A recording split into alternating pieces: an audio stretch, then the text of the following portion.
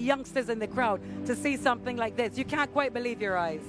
Yeah, no, I just sticking with this word, inspiration. There's a lot of history, but there's a lot of inspiration for a lot of young persons here, and I guess a nod to the history. Oh, look at that, Ebola. Winston Davis it is. Wow. Oh, isn't that amazing? And the stumps hanging in midair. Ladies and gentlemen, I hope this looks as incredible on your television set as it does in real life. It is massive. Winston Davis is massive. How tall is he? Skyscraper tall. Well, Skyscraper tall. based on the drones, definitely skyscraper. He has Carlos looking 200 feet high. unbelievable. But the size of it, what I mean is the size of it, from his toes to the top of his head. It's massive. Gigantic. Correct. Gigantic, absolutely. It has Carlos looking like a Lilliputian down here. Tiny, tiny, tiny. And the way that it also slowly transitions. This is one of the beautiful things I can say about this drone show. It goes from subject to subject with the most even, beautiful transition. Cricket ball spinning in the middle there, in the hands of someone. So this is the first T20 International, and we are looking forward again to another light show on Thursday. So if you're in SVG or anywhere in the Caribbean, book a flight, get to St. Vincent and the Grenadines. This is something to behold. Simply something to behold. A moment in history.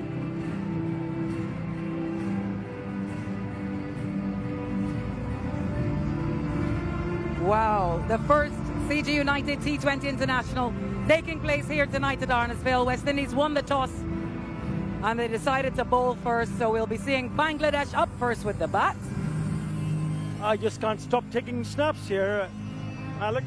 I think Atar Ali Khan has completely abandoned the pre-show and it has taken up with taking photographs of this marvelous spectacle, and who can blame him?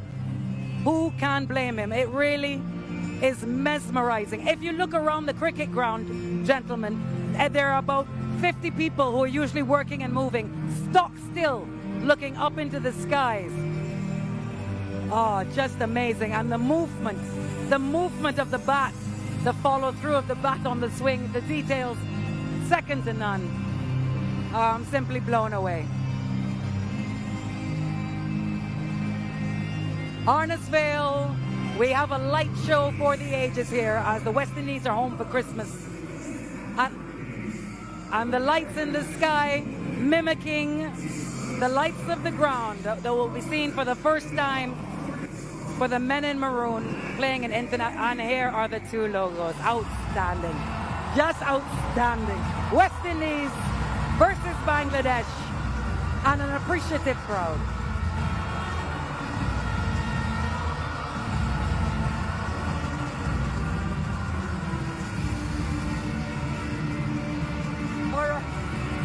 We're having a great time. I hope you guys are enjoying this as much as we are. We have more build-up, ladies and gentlemen, to this first CG United T20 International. Where is he? Ah, there he is. We've got more build-up coming your way very soon. Full of excitement and action here at Arnesville in St. Vincent. Do not move a muscle. We take a quick break, and we'll be right back with action.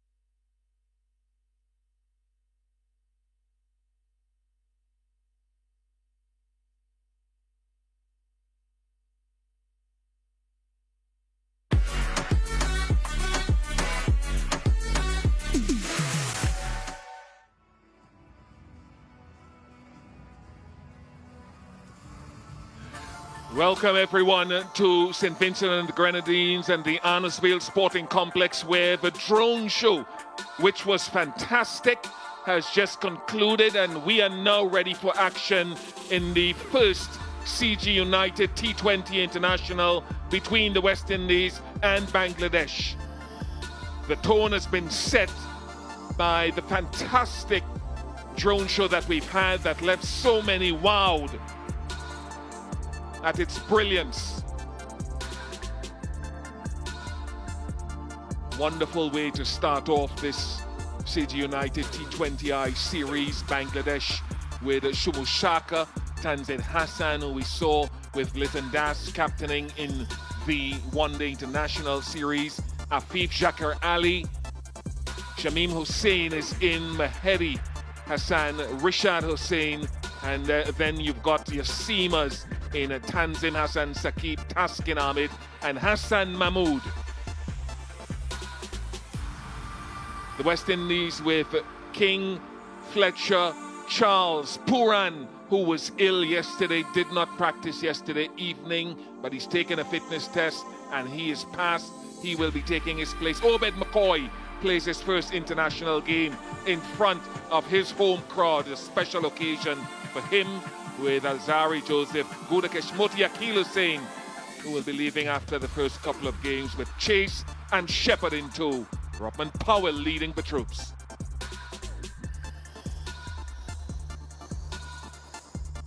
The West Indies appearing here in international cricket for the first time in 10 years at the Arnorsville Sports Complex here in St. Vincent. Bangladesh will be hoping that their experience of Cricket World Cup games earlier this year will put them in good stead.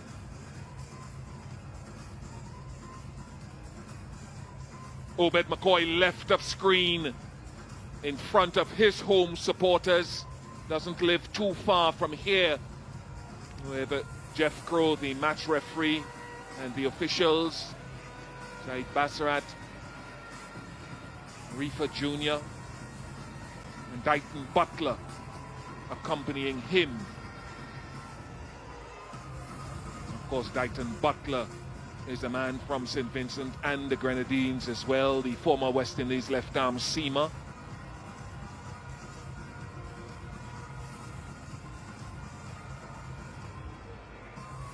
So the teams accompanied by their little chaperones. We will hear the anthems of St. Vincent, the Grenadines, West Indies, and Bangladesh. So a great festive occasion. Season greetings to everyone, wherever you are in the region and in the world. Time for the anthems.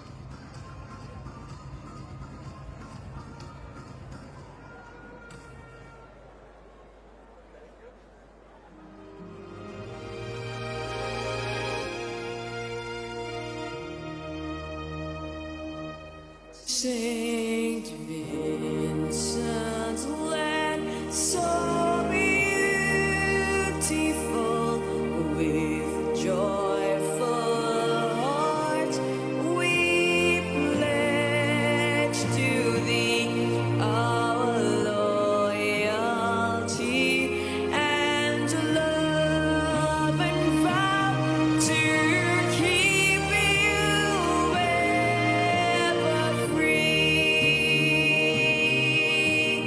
whatever future brings. Oh, faithful ye us true.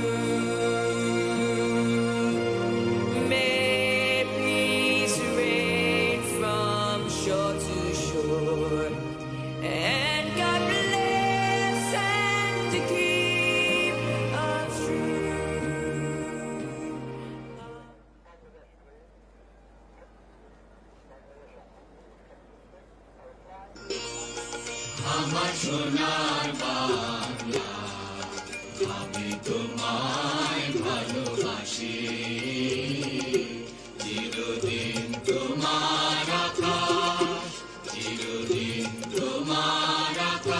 তোমার বাতাস আমার প্রাণে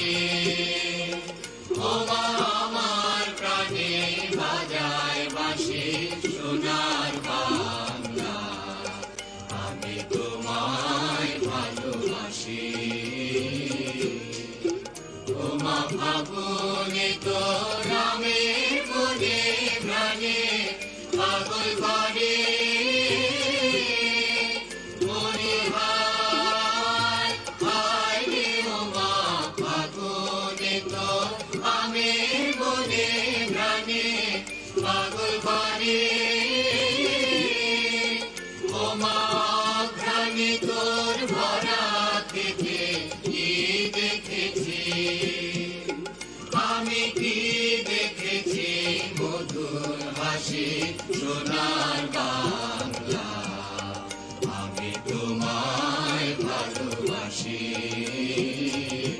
কি শোভা কি ছায়া গো কি স্নেহ কি মায়া গো কি আঁচল বিছায়েছ বটের মূলে নদী কুলে কুলে মাতর মুখের বাণী আমার কানে লাগে সুধার মতো মরি হায় হায় রে মাতর মুখে বাণী আমার কানে লাগে সুধার মতো মাতর বদর খানি মলিন হলে আমি নয়ন ওমা আমি নয়ন জলে ভাসি সোনার বাংলা আমি তোমায় ভালোবাসি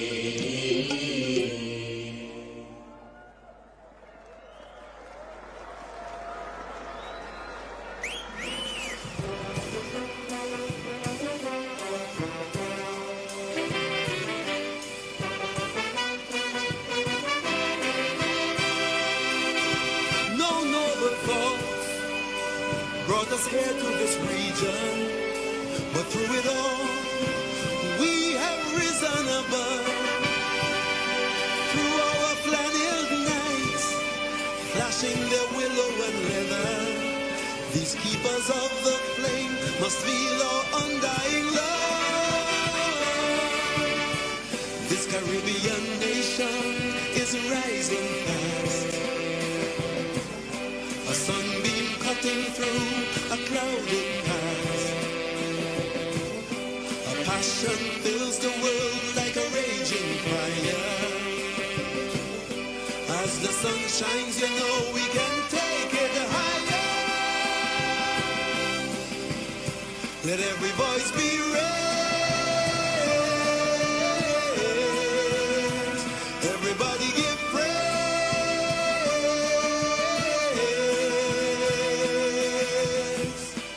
Rally, rally round the West Indies, now and forever. Rally, rally round the West Indies, now and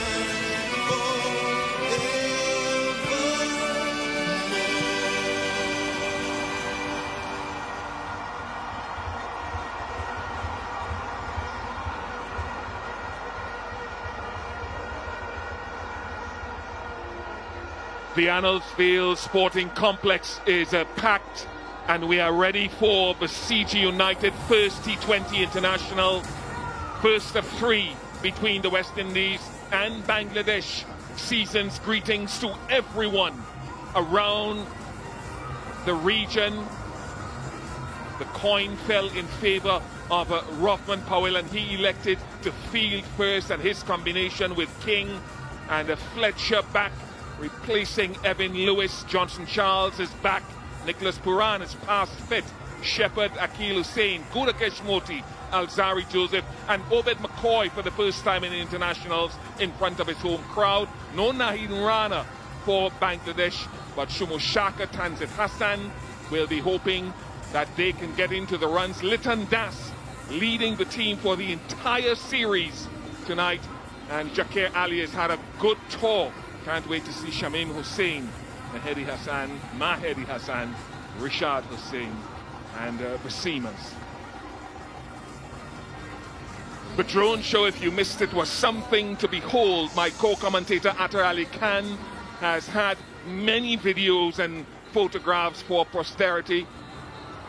West Indies in the field, Bangladesh coming off a run of 6 losses in a row. Atar Ali Khan, how do they stem that here in St. Vincent? Good evening, Vish. Good evening, all. I think what they need to remember is the last time when they played, which was a T20 World Cup just a few months back at the same venue, they went on to win out of 3 games, 2 games in their favor, and they lost that last game against Afghanistan in a pretty close manner. So they need to stay positive, really good frame of mind to go and start well here. Yes, they will be batting here. And I had a look at the surface earlier on, Bish. It's not the slowest surface that they played last time when they played here.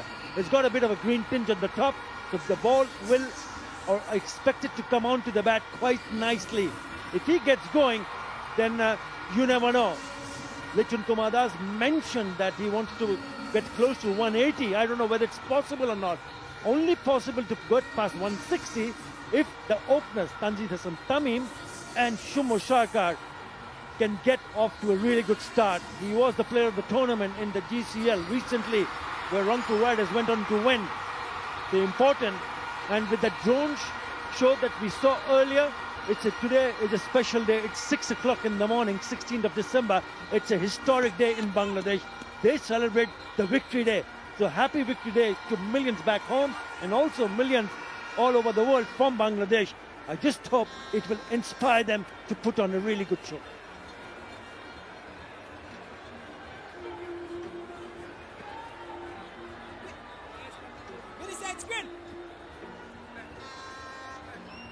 Seven games here in T20 internationals at Arnesville. 6 won by the teams batting first.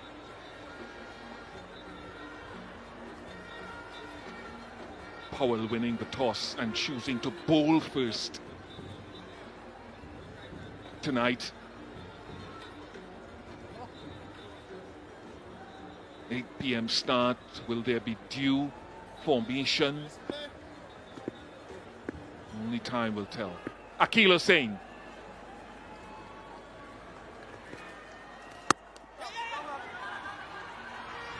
Bangladesh are off and running.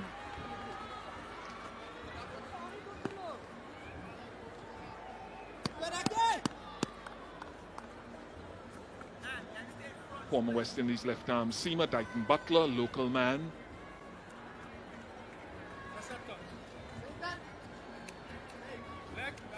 Great for him to be standing in front of his home crowd. Leslie Reefer Jr. Slip in place. And there is a long on and a deep square leg. I think it's a deep forward square for Shumo Sharkar, who's still averaging less than 20 in this format. He'll get value for that shot. Obed McCoy cannot stop it. First boundary of the game. This concluded with the inaugural GSL, where they went on to become the player of the tournament by scoring most runs, and also the last one-day international he got 73. That's a good start for him. On a number of occasions, you spoke about his average. Number of occasions he gets good start, but just cannot cash in, cannot convert the starts to a big one. Never too late to start here. Now for his team. First delivery, picks up a boundary.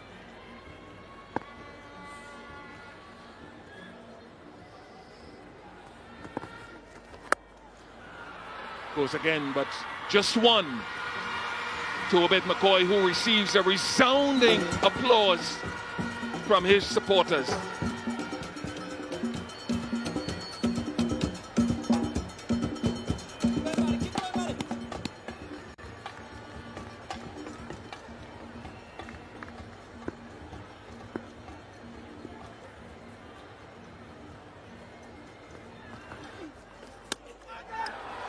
Got that wonderful arm ball that drifts away from the left-hander. You can see the green tinge. Beautifully bowled. Goes on with the arm and goes the other way. Lovely delivery.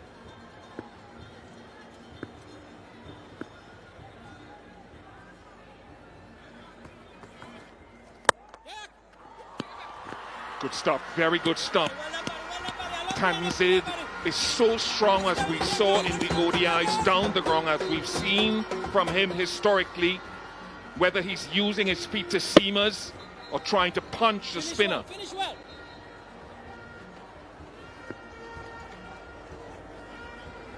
Round the wicket to create a little bit more angle or to keep it into leg stump.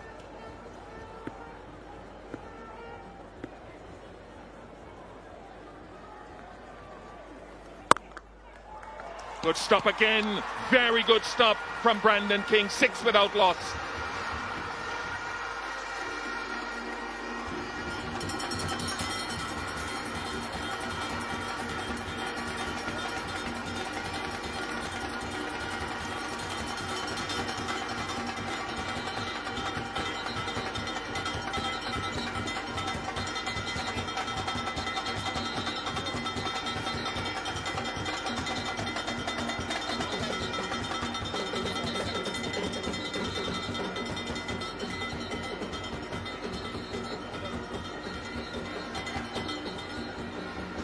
Obed McCoy will share the new ball with Akil Hussain.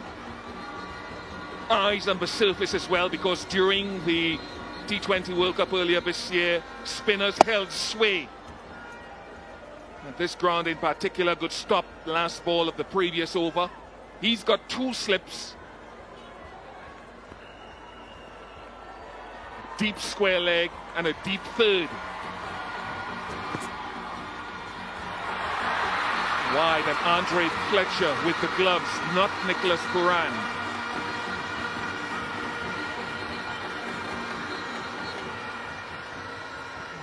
St. Vincent and the Grenadines were showing off before the game started. And show off they did in grand style with a drone show that got the crowd going. There'll be another one in the 3rd and final game on Thursday. Simply spectacular. Took my breath away. Absolutely brilliant. Just couldn't stop myself taking snaps one after another. Also the video. It was simply stunning. Not like you need any encouragement to take photos. I tell you, you're always taking photos. My God, that was just overdrive. Or a really good cover drive. Still hard to believe that after such a long time, Sumo Saka is still averaging less than 20 in this format.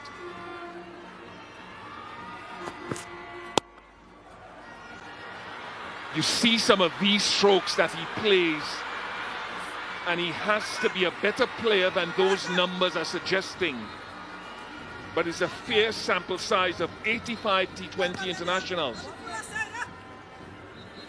But he's got a good run. We mentioned about he going on to become the player of the tournament in the inaugural GSL Global Super League, where Rangpur Riders, which he represented from Bangladesh, went on to win the first ever GSL tournament.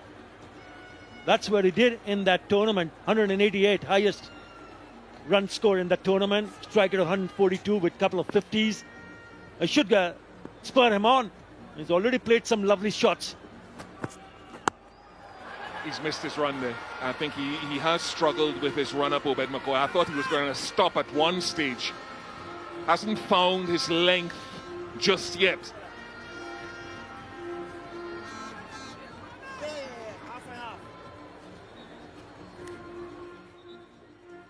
He already stopped earlier on in this over.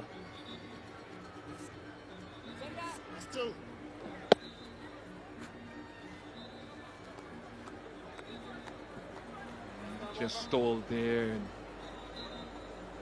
leaping from a long way away, so he's still trying to find his best rhythm.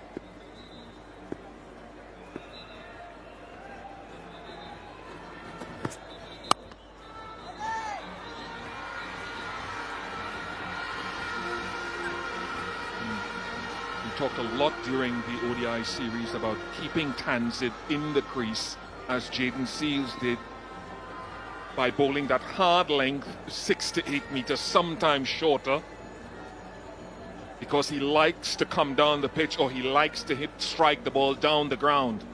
It's not too bad on the pull.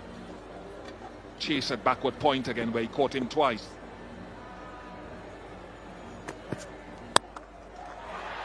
not catching that one.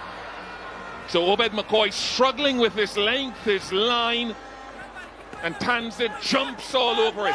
He's here as well.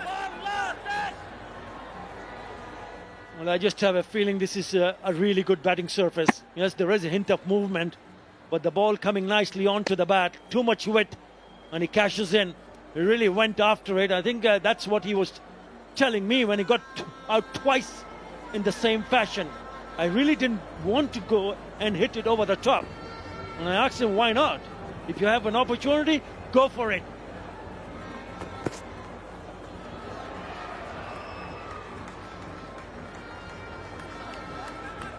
I thought he tried to control the two shots, especially the one of Justin Graves in the second game, where he could have smashed it.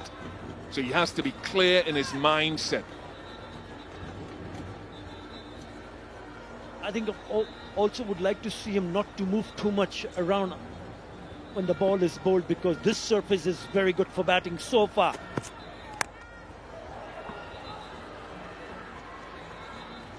Obed McCoy will hope his rhythm and his run-up gets better as he goes through the evening. 15 without loss.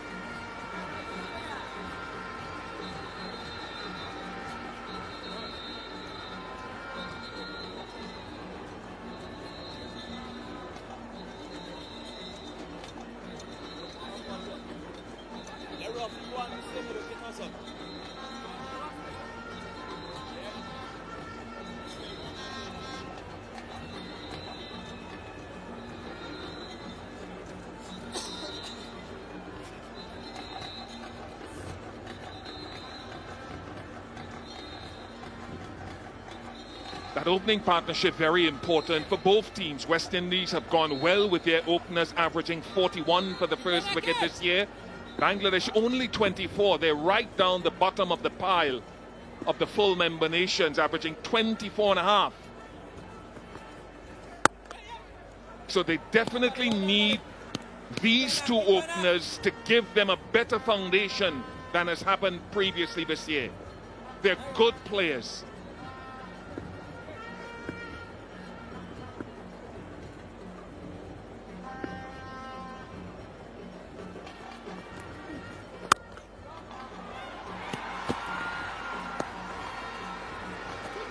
Again, trying to make some room, create a gap, but hit it straight to the field. It is a fantastic crowd tonight at Arnasvale. Electrifying atmosphere. They've come in big numbers. He's going to have to take it off the stumps. Akil is one of the best in the power play. And he does not take it off the stumps. He truly is one of the best in the world, bowling the new ball in the power play. 110,000 population, 18,000 here tonight jumping.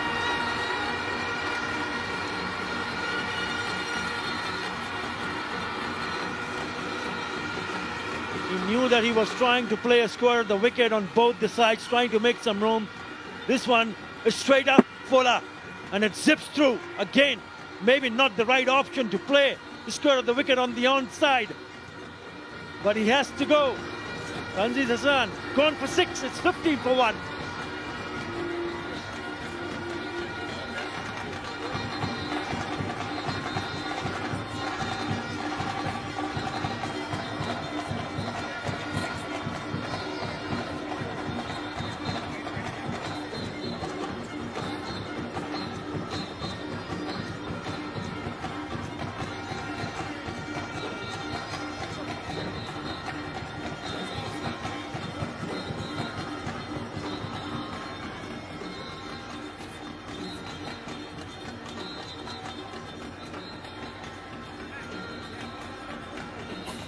Captain for the series, Liton Das, struggled in the ODI component of the tour.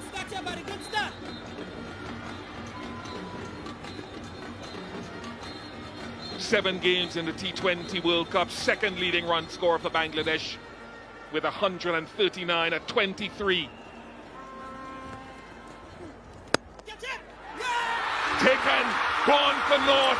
Akil Hussain continuing his stellar work in the power play. and the crowd goes wild. His poor form continues. Look at them celebrate the wicket of Lichan Kumar Das. He cannot believe it. He's got 2 and 2. Akhil Hussain. Not sure what he was trying to do. It's a soft dismissal. Straight back to the bowler. What a start for West Indies. Lichan goes for naught, 15 for 2.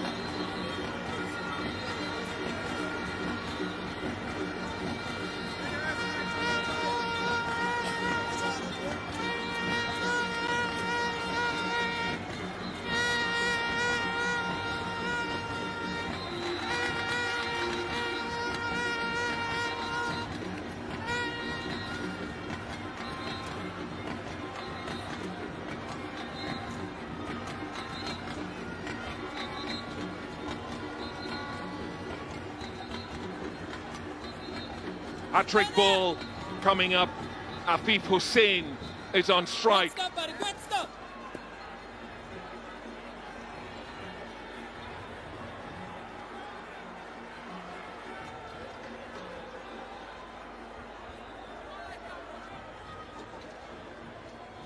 Holder got 4 and 4 in Barbados against England a couple of years ago.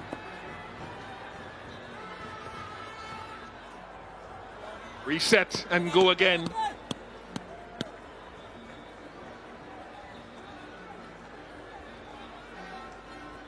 Spiceman drafted in, last appeared in Sri Lanka in October.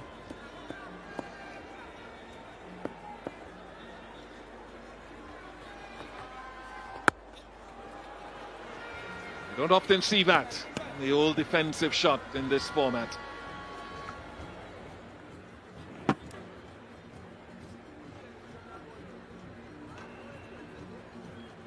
I was looking at the first dismissal. That's definitely the arm ball. I thought the one before was the arm ball that did not curl away from Tanzid.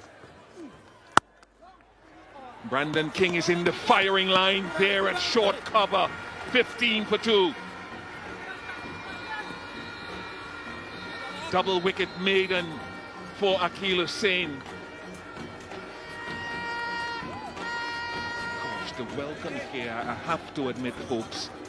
So many wonderful countries around the Caribbean, but the welcome here was no less amiable. Everywhere you walk on the streets and in the ground, people are saying, welcome back, welcome back. Love them here in St. Vincent and the Grenadines.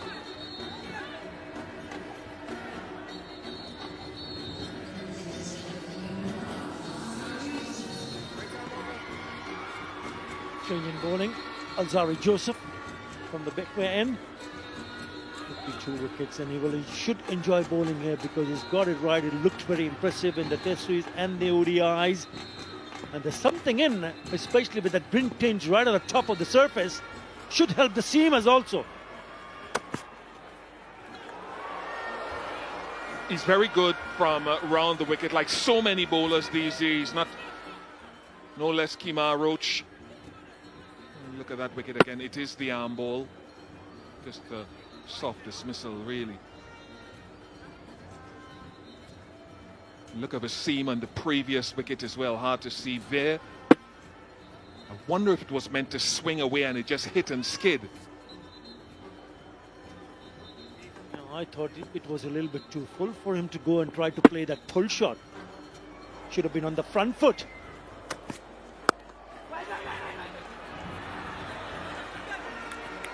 We talked about results here. 6 of the 7 games played here have been won by teams batting first. Rovman Powell chose to bowl first. And I wonder how much West Indies are 5-1. They've lost 5 and won 1 in the last 6 games they've played. 4 of the 5 losses have come when they've batted first. So like the ODI team, I wonder if Rovman Powell is saying, in spite of what history says here, when I look at the surface, I wonder if our strength is chasing. Time will tell.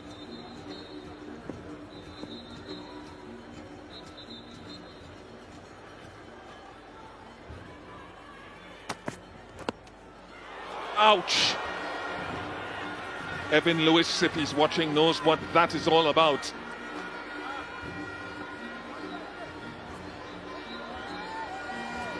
I want you to remember that it's after a long, very long time that West Indies are playing at this venue. The last time they played a T20 International was way back in 2013. Yeah, bounce. It's the bounce. Lovely. Beautiful delivery. Squares him up.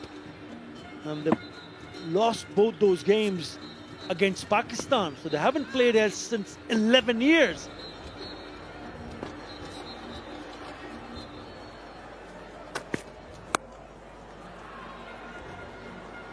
He can bowl that scramble seam from round the wicket, or that three-quarter seam. The one with Akil Hussain, the first wicket of Tanzid, wasn't as upright of a seam. I don't know whether that was deliberate.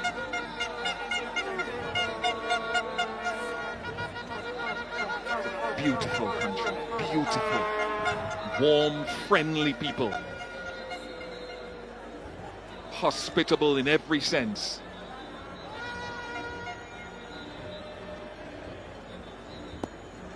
10 years since I've been here, the ground has changed immensely.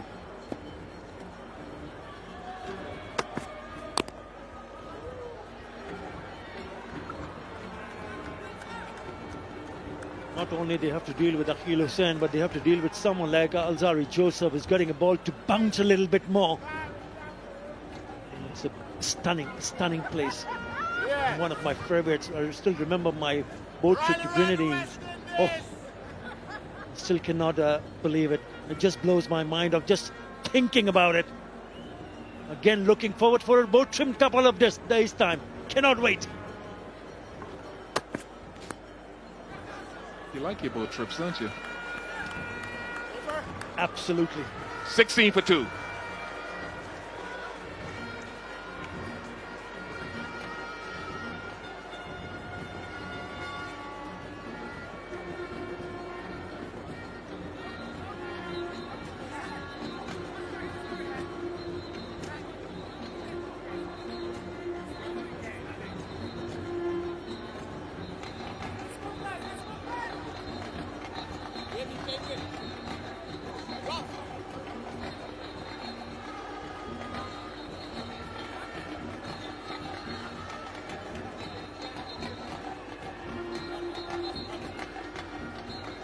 Those from St. David, St. Patrick, Charlotte, some from the Grenadines.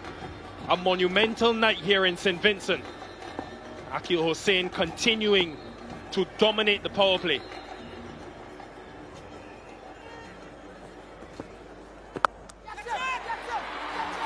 Fielder was at deep square. Sharkar very strong against spin on both sides square. Good evening to Carlos Brathwaite. Good evening, Nikhil. Good start for the West Indies. Under control. Left arm Akil Hussain. We don't normally choose a matchup of the left arm finger spinner in the power play, but this is his format. This is his period of the game. He owns it.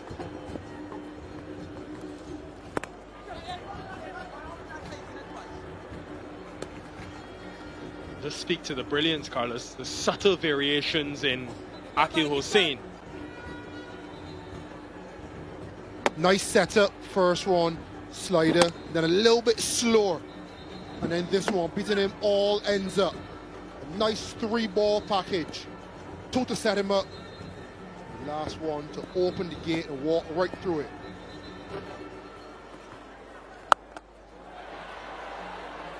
Great utilization of the field set. Afif had a promising one-day international series. He'll be hoping to build on it.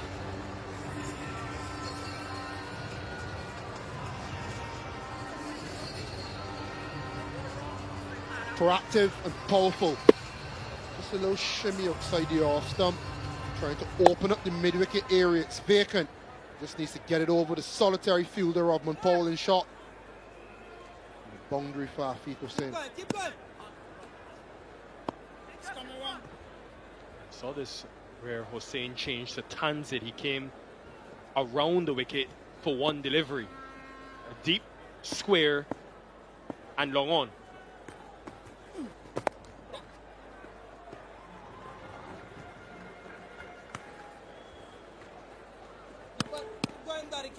Who bowls the next one? You go Shepherd, who has not always bowled in the power play. You have Morty with the left-hander. You could go Roston Chase as well. Or, of course, back to Joseph or McCoy.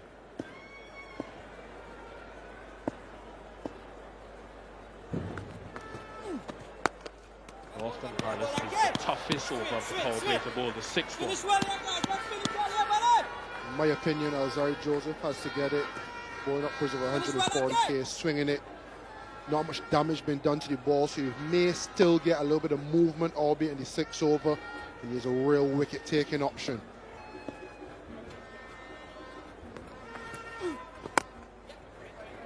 Exceptional from Akil Hossain. Again in the power play, 21 for 2.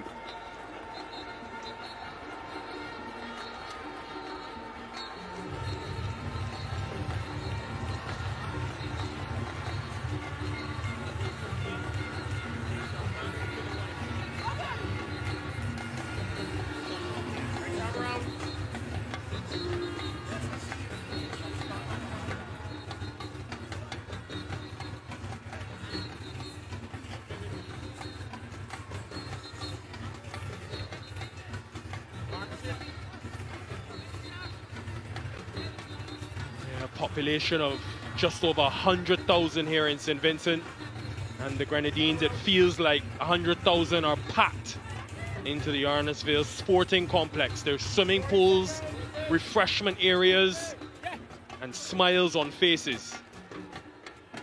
It's been a long wait for them. Roston Chase to bowl the 6th and final over of the power play.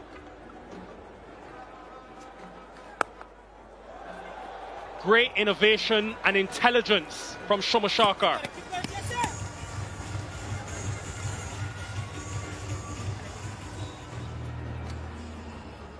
Absolute quality from a man in a rich vein of form. Difficult shot to protect when you execute well. And he's done it on that occasion.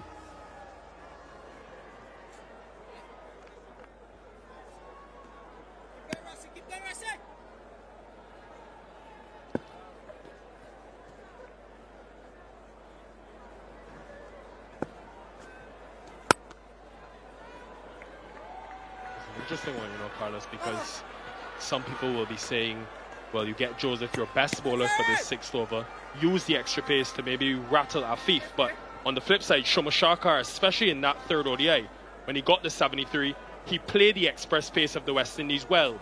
The dinks, few ramps, so maybe Rodman is thinking, with the ball spinning away, that is my best option to dismiss him. Of course, the 2 lefties at the crease as well.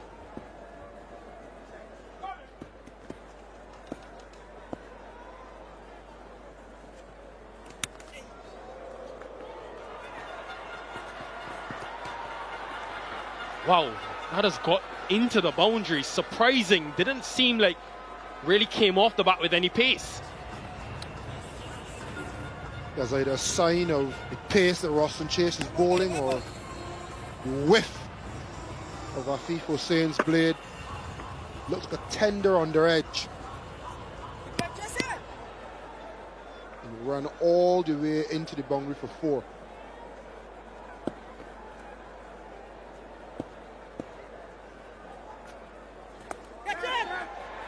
Straight to the fielder. The innovation to his detriment. And Chase strikes. The West Indies have 3 in the power play.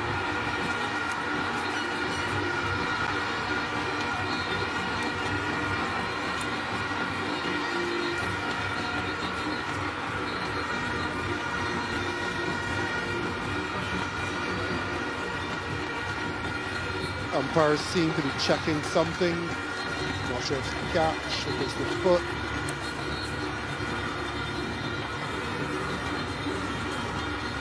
The Roston Chase stuck his guns just outside the off stump, in line with further back in length. Double check it. I think that one was slightly slower, not as much pace to use, and Afif Hossain loses his wicket. 8 off 11, Bangladesh 30 for 3.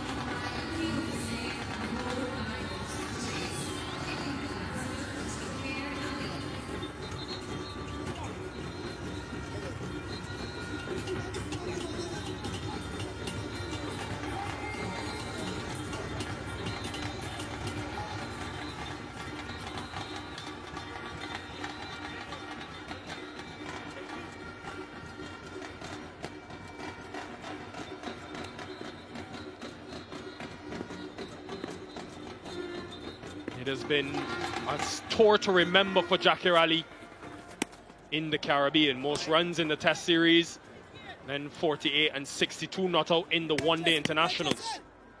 And he'll be hoping to do what Afif couldn't.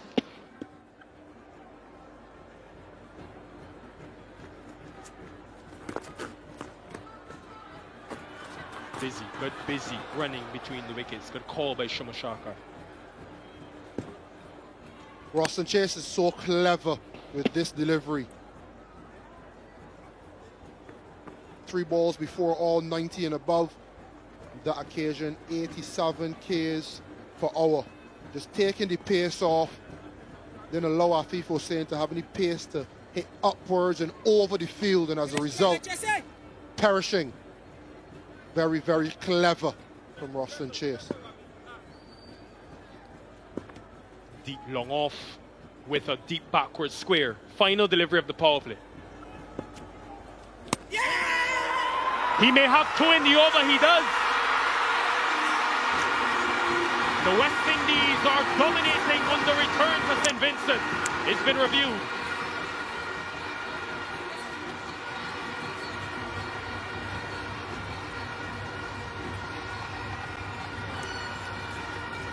TV umpire to director, we have a player's review for catch at the wicket. The original decision on field is out. I've checked the bowler's feet. Fair delivery established. Can we move on to front on, please?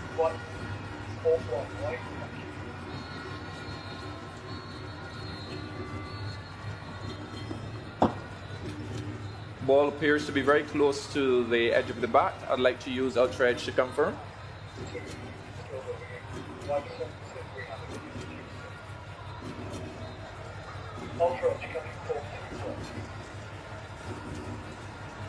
Ultra edge is coming up. It's a flat line as the ball goes past the bat. He'll go all the way through to the keeper.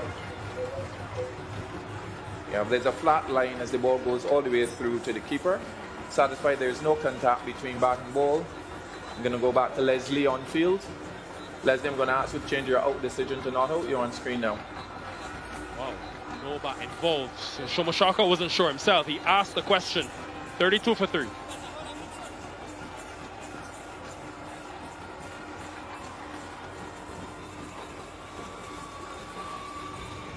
The crowd is in, packed here in St. Vincent.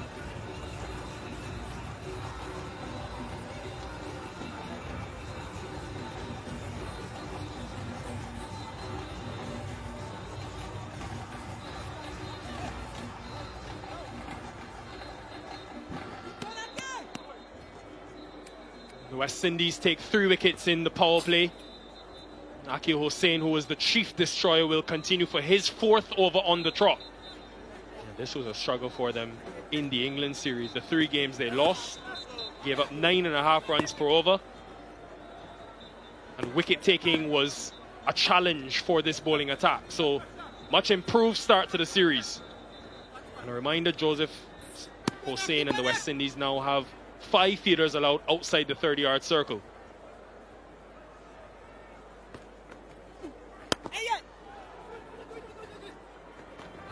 Should get 2.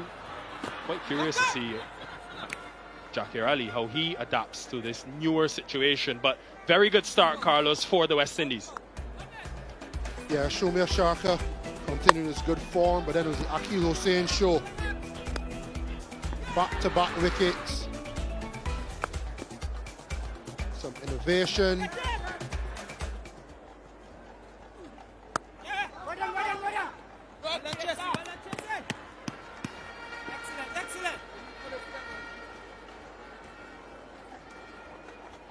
Finish on this stump, huh?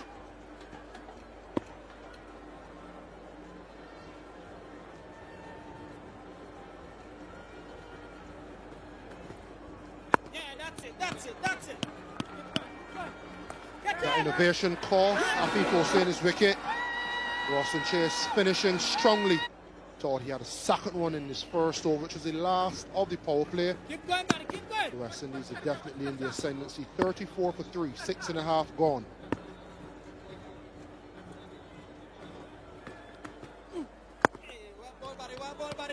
Yeah, on Jackie Ali, I think this is a really good experience for him. We've mentioned it's been a phenomenal tour to the Caribbean in the other two formats, but for someone who has batted so often in the last 5 overs, for him to come in the power play and have to absorb pressure early and try to build an innings, this is a great learning for the 26-year-old.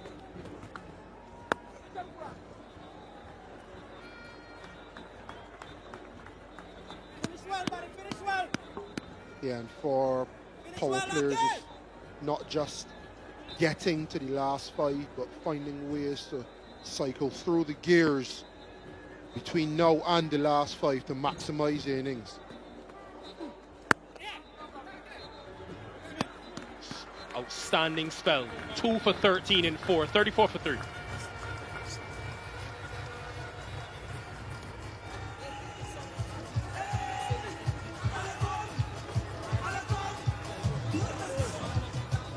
DJ is in.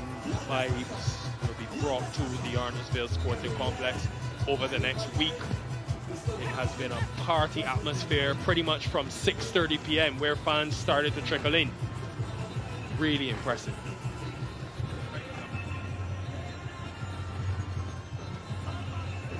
Yeah, party in the stands. Special day for St. Vincent and the Grenadines. Special for Akil Hossain as well, 2 for 13.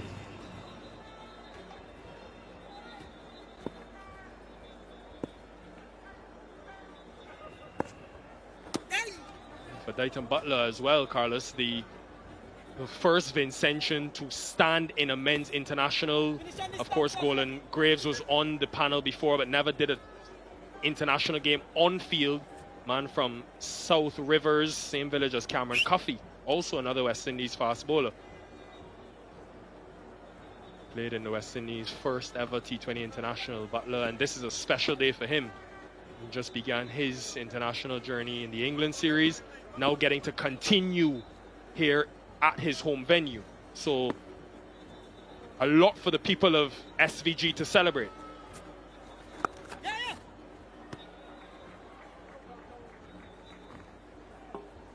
Yeah, big history.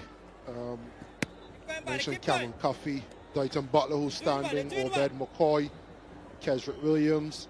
A real history of fast bowlers coming through St. Vincent and the Grenadines. You're proud of all the other islands that make up SVG as well. That's it. Finish on this stump, buddy. Finish on this stump. Is that touch fuller? I was surprised, Carlos. I Keep going. didn't realize Obed McCoy had never played a professional game here. Forget international, never played first class, list day, T20. So for him, it is a huge day, and he'll be hoping to get wickets and give these people something to celebrate.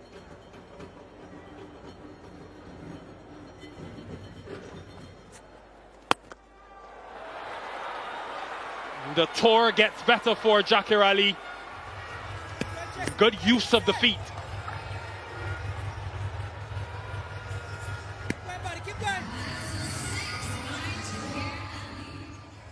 Good use of the feet and targeting straight. Regularly targets the sight screen, which is good in the Caribbean.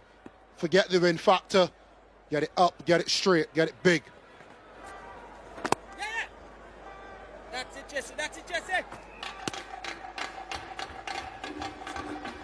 When does he get Gudakesh Moti into the attack? When does he get Romario Shepherd into the attack?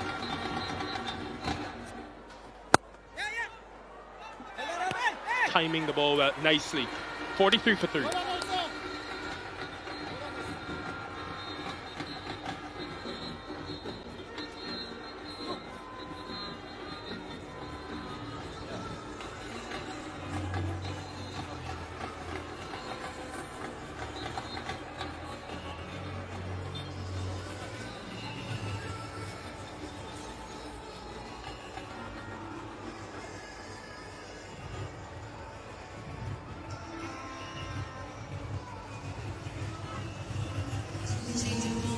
What an atmosphere here tonight at Arnoldville. First time cricket, West Indies international cricket here.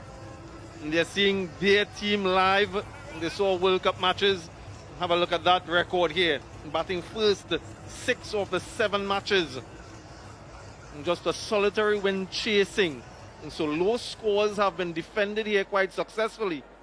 And that's something that these guys would no doubt remember from their campaign a few months ago.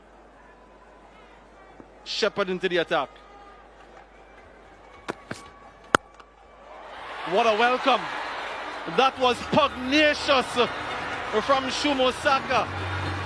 Absolutely brilliant. Smashed out of the park. Yeah, on the roof. What a shot that is. It was short, but he really latched onto it, Shumo Saka.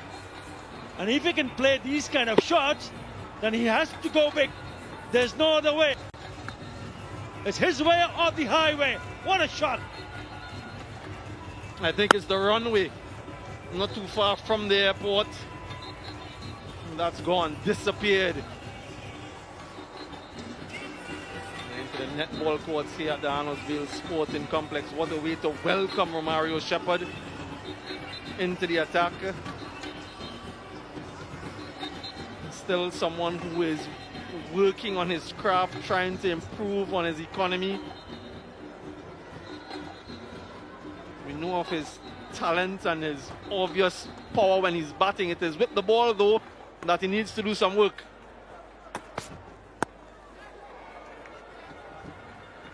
It's been a compendium of exquisite stroke play from Shumo Saka in this little knock that we've seen so far from him, and a lot of responsibility on his shoulders as the 50 comes up, given the score. He has a lot of work to do if they get to a score of competitiveness. We spoke about the average first innings score here during those 5 matches played in the World Cup of 129, but this pitch is different.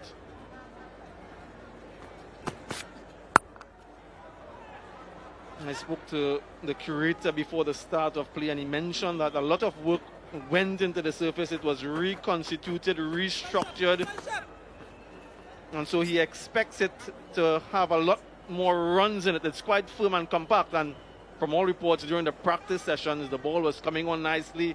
There was a lot of bounce, and the batters were quite happy with what they saw. That man there, Kent Crafton, he left after the Jamaica Test match, came here to do the preparatory work.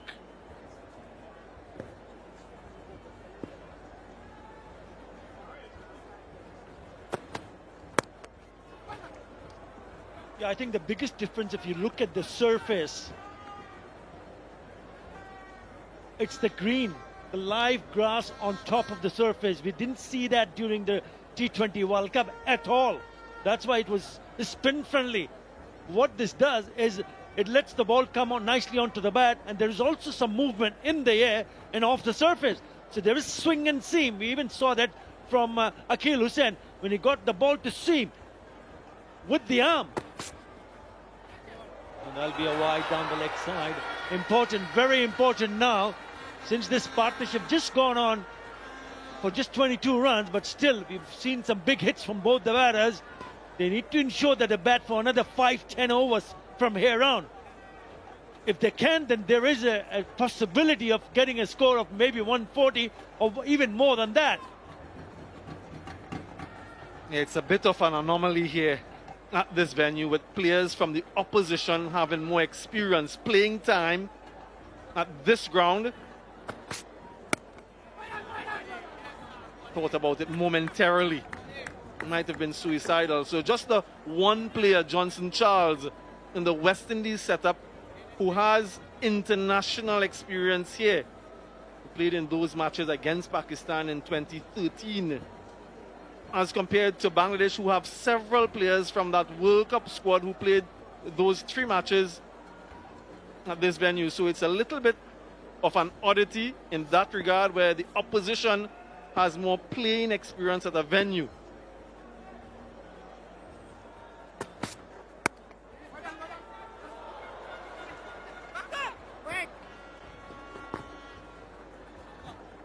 Ten runs from his first over, 53 for 3.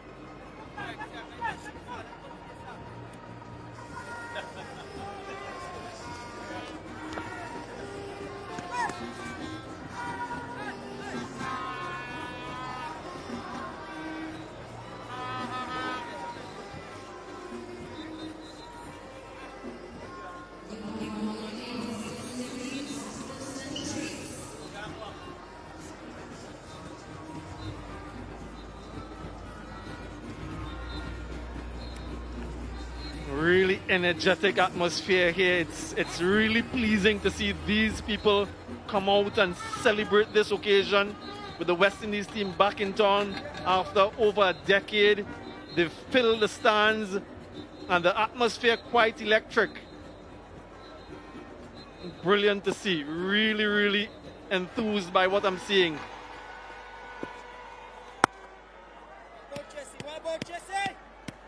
And for his third over, Ruston Chase. I always describe Ruston Chase as someone who is quietly efficient, goes about his work without much fanfare, but he gets the job done. Picked up a wicket almost, well, he thought he had to. Yeah, look at the youngsters of all ages. It's Christmas time and they're on holidays, Sunday night. No better place to be. Enjoying the action and their team doing well too.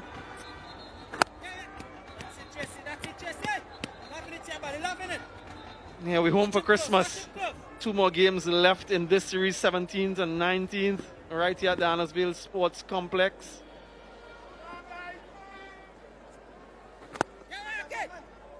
It's not the strongest format for Bangladesh. Tickets.windiescricket.com if you're interested and if you're in the area and you want to see the entertainment. There's a drone show as well for the third T20I. What a spectacle that was.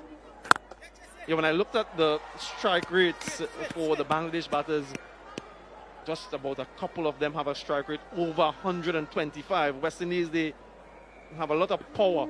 What can these guys do to put up a competitive total given the current score? Well, first thing first, the last 3 dot deliveries, that needs to be turned around to at least pick up a single. You can't afford to play dot deliveries with so much gap. Look at that. Open spaces on the onside. Fair enough. He's thinking about the second, which is not there. And once in a while, you need to also find a way to pick up a boundary. We've already seen both the batters smashing those sixes. One down the ground from Jackarelli and one square the wicket on the offside from Shumbo Sharkar. So he's got to be mixed back of rotating the strike and also not shying away to pick up a boundary.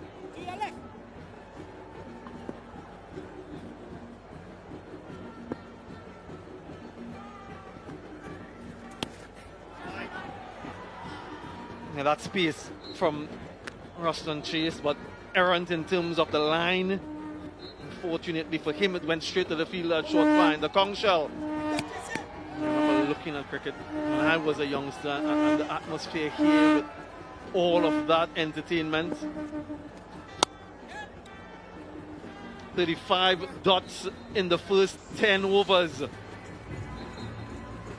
Halfway stage of the innings then, and it's time for a Blue Waters drinks break.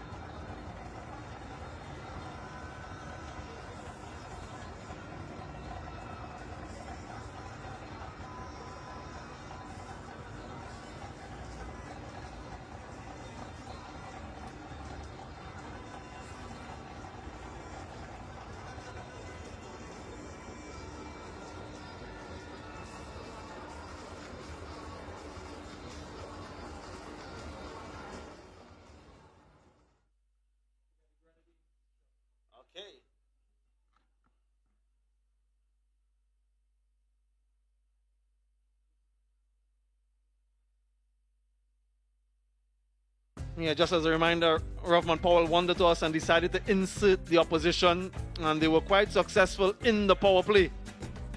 It was a turbulent start for Bangladesh. Akil Hussain so often is amongst the wickets with that new ball. 2 wickets in 2 balls and was on a hat-trick. And then Ruston Chase also adding one of his own. Akil Hussain with the catch. And in the power play, they were struggling. Wickets for Hussain and a wicket for Chase, McCoy, Joseph, and Shepherd. Those are the 5 used so far. Beautiful St. Vincent and the Grenadines, located in the Eastern Caribbean, renowned for its breathtaking natural beauty, its vibrant culture, and warm hospitality. Voted as the best nature destination. It's known for its Vincy Carnival, its black sand beaches, its turquoise waters, and so many activities that you can do here. Yeah, discover SVG.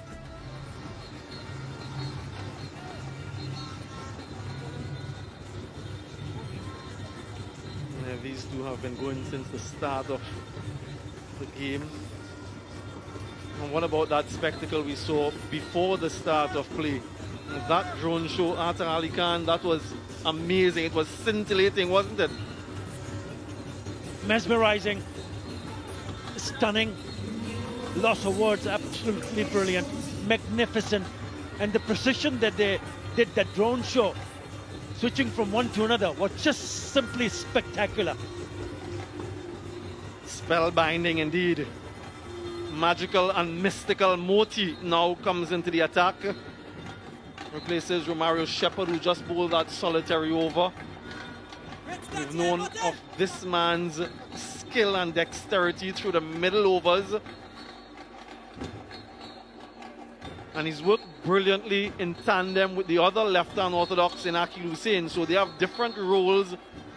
And some people initially questioned whether or not these two can play in the same 11. Well, they've proven that they can.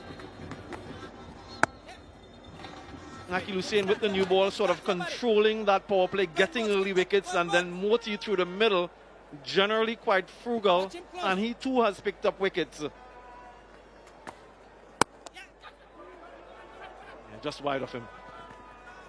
And the way he batted in the third one-day international also shows that he can handle himself with the bat. So that's an added advantage. You can go ahead and pick up two left-arm orthodox.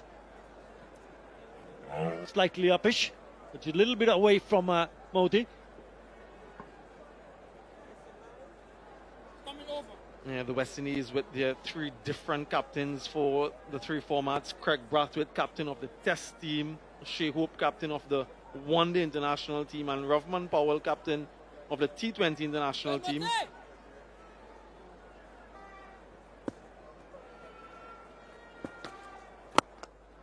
That's well timed. Brilliant batting again from Shumo Saka. Just in that line of the legs and fluency with the bat. Yeah, he has to play the bigger role with the bat. He has to take the responsibility to ensure that he plays till the very end. It was in the slot, in his zone, and it flies over for the maximum. Really good shot from Shumo Saka.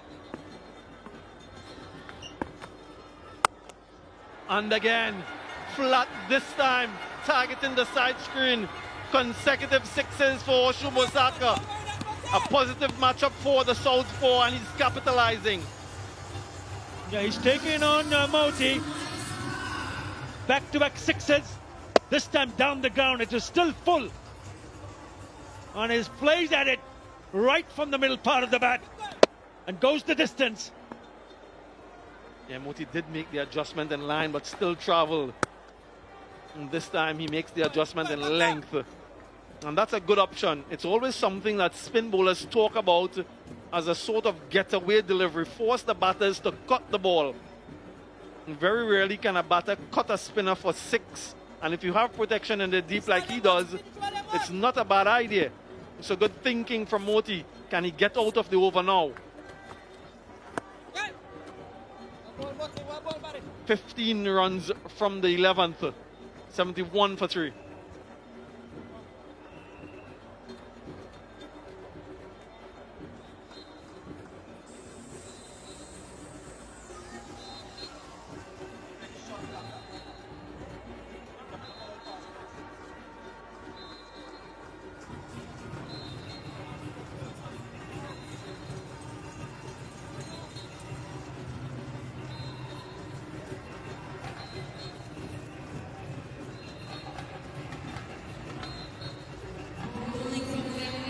That last over, most productive of the innings, the second six of the over.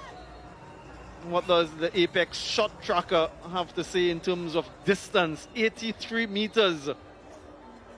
That's some hit.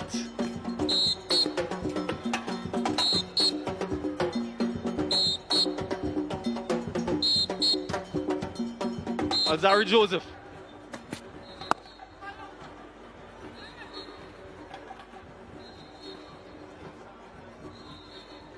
Yeah, the biggest over, most runs in this innings for Bangladesh. 15 in that previous over. A couple of sixes from the bat of Summo Shaka.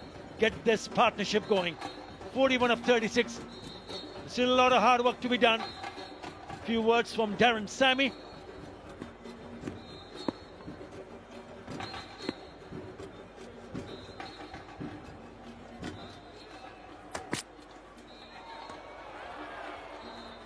Yeah, he wanted to hit that one into the ocean. Jackarali has completely lost his shape. And there's still a lot of overs left, so he has to be careful.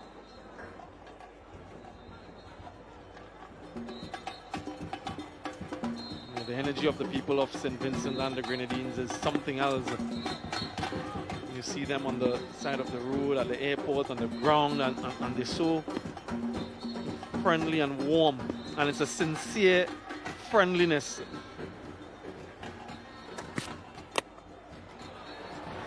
He lost something there. What is that? Some part of the helmet? Yeah, the back part of the helmet.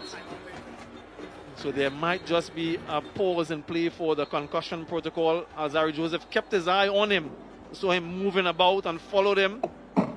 Bat onto the helmet. Yeah, so we will have a look just to make sure everything is okay with Jackarali. Good pace from Alzarri Joseph. Just cannoned into the grill. It's a really good delivery because he saw him going down the leg side trying to open up the offside, and he follows the batter. It's straight just to back the length to cramp him for room. Physio from Bangladesh buys it. Protocol, concussion test. Yeah, the wickets to fall. The first one, Akil Hussain cleaned them up. Tanzed. And then the captain, Liton Das, just chipped his very first delivery back to a gleeful Akil Hussain. And there, the innovation not bringing the reward. Afif had to go. So early strikes for the West Indies. 32 for 3 in the power play. And it's always difficult to come back from that situation. But this partnership, though, 41 from 38, doing a repair job. And now that they're set, Jacker 14 from 22 needs to get going, needs to accelerate. He tried with that previous delivery, but was smacked in the helmet. Seems to be okay. And last thing Bangladesh wants is a new batter to come out unforced. Cricket in St. Vincent for the first time in over a decade, and what an occasion. What a moment. You can just feel the vibe and the energy pulsing across the stadium. Yeah, the music.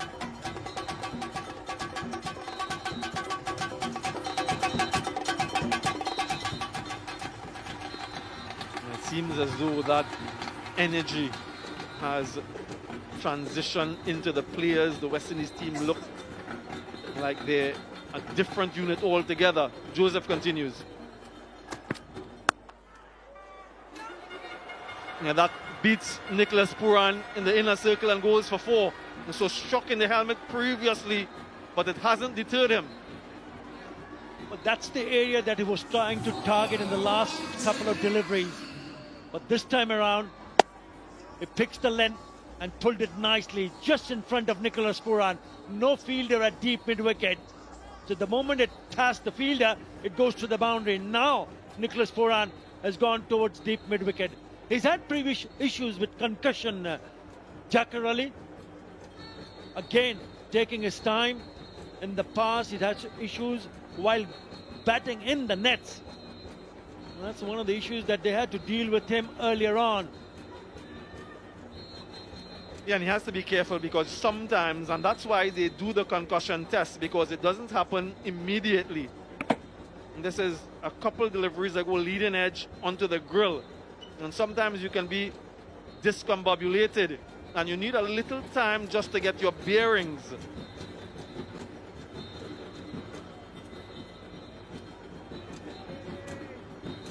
All right, he seems ready to go again.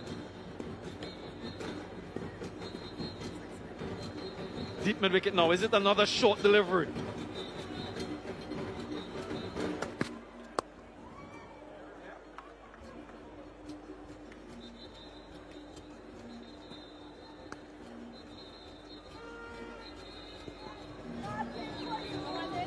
We've got some fans in here as well.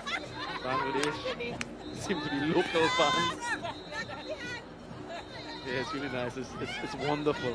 The banter, the rivalry, and all good fun.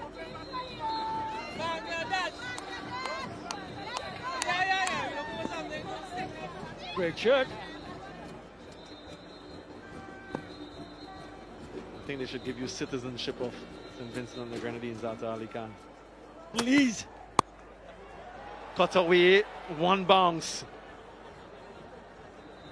And just the 6 runs from the 12th, the 77 for 3.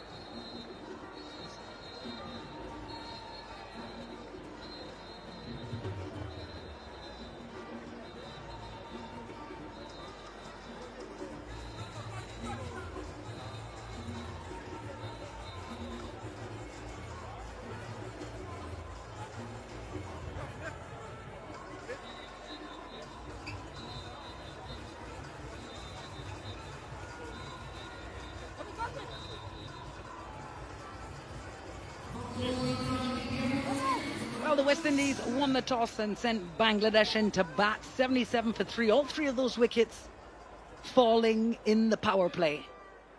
A decent partnership, though, building here between Jakar Ali and Shuma Shakar. 47 runs off 41 balls. Under the lights here at Arnesvale. Romario into his second.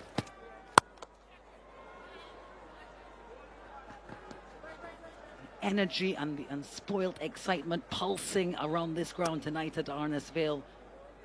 People of the St. Vincent and Grenadines so thrilled to see the West Indies back here finally. Ian Bishop. Hello, Alex. Hello, everyone. Yeah, very, very pleased to be back after a decade. Sure what Cricket West Indies are happy with this crowd.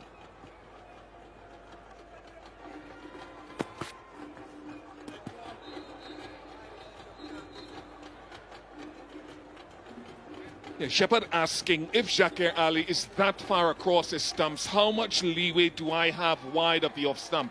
He was obviously too wide in the opinion of the umpire on that occasion, but Jakar does jump a long way across. So if he's that far across, the line moves, but not the white one. Blue one. You know it's wide if you're not in the favor of the bowler, Ian Bishop.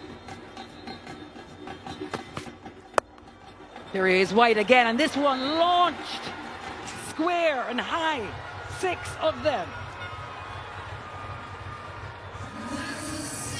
Brings up the 50 partnership between Shuma Shakar and Jakar Ali. Anytime he gets that length, because he's that far across, more often than not, Jakar Ali goes leg side.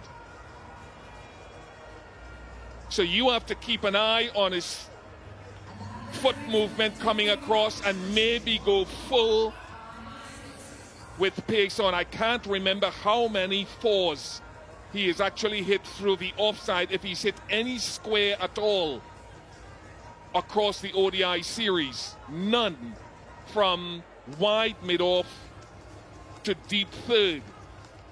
Most things go leg side or over long off.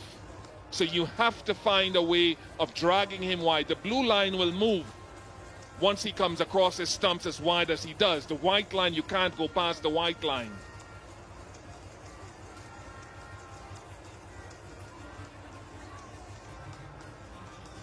How distracting is a move like that for a bowler, Ian Bishop?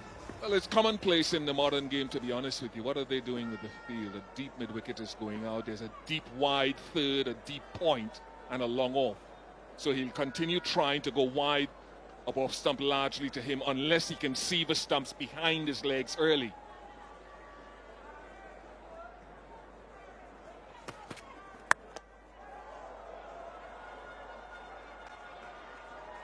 And in attempting to bowl that wide Yorker, which I thought Alzari Joseph, oh, that's slack, really slack. From whether it's Shepherd or Powell throwing from long on, that should not have been an overthrow. It gets Jacquer back on strike. So if you go wide Yorker, it's harder for him to pick up length and hit it down the ground or onside. Shepherd should have held on to this, to be honest. That's slack.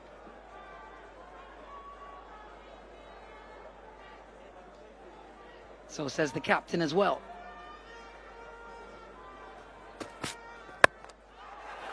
Well, he hasn't got all of this. It's high. Is it enough? A fielder settles himself. And so well done from the captain himself. From anguish to adulation, Roughman Powell takes it. And Jacquer Ali has to go. He can't believe it. Well, sometimes the misfield works in your favor, and if this is given out, the actual extra run with Jacquer Ali coming back on strike has led to his demise. They will check. Thanks, Dayton. TV umpire to director. We have an umpire's review for a fair catch.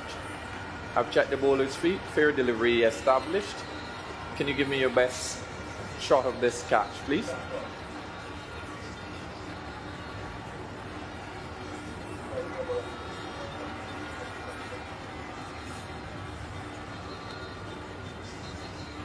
Catch is taken well within the field of play. Ball released before exiting the field and completed on the inside. Thank you. Ready to make my decision to the big screen. Very well done by Roughman Powell. He was a little incensed when Shepherd gave away the extra run the ball before, but it's paid some dividends, and it's a good wide line, asking Jacquer to take it from outside the off stump full. I think that was the key. It was full. What a crowd. 27 to Jacquer Ali, 87 for 4.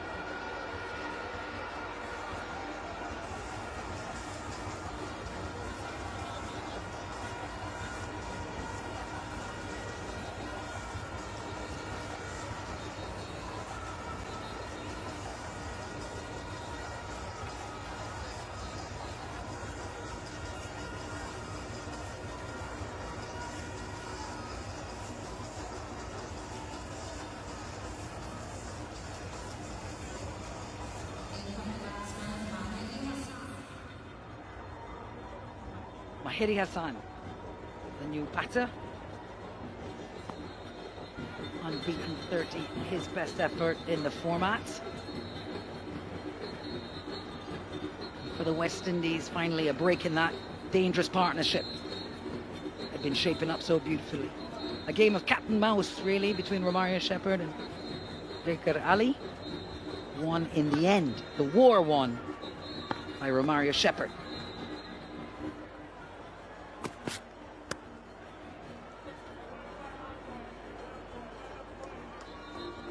It's something that we talked about across the Test series and also the ODI series. Make him fetch it from out there. And if he's good enough to consistently hit it to or over the boundary, good on him, good feeling. We saw them practicing that last night, West Indies. Every team does it. That judgment at the boundary rope. Leading by example after chastising Shepherd. Indeed, done to perfection, much to the delight of this very lively crowd here at Arnottsville. 11 off on the wicket, one more. Well, is that a catch? Boy, oh boy, is that a screamer? I think they'll want to check it. They'll want to have a look, the umpires, after he caught it, whether he kept it off the ground when he rolled over. He took it very low, Gudakesh, and I wouldn't be surprised if they send this to the television umpire. Indeed. Didn't look to Thank be you, Dayton. in his reach. TV umpire to director. We have an umpire's review for a fair catch. I've checked the bowler's feet. Fair delivery established. Can you give me your best shot of the catch being taken?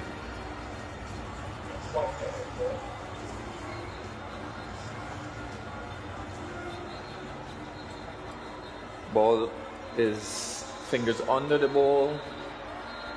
Satisfied. Just roll on.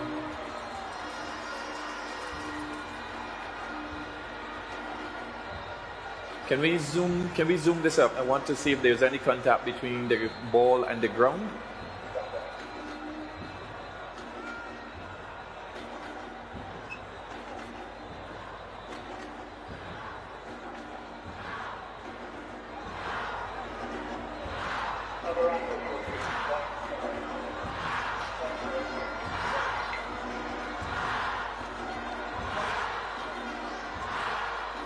Satisfied that the fingers are under the ball here. I just want to make sure that there's no contact with the ground and the ball at any point. If we can get a zoom as the hand touches the ground.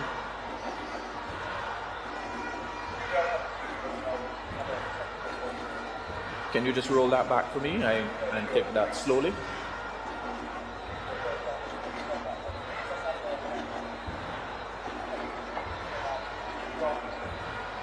The fingers are under the ball here. Yeah. Let's have a look at that.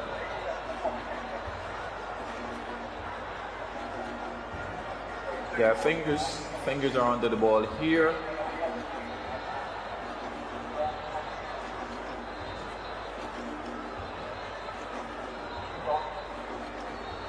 Let's roll that forward for me. And forward, this is the point I want to, yep. Yeah, it appears as if there is contact between the ground and the ball.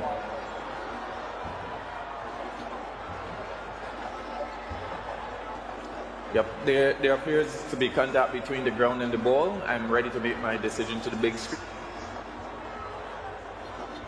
Well, a difficult decision, no doubt, for Gregory Brathwaite to make.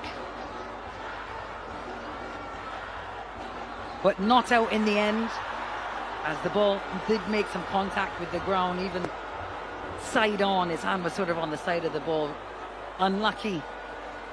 Gudakesh Motie. 88 for 4.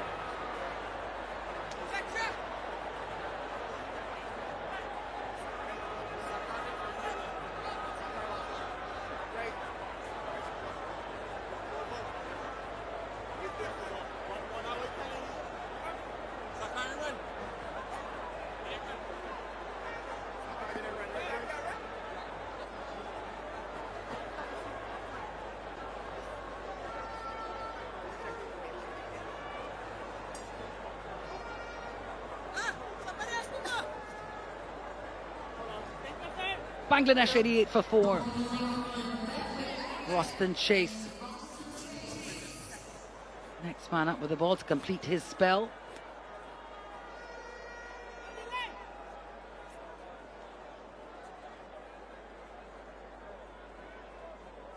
Gudakesh Motie almost completed a screamer of a catch there to get rid of the dangerous Schumer Saka.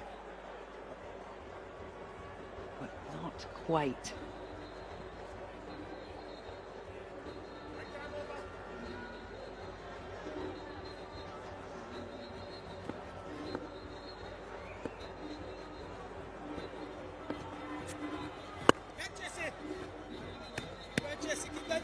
And Chase completing his spell from the Beckway end. Here's that catch again. It was a tough one to judge, Fish. Yeah, the judgment would have had to be whether he had fingers under the ball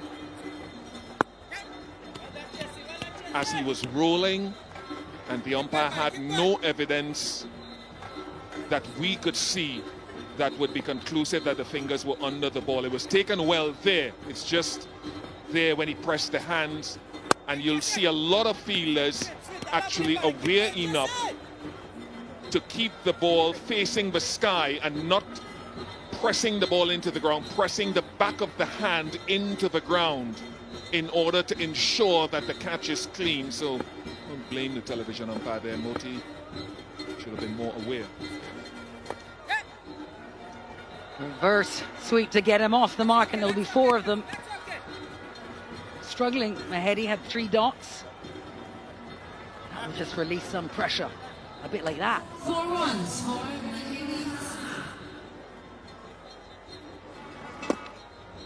Wondering as well, when does he go back to Obed McCoy? He's only bowled a solitary over Obed McCoy. He has 3 more available on his home territory. Well, there's a big swing of the bat. It's gone directly up. Oh, Roston Chase has put it down. It went high up into the night sky under the lights. He looked in complete control. That's uncharacteristic. We've talked about his fielding being such an improvement during the ODI series, and it really had. Fletcher was coming for it.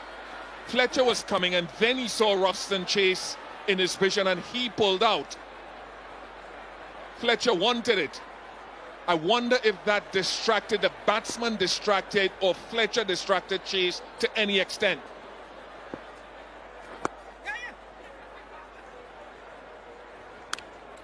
Well, Mahedi lives to fight another day.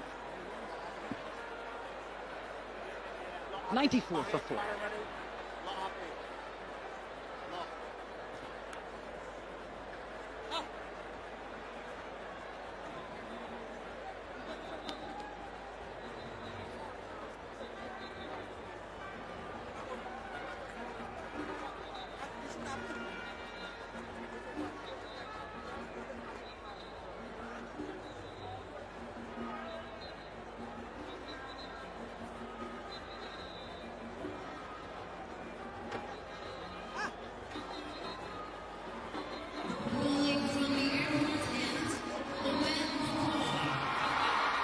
Bangladesh 94 for 4 off 14, and Roston Chase finishes his work.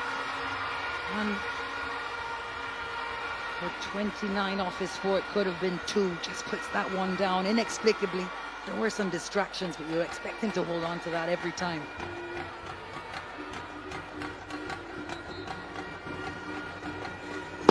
And he's a good safe pair of hands. I'm looking at Fletcher as well. Fletcher couldn't get past the batter going down to the non-striker's end. Here's Obed McCoy for his second. A little nervous and off rhythm in his first.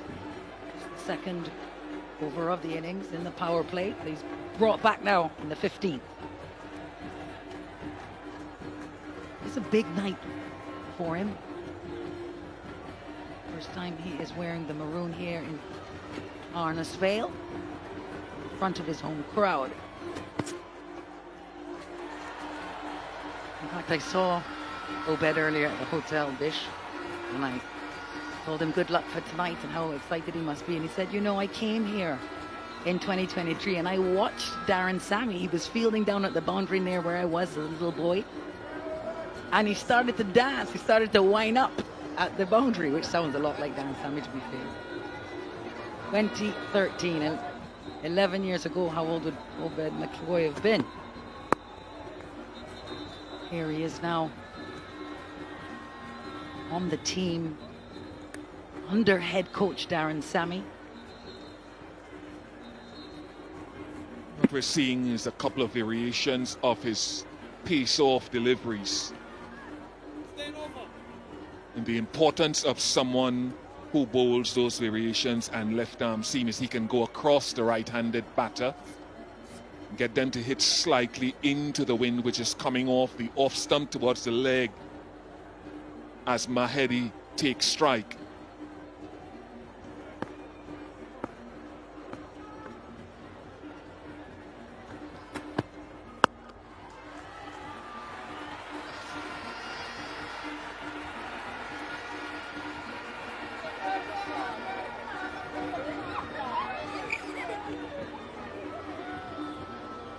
All the Obed McCoy shirts. Well, of course, he's the pride of St. Vincent and the Grenadines. Chatting with the fans in the stands this evening. They want to see more Vincentians in this international setup.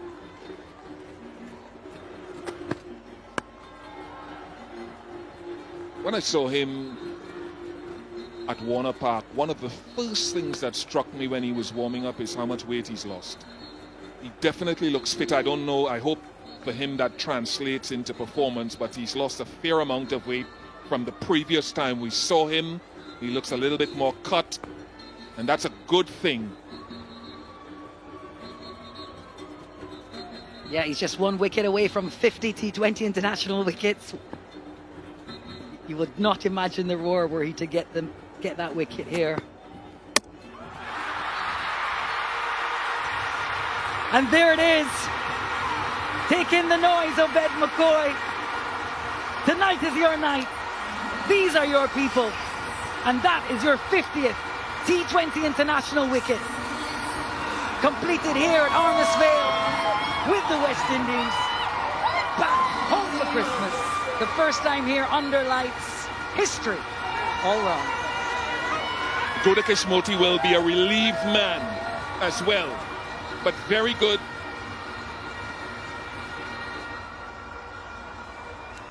Good variation, little cutter. Threw over shot far too early. And all that fitness work is paying dividends. 43 to Shumoshaka, 96 for 5.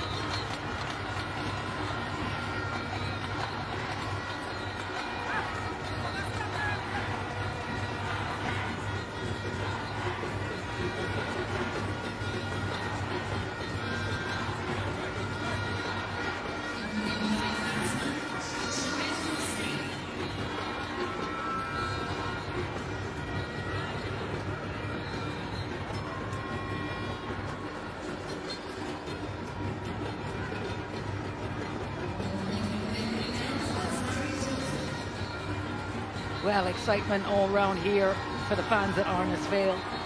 Shamim, the new batter.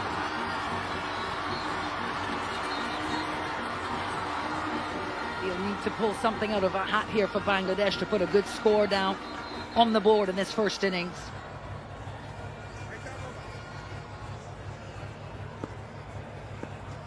Corey Joseph continues from the Bequia end.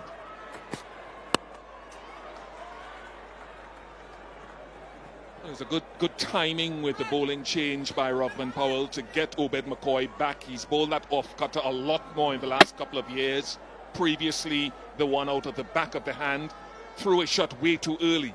That's why he looks as though he's end up tugging it to mid-wicket. Head in the air, people will say, but that is great deception from Obed McCoy. Yeah, fantastic for him as well to get rid of the dangerous Sarkar. Doing beautifully, top scorer so far in the innings.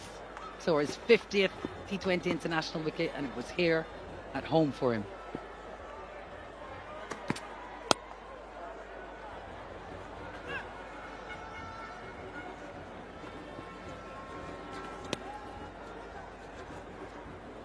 Some people will joke and say the real McCoy has turned up tonight. After that first over where he struggled from the Bequia end, he's gone to the airport end, or the former airport end, and he's given them cause to celebrate. Merry Christmas to all my fans, he's saying here in St. Vincent and the Grenadines and the region. Indeed, nerves settled.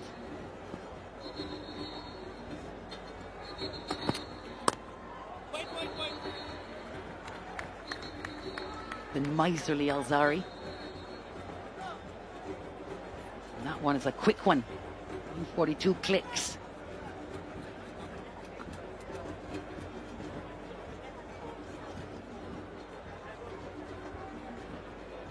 Akil Hossain just outstanding in the power play, picking up 2. Obed with 1, Roston Chase with 1, Shepherd with 1. All-round team effort from this attack this evening in this first innings. Bangladesh up against it.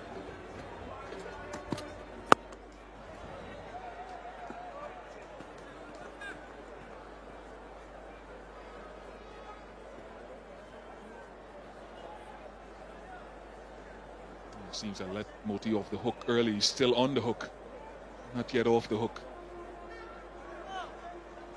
Of course, he grounded in the minds of the umpire that chance of Mahedi. Should have routinely held it.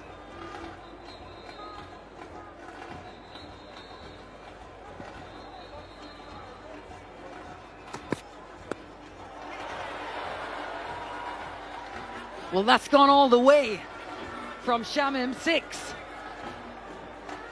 The 5th ball of this Alzari over.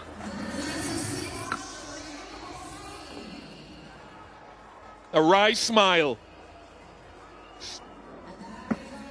Might be a little bit of a top edge, but at least he got his head out of the way, got inside or underneath the line, and the pace took it over the boundary rope down there.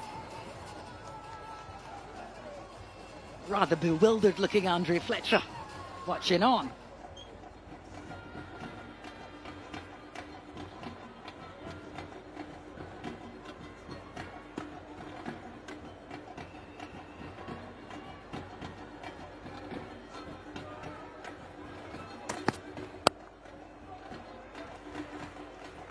Nine from the over, 16 gone, 105 for 5.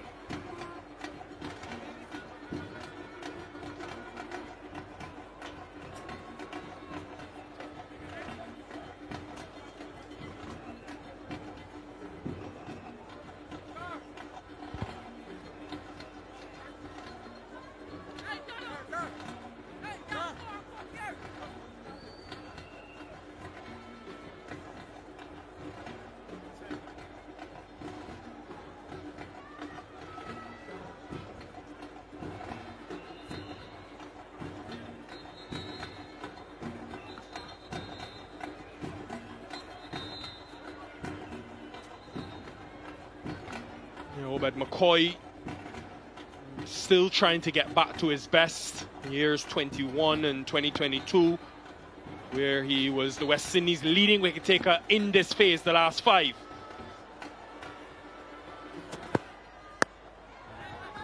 Samuel Badris alongside Sam. We did see a big moment for the West Indies and some controversy in the catch of with Gudakesh Moti.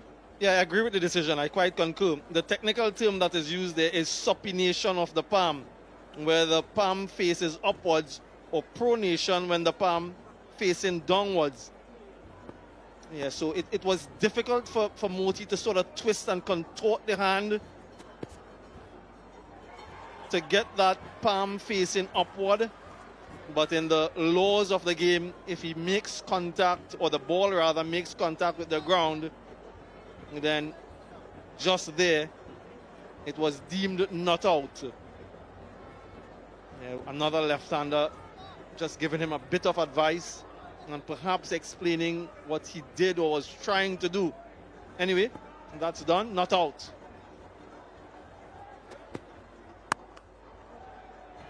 Great placement from Mahedi Hassan, who's a very capable all-rounder.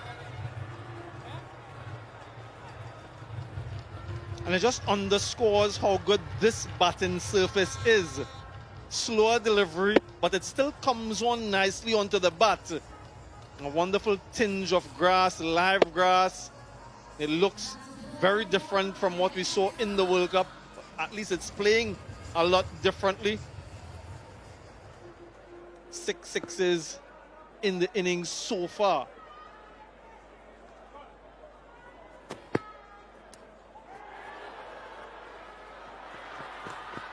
Very good from McCoy. He'll reflect on the last 9 deliveries he's bowled. His previous over went for 2. And it's the changes of pace. And if you watch him at the CPL, folks, you would have observed a few differences in pace. And that is, he's got the traditional pace on delivery like we just saw, where he can go short. But he's got a couple of slower balls, one out the side of the hand and then one out the front of the hand, where he gets some dip. Much like Harsha Patel and Dwayne Bravo have bowled, and he's been continuously working on it and sometimes implementing it in games. But this is when you pair the pace off along with his Yorker, this is when he can be at his best, especially if he gets the ball to come back in, that new ball. Yeah, and a memorable night for him to get his 50th T20 international wicket in front of his home fans. With the reception that he got when his name was mentioned on the PA system. It was a loud uproar from the people of St. Vincent and the Grenadines for one of their countrymen. He has represented them well.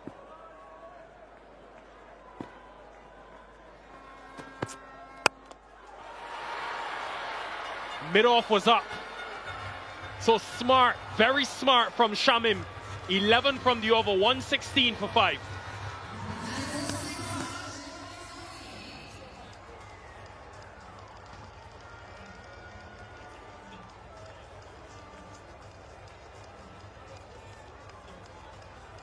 Yeah, the issue here was the length of the delivery. It was way too full, allowed him to free his arms. And a wonderful strike. And quite a few sixes tonight. Yeah, he knows it's the length was the issue there, Obed. A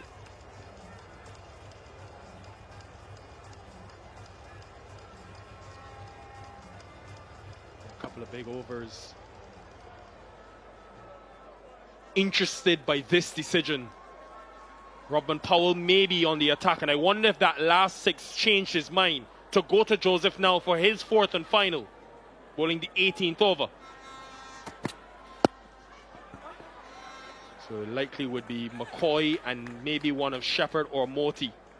But Apex shot tracker tells us 84 meters, and he missed his length because mid-off came up into the circle and it gave Shamim license to go down the ground.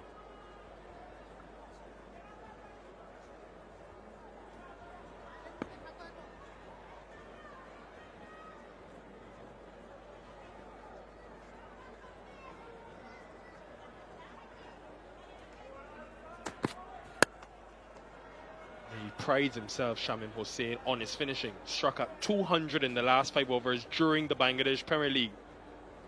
So he will be hoping the more time he spends, the power continues with his 6 hitting ability. And from a West Indian standpoint, this is the phase of the innings where they've been at their worst. As a matter of fact, among full members, they have been the most profligate, the most expensive, going at over 10.5 in the death overs. And so every time they get an opportunity to play a T20I, they look for small improvements.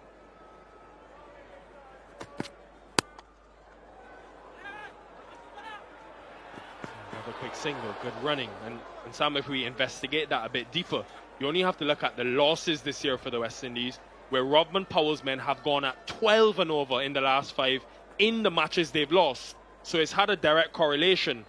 And this probably will be their biggest point of focus in a series like this and moving forward. And that's why someone like Obed McCoy is so important, in my mind, in this team if he can get it right. Because they've struggled to find bowlers who have been consistent and who have been frugal at the death.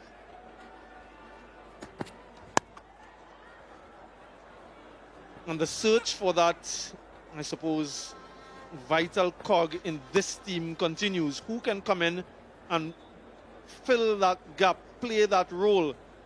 They've tried spinners at times when conditions are favorable. Alzari Joseph has done it on many occasions, but they need someone else, a sort of, I suppose, a death over specialist, someone who can come and bowl these difficult overs and still maintain a certain economy.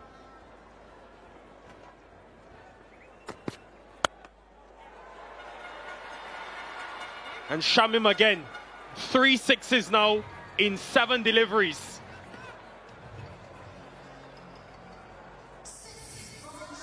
Another magnificent strike. Just getting under that delivery and getting enough on it with the wind so it sails away.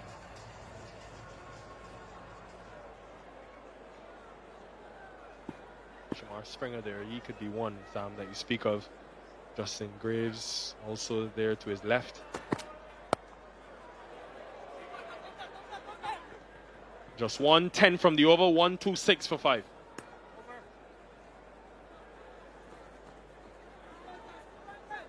Zari Joseph comes to the end of his spell. Nothing to show in the wickets column, but he'll be pleased with the way he bowled, especially in the power play.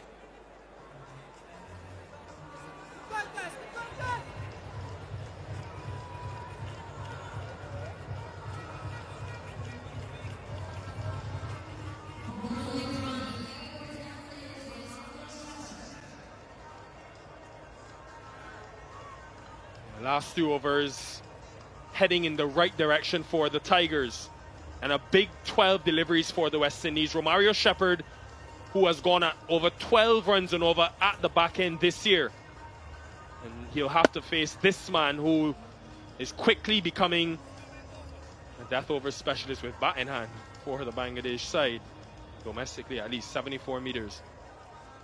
So Shepherd and McCoy to close out the innings, we think, for the West Indies. Deep backward square, deep mid wicket, long on, so 3 deep on the leg side with a deep long off and deep point. And the wind, remember, is coming from the eastern part of the ground. So the left-hander hitting into the offside, right-hander leg side.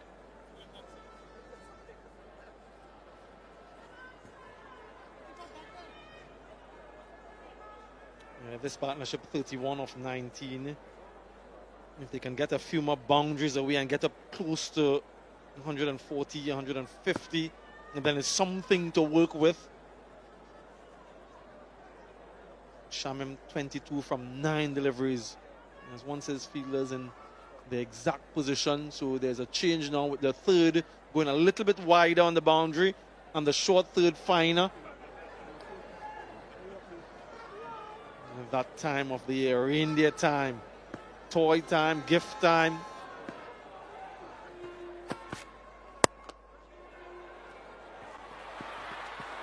Would have been gone. It would have been 4 had Mahedi got it a meter to the right of Brandon King with mid-off up. Yeah, I suspect he had a little bit more time than he thought, Brandon King. And so he could have composed himself a little and then throw. But in the heat of the moment, you look for a quick release. He released it off balance. And look at the batter, nowhere in the frame. So he had a little bit more time.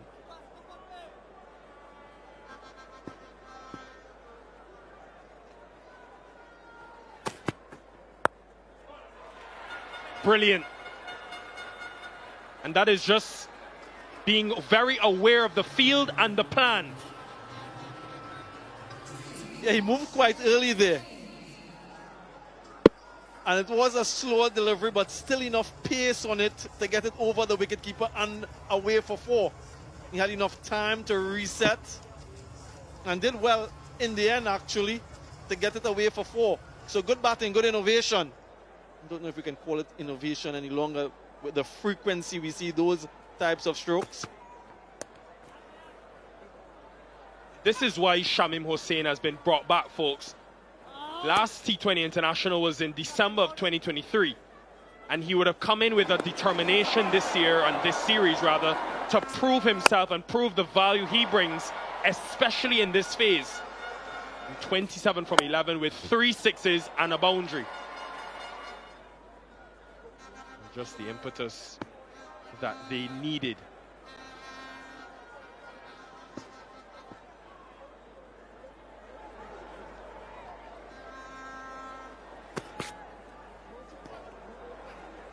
Like to see this one again. Did advance. Sam, you said it's the time of gift giving. You would know all about that. I do hope that my better half has taken care of all of the gifts. When I get back home, it'll be just a couple days left before the big day.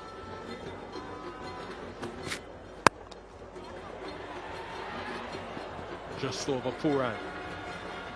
And of course, I expect that you would have sorted the gifts for the commentators. Well, I do have some gifts, Nikhil. Some merchandise, authentic stuff. Yep, you can wear it on. I'll wear on mine as well. And they're on sale. They're on sale at the ground. On match days here at Arnoldville, you can get yours as well. Gifts for your family members, your friends, your kids.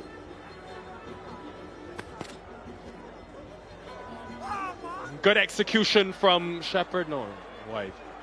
Sorry, I'm getting too excited. Christmas time, you know. I've never been given a gift, so I feel so good.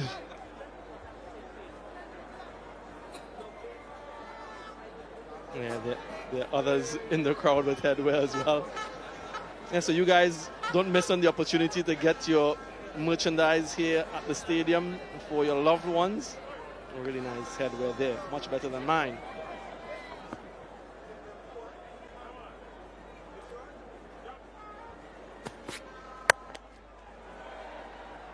I think he'll be happy with the execution for the most part, Shepherd. 138 for 5.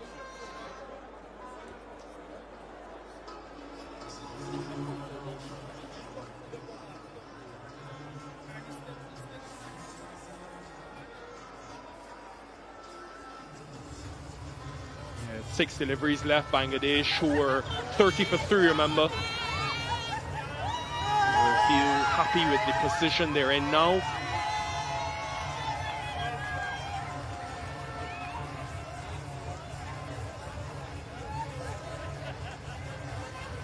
Obed McCoy, of course, has registered that 50th T20 international wicket. What a special play. His first professional game here at the Arnoldville Sports Complex. I tell you, this crowd, we've said it a number of times tonight, it deserves the recognition it has got. From 6:30 when we arrived, they were coming in herds. It's been a while for them. And they fully deserve an entertaining series, which we hope to have in these next 3 games. McCoy will bowl the final over.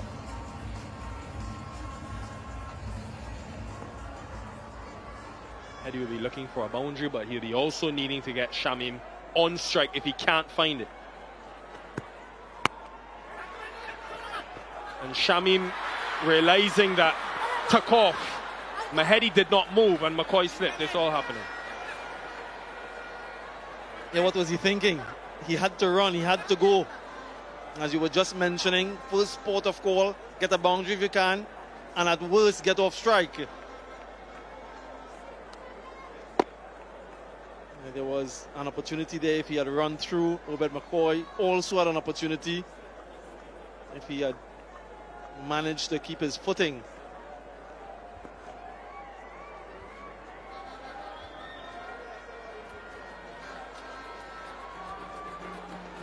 Mid-off is up in the circle with 3 deep on the leg side, deep point, deep third.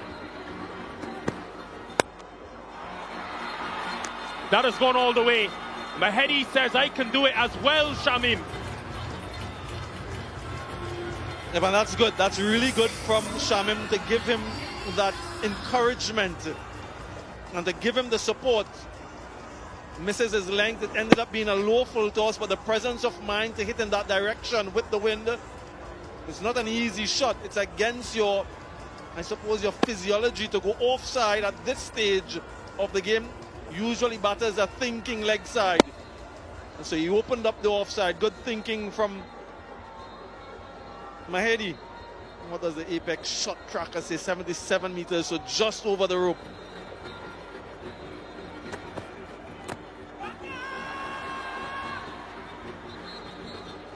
Bat first, good from Mahedi, getting Shamim back on strike. 50 from the last 30 deliveries.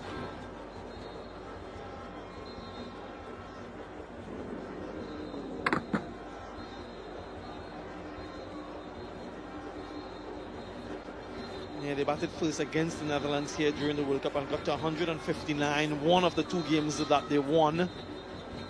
5 away from 150. Yeah, he's enjoying it as well.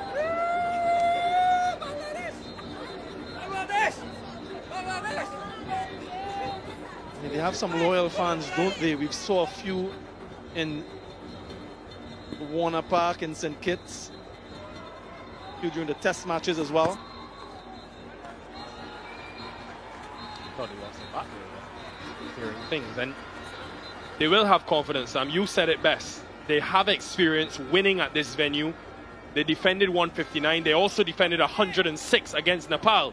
So their bowlers, Tanzim Saqib, Rishad Hossain, will know the dimensions of the ground, how to use the wind, but also how to win when you're defending a total. They've got something to defend.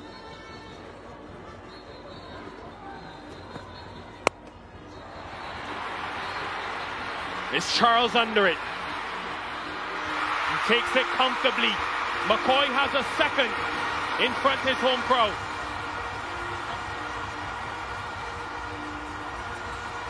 Everyone's applauding. Wicket number 51, except that guy. Hand on heads for him. A lot of height on this one. It's never easy under the night sky. But Johnson Charles has a lot of experience. Settled in that drop zone. So important to get there. And then he holds on. Not the best of techniques, but it doesn't matter. A catch is a catch. 27 of 13 for Shamim Hussain, 145 for 6.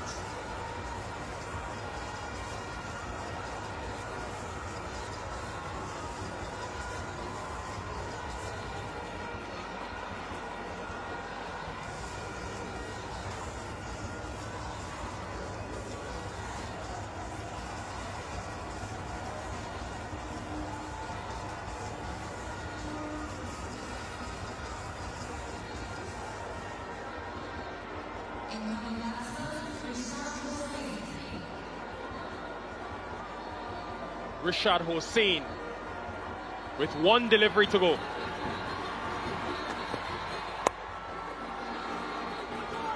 Just turned it around the corner. This could be a very important last delivery and last over in the context. It goes for 9. 147 for 6 Bangladesh get to. How competitive will it be? But 51 coming from the last 5 with the West Indies taking just 1 wicket.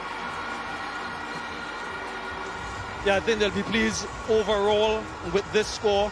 2 wickets for 30 runs for Obed McCoy in his 4. Mentioned that it's the first time that he's playing international cricket here. Any cricket for that matter. At this venue, he hails from St. Vincent and the Grenadines. And so he'll be happy with his night's work. The fans are happy with the first innings, but that's only part of the job. 147 for 6 is where Bangladesh end.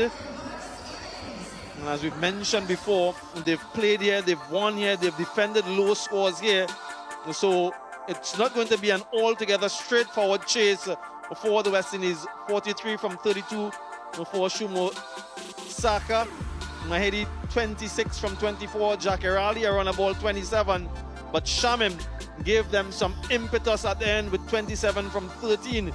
And they have something with which to work.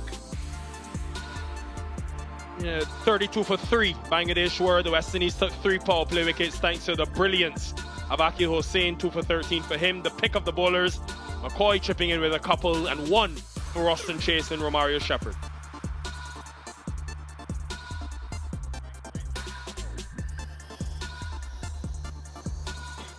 It was an innings of 2 halves. Bangladesh will be pleased that they rebounded in the manner which they did. They had some power towards the end. Phil Simmons, his first T20 International Series at the helm. Lost their last 6 T20Is, Bangladesh, so they will be hoping for a change in fortune. They've certainly got a competitive total on the board to defend and to give these people an entertaining 20 overs to come. West Indies, of course, with a slightly different batting lineup, missing a few personnel, no Hope, no Rutherford, and that in itself will be enticing. Right, let's go down to Alex Jordan.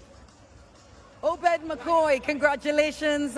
You picked up 2 for your efforts tonight, reached 50 T20 international wickets, and first time playing a professional game on Arnes Vale. Tell us a bit about how you're feeling. Yeah, it's a great feeling. As a youngster, I was dreaming of playing in front of my home crowd, you know, being able to make West Indies and having the support of the Vincentian public. You know, it's a great feeling. Can you hear their appreciation? Yeah, I'm proud. I'm really proud. Obed, you bowled one in the power play and you looked a little out of rhythm. Was it nerves? Talk us through your Yeah, score. I think it was a bit of nerves, playing in front of my whole crowd for the first time. But I was telling myself, it's not how you start, it's how you finish. So I was just repeating that over and over in my head. So you weren't brought back until maybe the 15th, and you picked up the dangerous Shuma Sarkar. What was your thinking there? Yeah, I knew it was closer to the back end. I played against him. I saw how he played, so I said, just use my head, pace on deliveries, and then slow balls. Well, I know that you would have been preparing for the match, but did you see the light show, and what did you think? Yeah, it was one of a kind. It's amazing. It was amazing. Thank you. Yeah, all right. Maybe a quick word to your crowd here, thanking them. Yeah, I just want to give thanks for the support, I mean, everyone showed up. It's like a packed house right now, so I'm really proud to be a Vincentian. Well bowled tonight, Obed. Thank you. Thank you. He is proud. They will be very proud of him and be proud if the West Indies can get to 148. It should be a really exciting run chase. We'll have the reply after the break.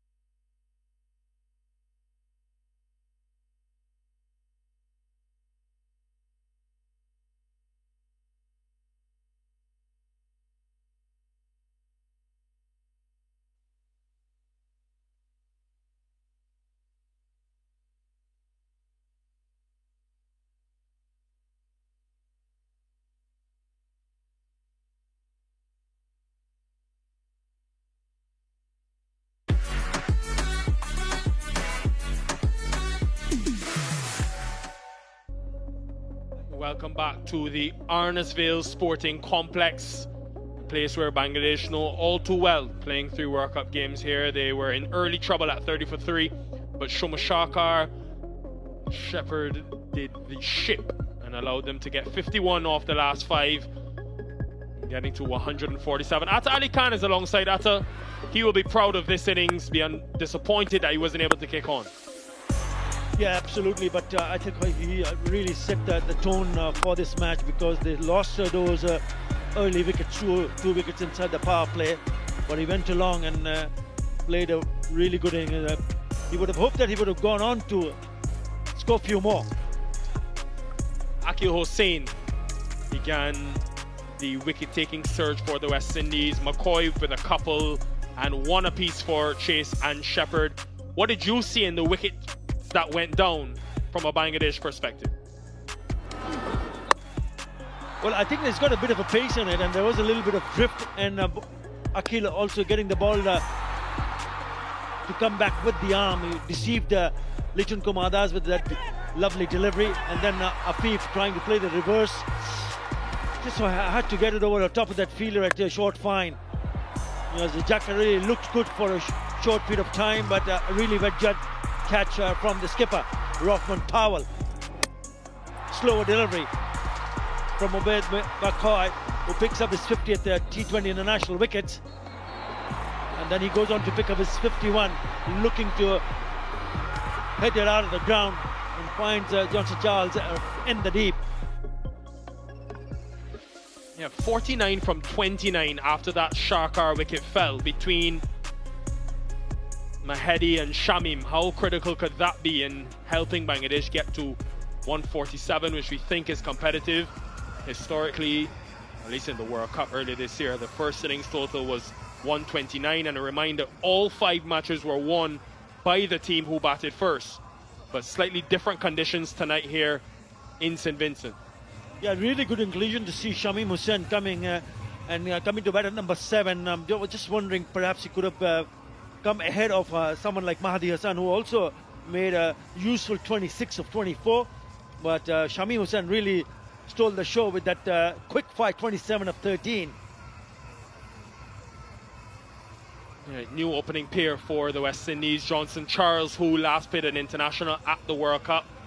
He had one of his best Caribbean Premier League seasons, over 450 runs, then had a knee operation. So a return to international action for the 35-year-old, and alongside him, Brandon King, who we saw in the England series.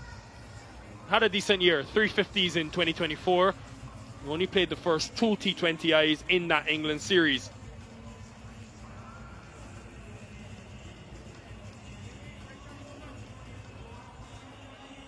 Hassan Mahmood, known for his skill and ability to swing the new ball. Only bowled 30% of his overs in the power play. I was surprised by that, Atta, but definitely a work in progress and someone they see as a multi-format bowler. And he'll be hoping to use this win to take the ball away from the right-hander with a deep third, as well as a deep square leg, 2 boundary fielders. Yeah, we saw there was a hint of movement. There was swing and seam available with the white new ball when the West Indies were bowling. We'll have to wait and see whether Hassan Mahmood extract the same movement.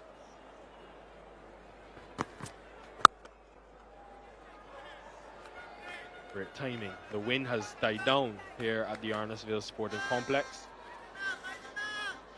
Nice bit of a fielding, yeah, just indicating that the ball is moving away from the right-hander, Brendan King, just indicating to his non-striker.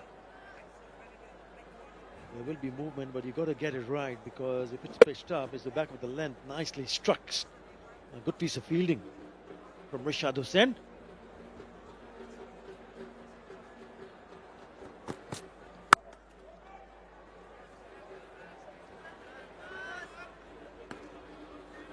Batters initially enjoys the ball coming onto the bat, and the couple of strokes that we've seen, the couple of deliveries that Hassan Mahmood has bowled, is coming nicely onto the bat. So he's got to get it absolutely spot on. He's started with 2 dot deliveries, nicely struck, but straight to the fielder. An extra fielder goes and scored a wicket on the offside. The third fielder in the third comes inside the circle.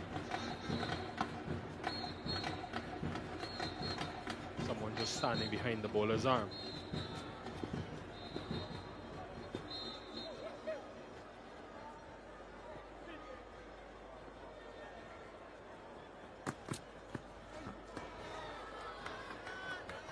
And it was another Mahmood Atta in the England series, Saqib Mahmood, who got Brandon King out a couple of times on that fuller length with the ball moving away.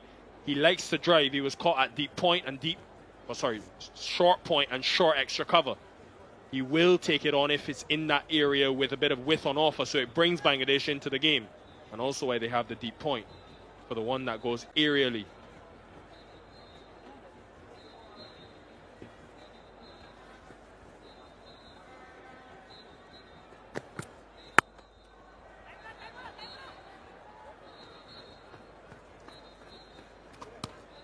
Given the 6 T20 international losses in a row and their struggles, Bangladesh, how will they be thinking about this 147?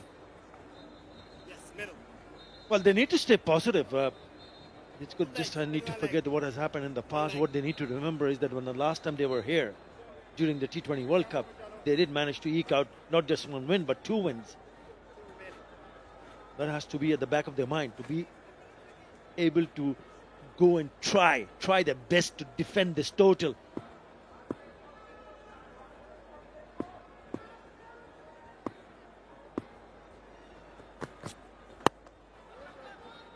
The money. It's a young team as well. Hassan Mahmoud's 25. There's a couple of 22-year-olds, Rishad and Tanzim. And Afif is only 25. Shamim is 24. So maybe that as well helps them. They come in with really nothing to lose, a fearless mindset.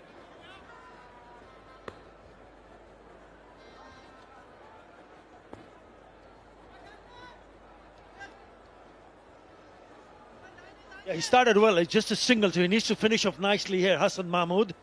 What a crowd.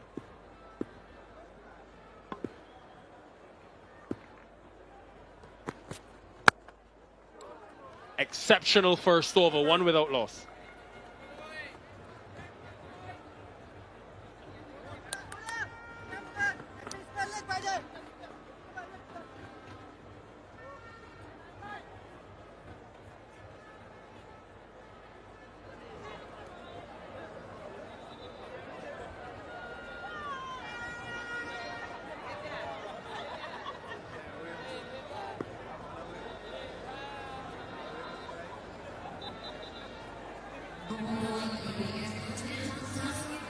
Really hope this crowd can come in each and every night. I know it's a Sunday, so that would have helped.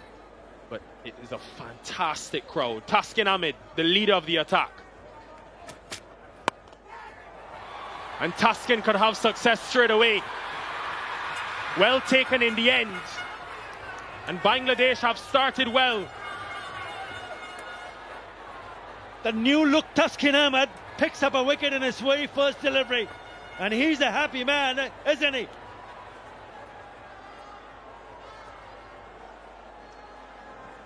Yeah, just a hint of movement. And trying to play on the onside, getting a leading edge. And it is Tanzir Hassan who takes the well Jets catch in the end. All smiles, Taskin Ahmed. What a start for him. Brandon King goes for 1. West Indies, 1 for 1.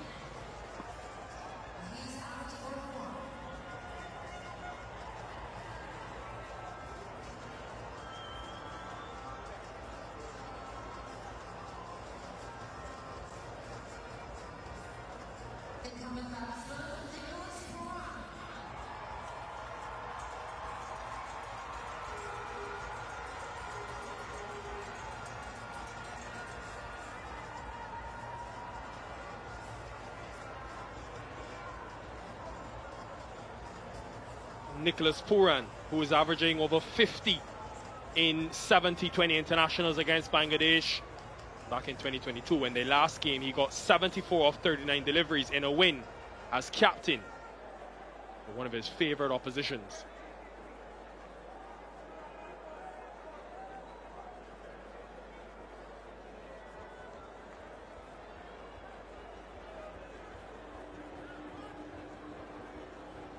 Sometimes teams like to go short to Pooran early in his innings with a deep, fine leg.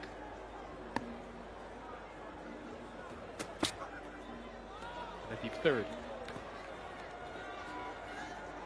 It's been a revelation for last couple of months for Bangladesh in terms of the pace department.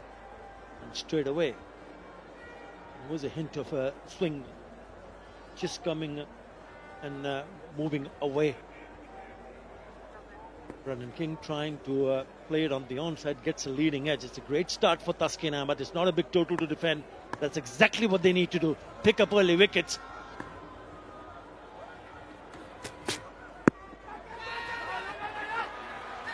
Just short. This will be the wicket. This will be the wicket that Taskin and the Bangladesh bowlers would want a bit more. Yeah, again, there's hint of movement into the left-hander. We'll have to wait and see. Did he get some part of the bat or even glove? Just falls short of Mahdi Hassan.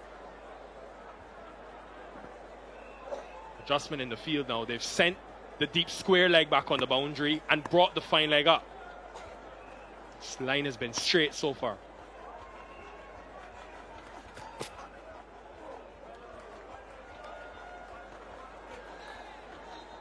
This one goes and holds it line. That's the short delivery. Misses everything off the thigh pad.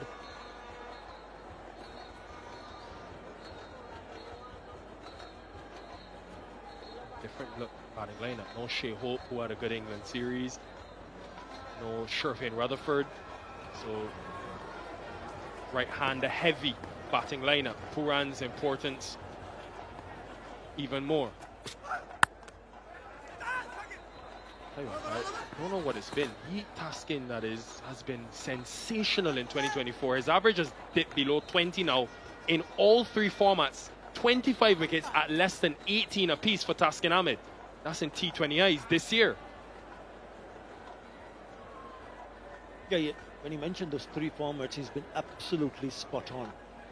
He's been maintaining his great line and length. Even in test matches we've seen, he would come and break those big partnerships, pick up early wickets. He's been outstanding. Bangladesh will be hoping that he stays fit because he's worked really hard on his fitness. He looks to be in really good rhythm. Two really good overs from the Bangladesh, 2 for 1.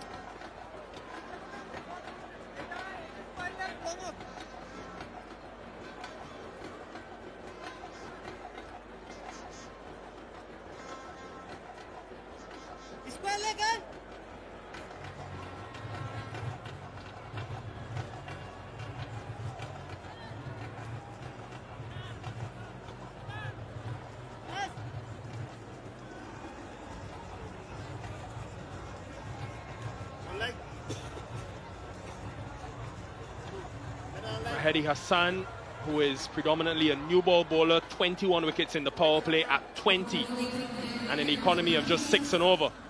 With Pooran in, left-hander, his matchup, deep long off, deep square leg.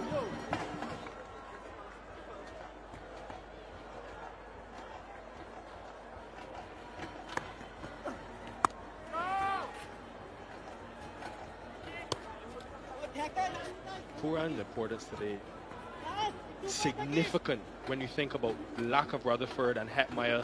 Fletcher, Powell, Chase, Shepherd, all right-handers. Only Akil Hossain is the lone left-hander in this lineup. Brilliance! Bangladesh are on top. This has been a surreal start. And they've got the crucial wicket of Pooran. Yeah, it has been a sensational start. First it was Taskin Ahmed. Look at him go. Well, he has to go. Nicholas Pooran was struggling to rotate the strike, and the very first time he decides to go down the wicket, he completely misses it. Clever piece of bowling. Just comes back with the arm, wicket ball speed. And once he was down the track and he misses it, it was too easy for Litton Kumar Das to take the bails up. Gone for 1. West Indies 2 for 2.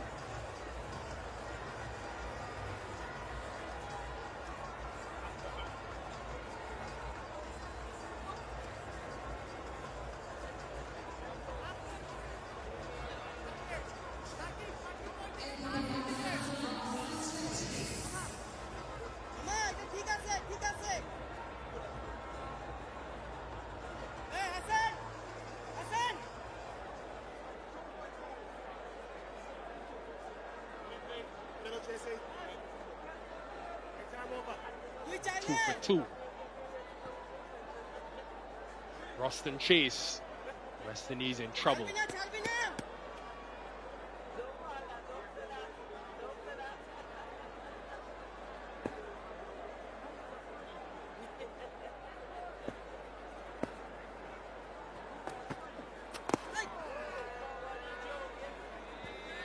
is good for Bangladesh, very good. So the still a long way to go, but he's having some good time, having a fun time there.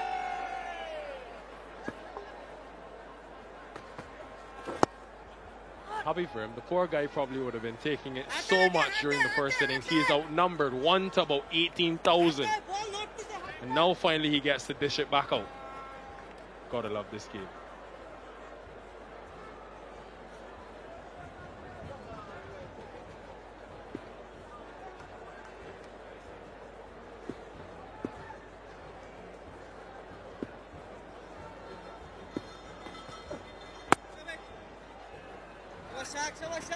Played long time back in the year 2013, and in those 2 games, one of the games was his lowest power play ever in T20 International was here, 13 for 3. Straight to the fielder, again not being able to replace the strike. Very good over, just a single and a wicket. 3 for 2.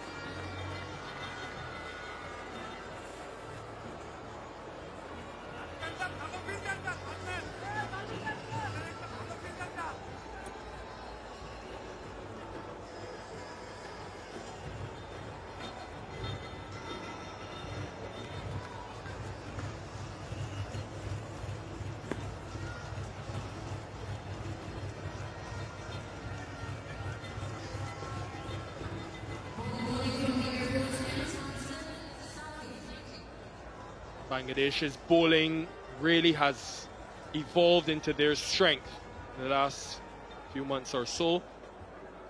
Formidable pace bowling attack across formats. Already seen Hassan Mahmood and Taskin. Now we'll have the opportunity to see Tanzim Hassan Saqib. Took 7 wickets in the power play during the World Cup. Half his wickets in his career have come with the brand new ball in the first 6 overs. So more challenge for the West Indies.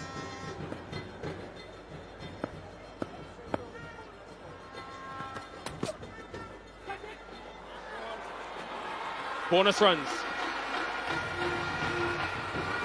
Yeah, down the leg side wide, and it's gone also to the boundary. You mentioned about Tanzim Hassan Saqib in the attack. He's got the best figures at this venue when he picked up 4 for 7 against Nepal in the T20 World Cup in 4 overs. Not a good start. 4 for 7 in 4 overs after he's conceded 5 runs in 0 balls.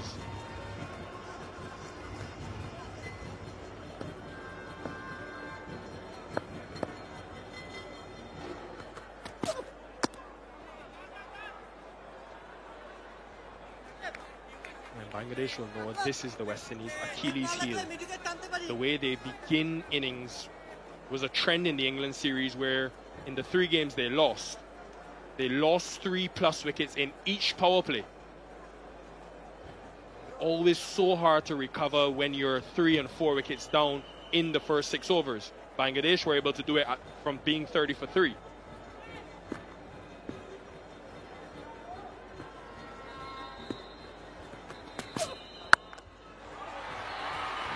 He was a fielder, but he's a passenger. And that is because of the timing, but also power of Johnson Charles. He would know a thing or two about this attack because last year he played for Victoria, Kumilla Victorians in the Bangladesh Premier League when he smashed 113. He's picked that up, swung it away, too easy for him. Doesn't bother to run.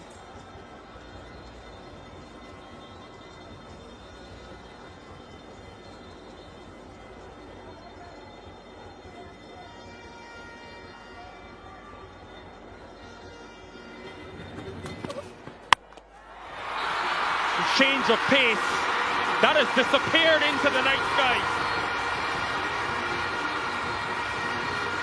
Over to the runway. What a shot. Not the right length for someone like Johnson Charles. He would, every time if you pitch it there, it's going to sail over, out of the pan.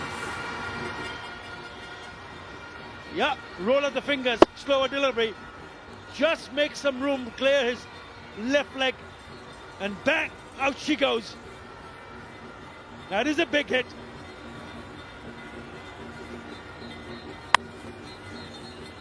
You understand the option for Charles, who's going to come at you so hard.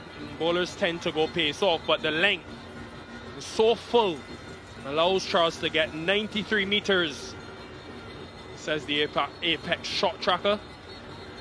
Bring balls. Power play is so important because it's not a huge total.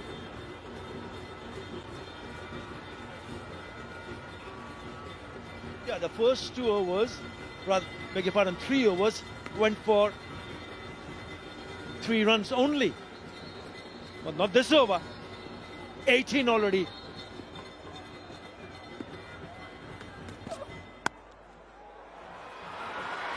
That is superb. Just placement and dexterity. And the PM loves it. The Honorable Ralph Gonzalez.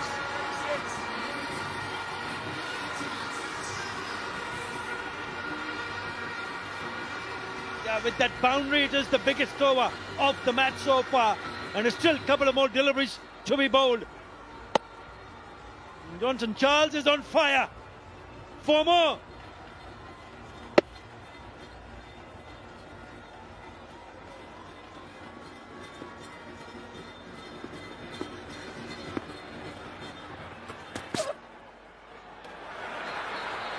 Maybe a couple extra runs is the wide, and it's such a fine line, Atta. We always hear about captains talking about not wanting to repeat bowlers in the power play for consecutive overs.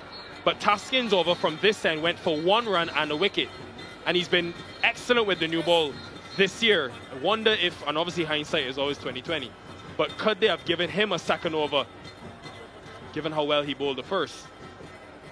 Look what Tanzim Hassan Sakim has done so far. He's bowled 4 deliveries. He's gone for 24.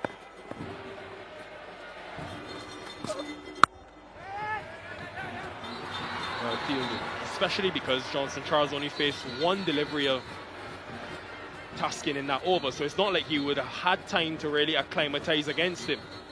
The captain saw it differently.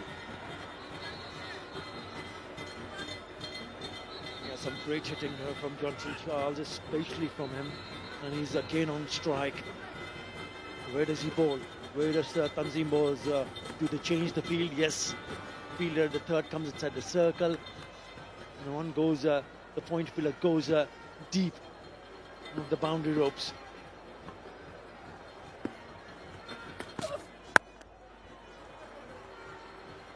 "25 runs from the 4th over, 28 for 2.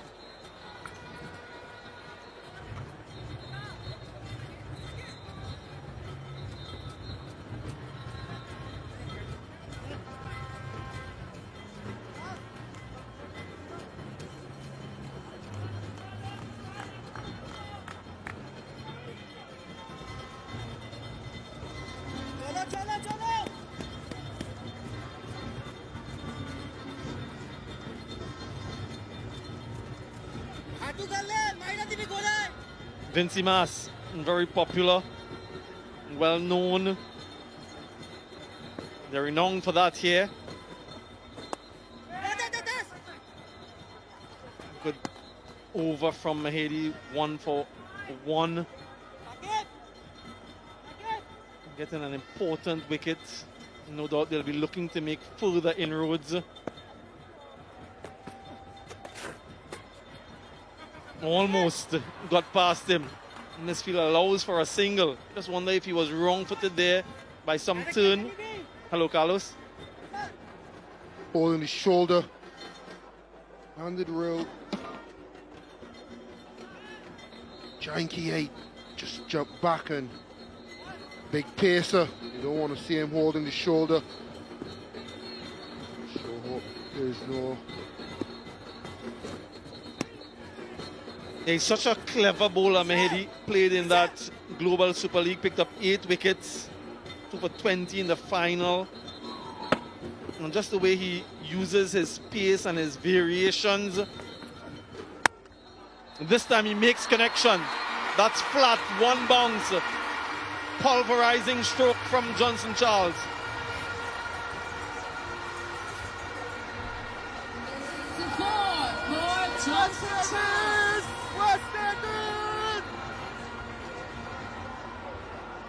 Clobbered by Charles, giving himself room and smashing straight to the line.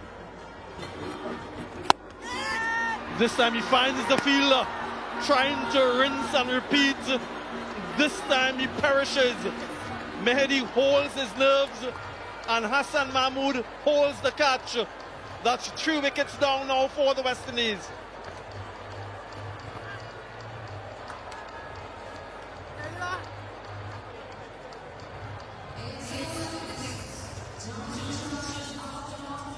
A change of length for Mahidi, change of line as well. That's inside the leg stump, cramping him for room. Even though Johnson Charles made extra room for himself, he's livid. He goes for 20, West Indies 33 for 3.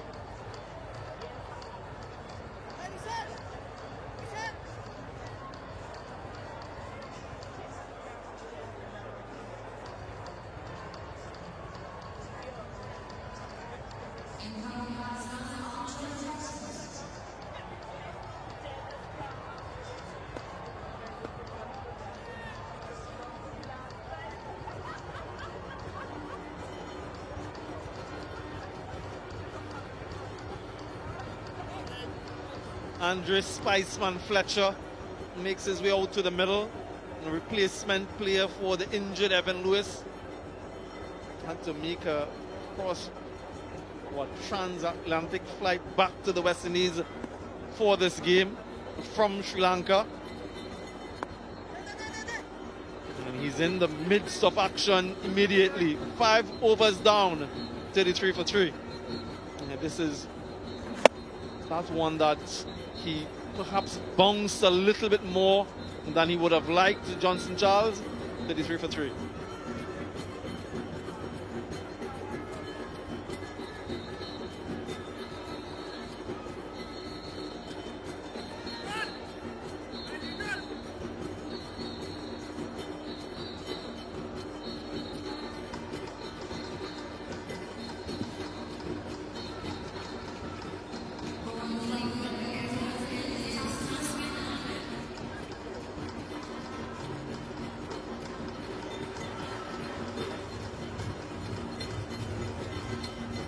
Lots of work for these two and those to come.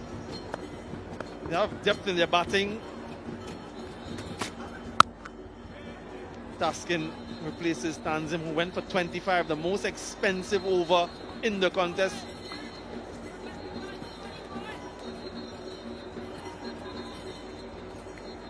Yeah, this is those couple deliveries. Well, that's a wicket one. Just cramping him for room so he doesn't free his arm as he did prior to that to go for 4. Elation.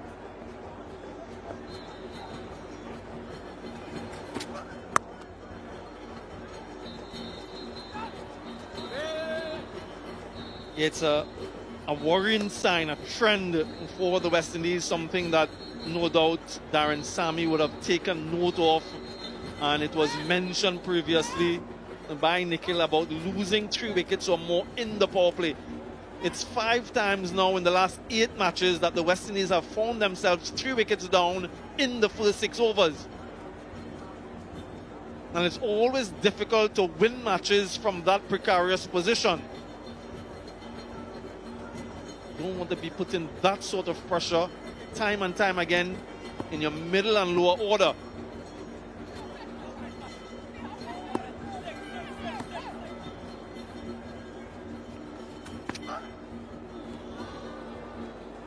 Good seed from Taskin. And you applaud wickets, and sometimes you wicket in isolation.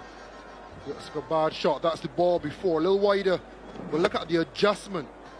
It's a little bit shorter, a little bit more turn.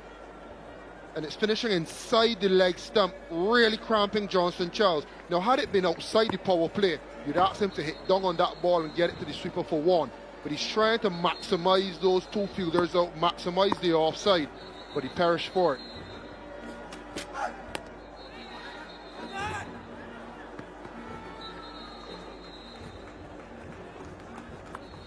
It's a different role for Andre Fletcher. Usually he's at the top of the order.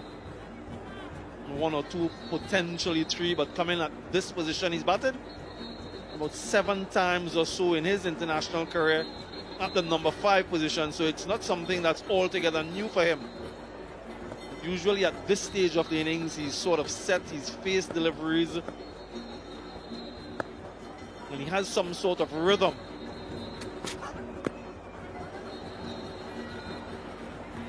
Now, though, he has to absorb some pressure and then get set. After this over, the field restrictions will be over, and potentially the spinners, well, there's already one on, another one might come on in Richard, and he's had some wonderful success here in that T20 World Cup. Richard, that is, might just be a handful. And these two right-handers at the crease, I won't be surprised if he's introduced immediately post the power play.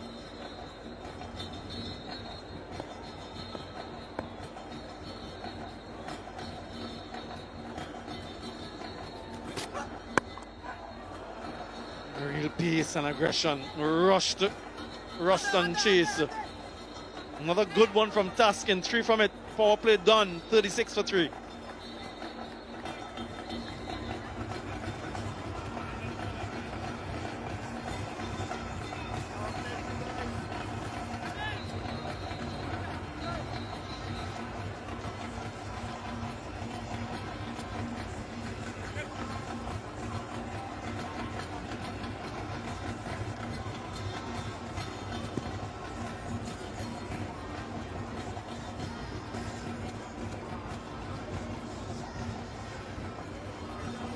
Well, comparatively speaking, the West Indies have done better than Bangladesh at this stage of the game.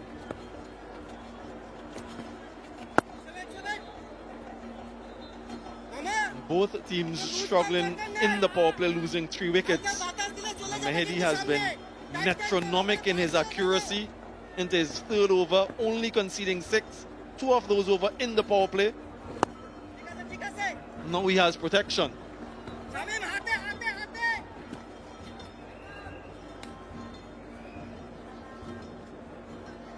Yeah, I think this is the biggest challenge for Fletcher, batting at 5 as well. As you mentioned, normally he'd be 30, 35, maybe even 40 on a good day. But he's starting with spin. Taken outside edge, another wicket for Mehidy. This time it's Fletcher playing for the non-existent turn. That was a good take from the wicketkeeper, Captain Das. And Fletcher's stay is brief. One person in that crowd on his feet. This was always a challenge for Fletcher. Starting against spin, field back. He's accustomed to having 2 out in the power play and having a start by the time the power play is done. Didn't get a start on this occasion, going for naught. 37 for 4, West Indies.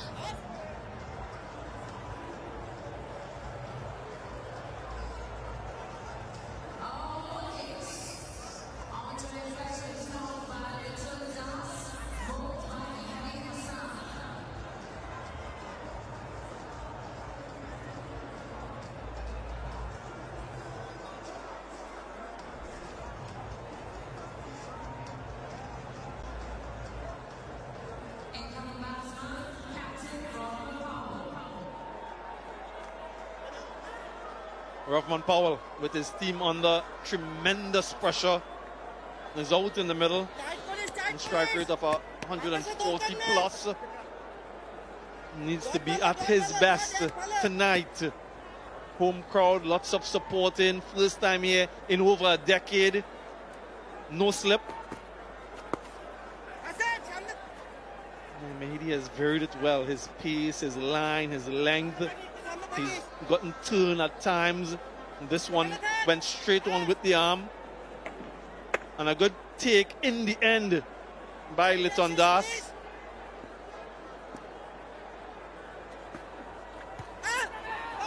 Another huge appeal. Well, I wonder if they are going to challenge this decision. If they are so confident, then they will, and he does. Gregory Brathwaite has another decision to make. Over to you, Gregory.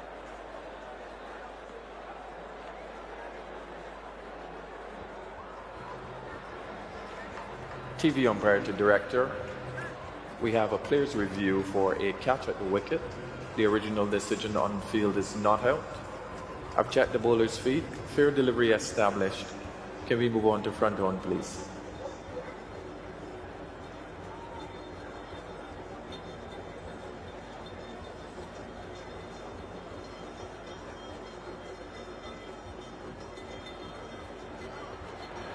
Ball appears to have passed the top edge of the bat.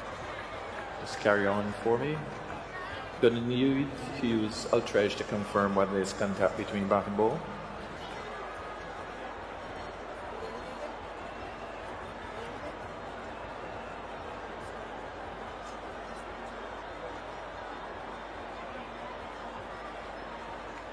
Standing by for Ultra Edge.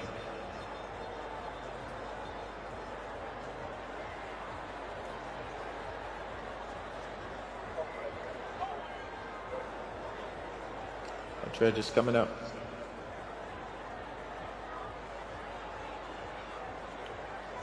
Flat line. Can you just take that back? Yep. Keep rolling, keep rolling. Thank you. There's a spike as the ball is next to the glove as he comes around. Yep. I'm satisfied that there is contact with the ball and glove. Ready to go back to Leslie on field. Leslie, I'm going to ask you to change your not out decision to out. You're on screen now. Decision overturned. And it has been a procession of wickets here for the West Indies. Half the side done. Career best figures for Mehidy. Chase goes for 7, 38 for 5.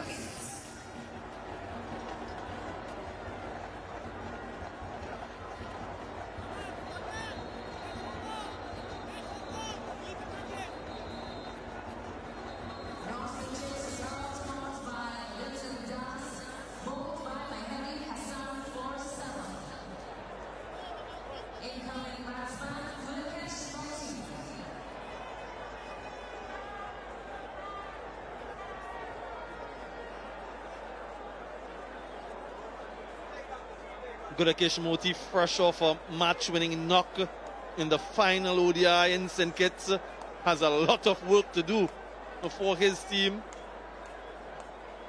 We've seen his, I suppose, experience with the bat. Straight away gets off the mark, will land safely. Double wicket strike in that over. 7 done, 39 for 5.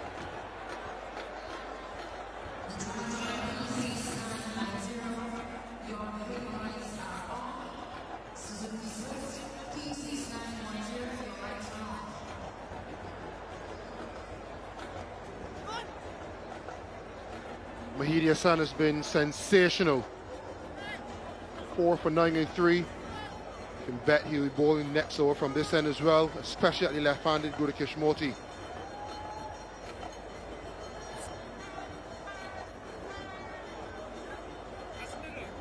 Mehidy Hassan.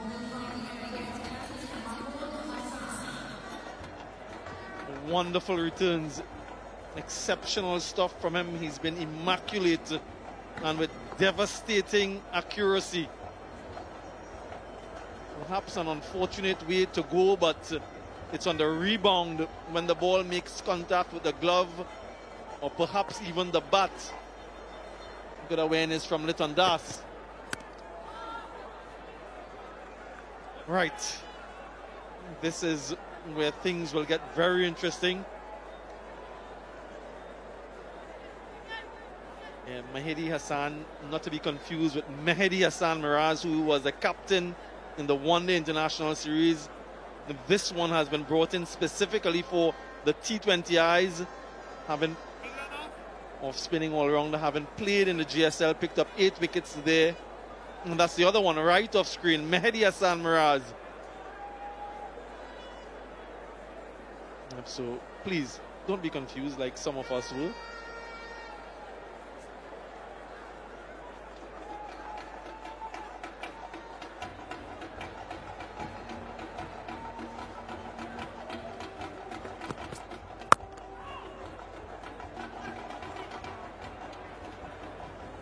Interesting passage of play for the West Indies. Don't think Motie will be hanging around. Rodman Powell, for all his power, also wants to get a little bit of a start, get into the innings. Required rate of 8.5 so far, half of the side gone. Interesting to see how these two in the middle could conjure a partnership together and dig into the required run rate. He has enough on that. That's on the roof, is it? No, just short. A good snap of the wrist by Rodman Powell. Uses the pace of Hassan Mahmood, and that brings the crowd to their feet.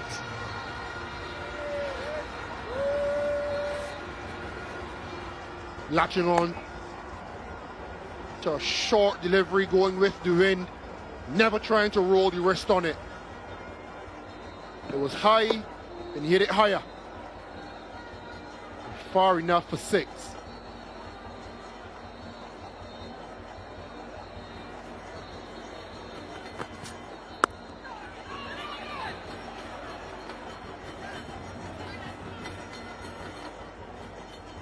Couple deliveries ago, just snapping that wrist on it.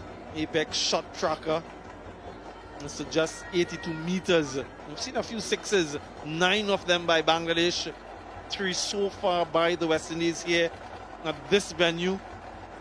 A lot of pace on the surface, so it really allows the batters to use that to get them over the ropes.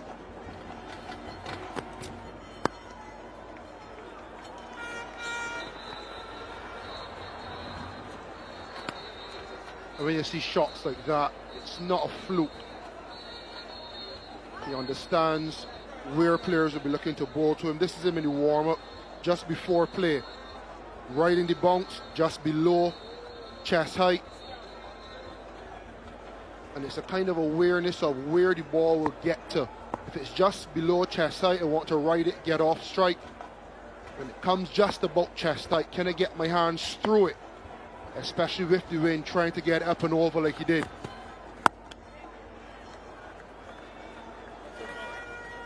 47 for 5, 8 done.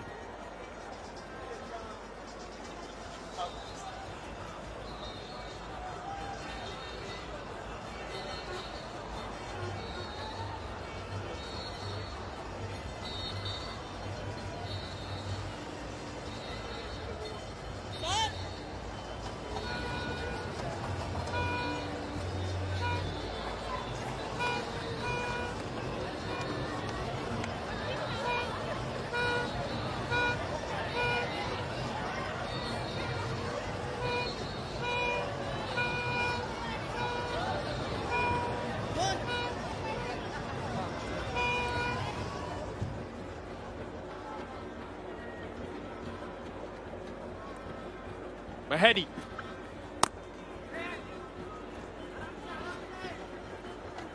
I tell you, these Trinis, they're everywhere. Even in St. Vincent. One to come and bat as well. One in the commentary box. Good day to you, sir.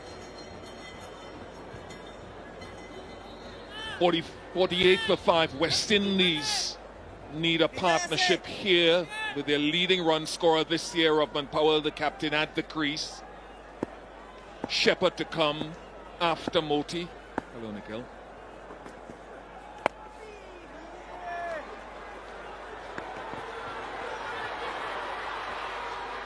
has been fascinating, Bish, how many times the West Indies have gotten themselves in similar positions, and Powell dug them out of a hole constantly in the England series where they were in trouble, and he showed good responsibility. They still have batting to come. Shepherd, Hossain, Azari Joseph to some extent. But this partnership will be critical.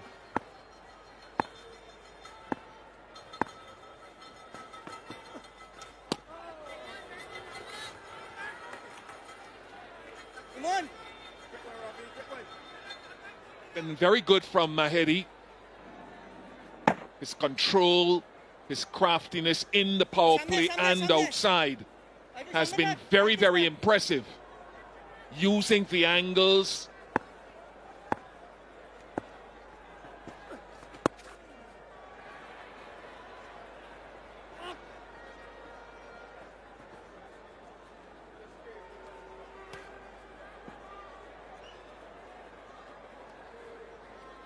When do they go to Rishad Hossain, who's been their main bowler in the middle overs?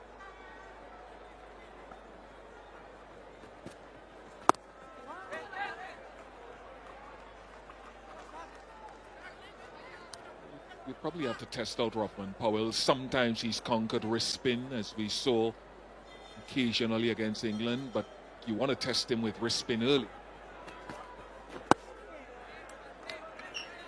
Brilliant spell. 4 for 13 from Mahedi, 51 for 5.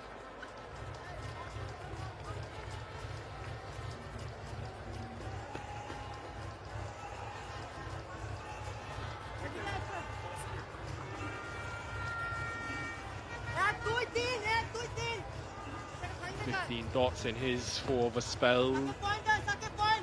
Economy of just 3 and over. Not a whole lot of purchase off the pitch. Good smarts and intelligence.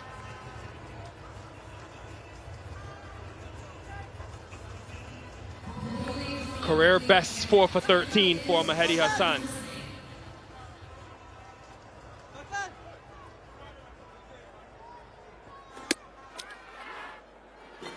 Got the important wicket of Pooran. That would have been the major one. Then Johnson Charles, Fletcher and Roston Chase in the same over. Here is the wrist spin of Rishad Hossain, who took 6 wickets in 3 games during the World Cup here in St. Vincent. He had a timeout.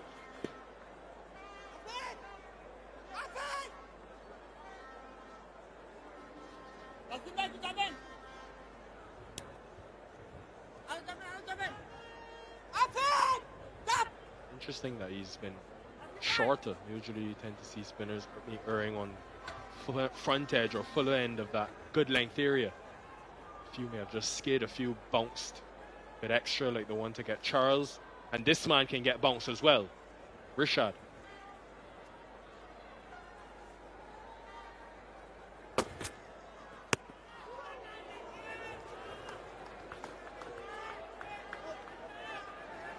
He had a stunning World Cup in the 14 wickets, and getting the ball to grip off this surface has been exemplary. Slip is in play now. I think from the West Indies point of view, it's the wickets lost has been absolutely critical. Bangladesh were 56 for 3 at the halfway mark.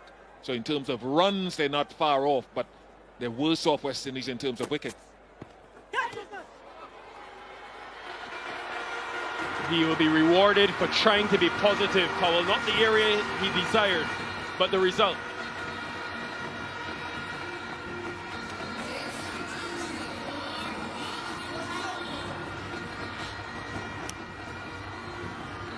The other thing with Rishad Hossain is the bounce that he will get as much as the spin when he hits the correct length.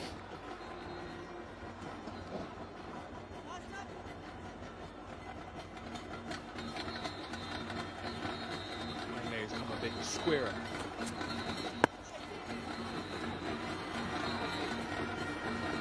So what if you're thinking about the game from the back end, you're up on Powell and the West Indies, if you can keep wickets in hand, and there's no guarantee, how many can you chase off the last 5 overs if you've got wickets in hand? And then set yourself from 11 to 15 to see where you are.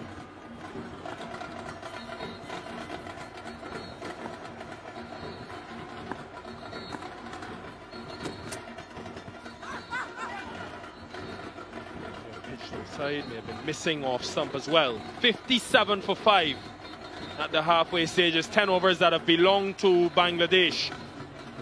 Both teams will be grateful for a chance to rethink Blue Waters drinks break.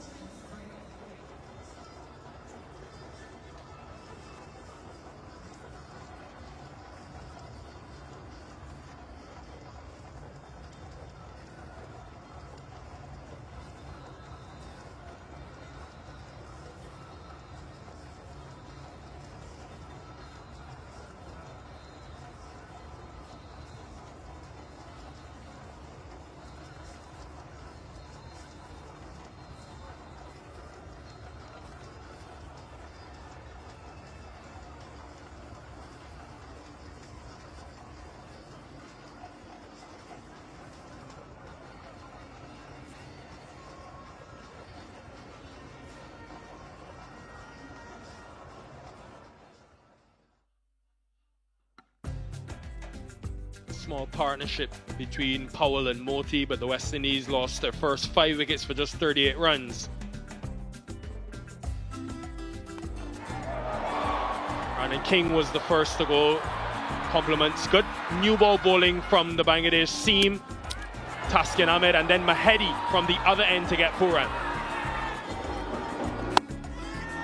Johnson Charles smashed one over the inner circle, then fell to Hassan Mahmood on the edge of the circle. Fletcher nicked off behind. Then Chase, perishing by virtue of the review from Liton Das. Career best figures for Mahedi Hassan, 4 for 13. The 3 seamers have bowled well. Tanzim was expensive. His solitary over going for 25.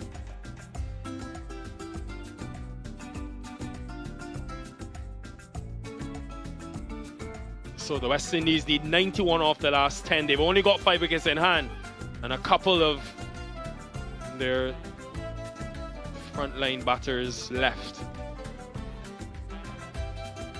We implore you to come to gorgeous St. Vincent and the Grenadines, whether you visit one of the Grenadine Islands, St. David, maybe St. Andrew, any of the waterfalls. They've got hundreds here in this island. Each parish, each of the 5 parishes have something different to offer. Come enjoy this rich, wealthy country when it comes to their culture and vibe. Discover with us here in St. Vincent. Tanzim Saqib, who bowled his first over in the power play from the airport end for 25 runs, is now back into the attack. The Beckway end. Darren Sami Bish in animated discussions during the Blue Waters drinks break. What would he be telling them?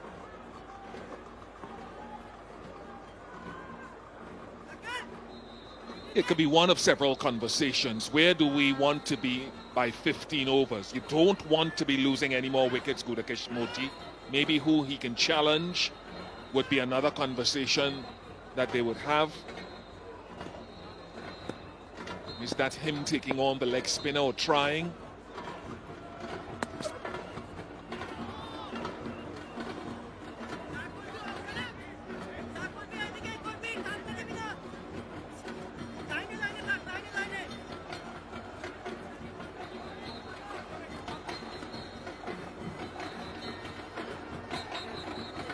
Bangladesh perspective, many fans will keep an eye on who can be their next middle overs frontline seamer. Fizz has been brilliant this year, 10 wickets in the middle. Can it be Tanzim Saqib, Taskin, Hassan Mahmood?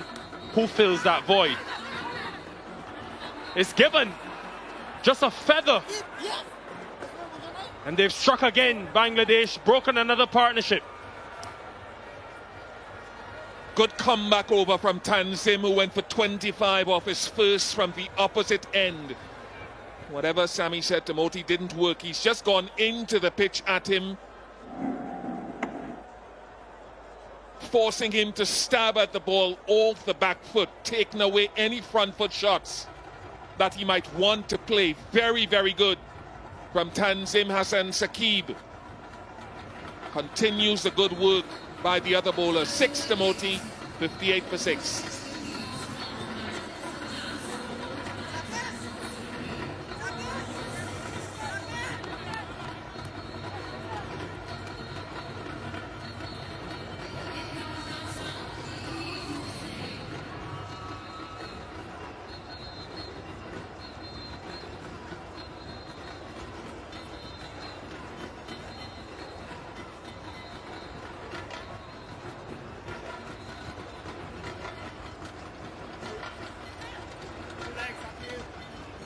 Akil Hussain did a few impactful innings over the years for the West Indies.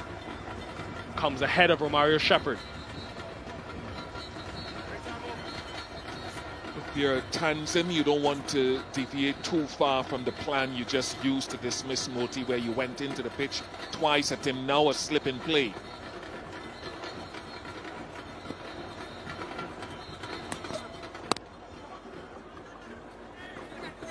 Right there, very good length. If they want to pick up the boundary, they have to play the horizontal bat shot.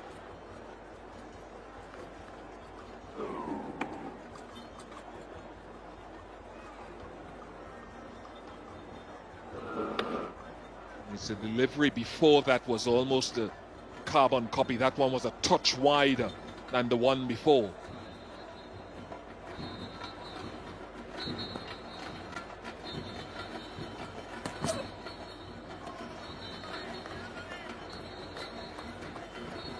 Another wicket loss. It puts more pressure on Rovman Powell at the other end. Surprised that they've not gone Shepherd. He's batted so well in that England series when he came in similar positions with the West Indies in trouble.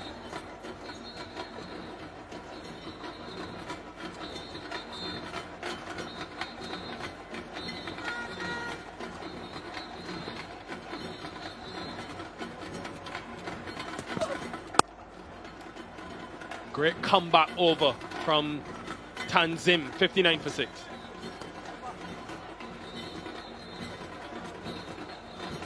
What are they trying to do with Shepherd? Moti came in ahead of him in that ODI. Are they looking to him as someone they're hoping to set up the innings and getting him to come in that final phase, in theory, to try to close it out if they get the chance to do that?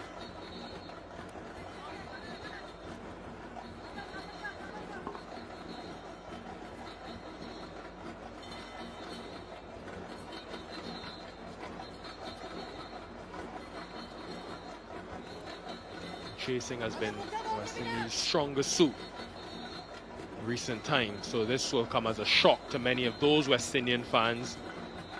But they'll also be thinking that there's still hope and still a chance. Yeah, that's the only reason I can think that Rovman Powell, given the history of results here, batting first, 6 out of 7, why Rovman Powell went to bowl first tonight, because they lost 4 of the last 5 batting first as well.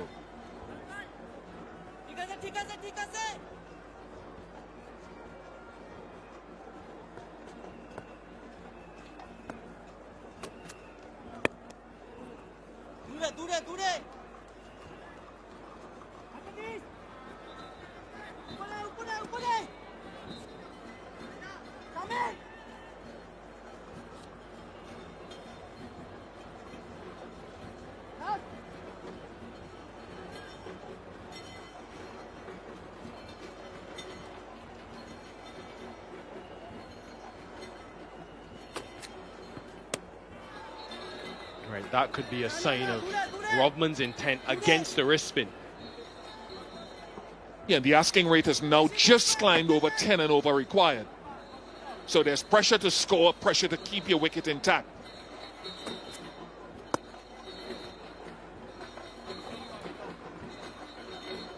You used a great word earlier, Bish, when you said sometimes he conquers wrist spin. The England series was a perfect example. Adi Rashid got him. First ball he bowled to him in the series. Then after that, he struck out over 200 against Rashid and Livingston. still a work in progress, but this series, these 3 games and his battles against Rashad will give us a good gauge as to where he's at.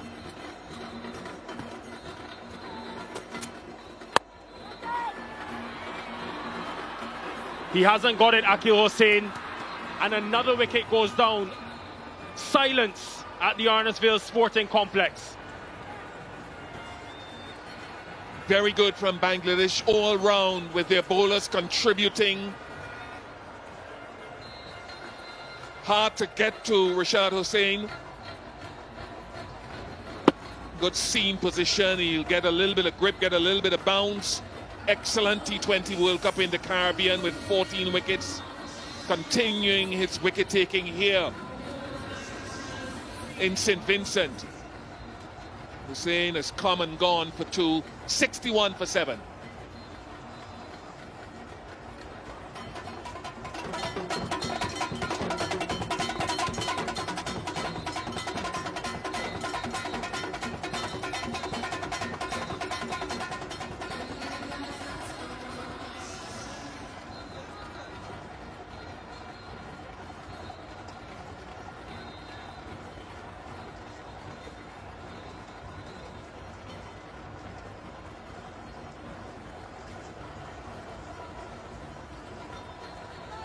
Mario Shepherd,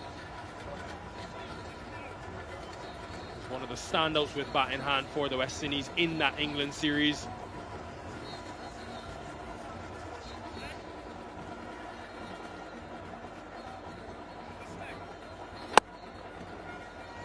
Hitting that side as well, hitting into whatever wind there is.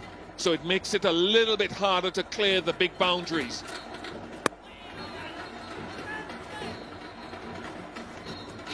Shepherd to prove to some that he can come in earlier and can see off a threat of spin.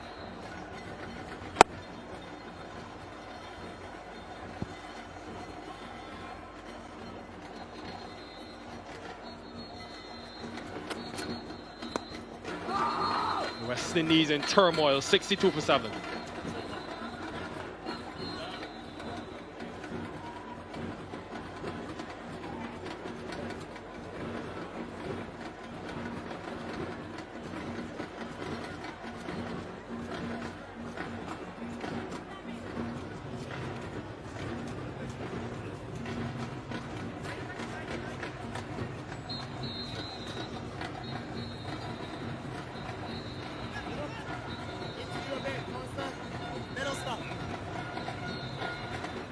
If you're a West Indian fan, look away. It's not a scorecard that you want to look at. Top score of 20 by Johnson Charles from 12. One other batter getting into double figures so far. For Bangladesh though, Mehdi Hassan, how brilliant has he been? 4 for 13 career best figures for him. A wicket for Taskin, Tanzim and Rashad.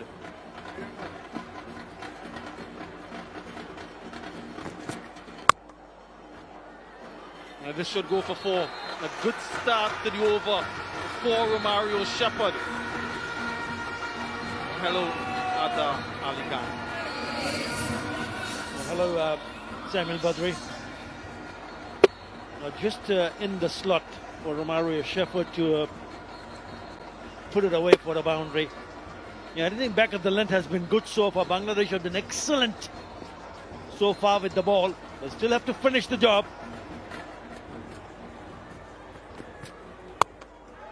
Leg side this time, just a single though. And some aggression from Romario Shepherd if he gets going. We know how powerful he is. He deals in boundaries. If these two really have the real engine room and power of the West Indies team, but in this position, 7 wickets down and still 81 runs to get, they need to do it for a long period of time. Been an exceptional display, bowling display by Bangladesh. Change in field now, the deep square leg comes to the inner circle, mid off the long off for Rovman Powell.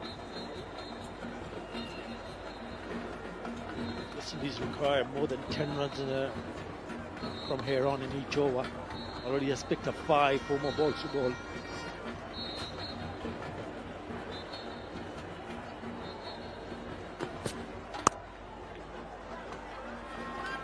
Arthur, it's a special day back home in Bangladesh. And for you guys, it's victory day. Your boys are playing certainly in a victorious way, aren't they?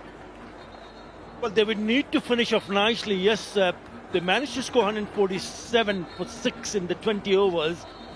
And now they have West Indies on the back foot, 68 for 7. But this pair, the pair in the middle for West Indies, is a dangerous pair. If they get going, then there might be just a possibility. Bangladesh will need to pick these 3 wickets as quickly as possible.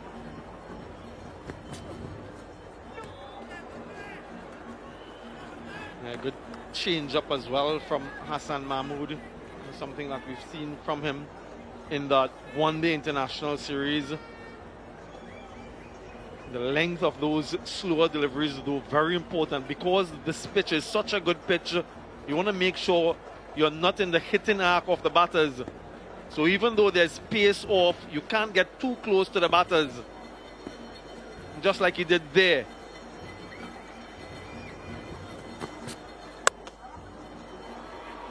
Has protection now, so it should be a couple.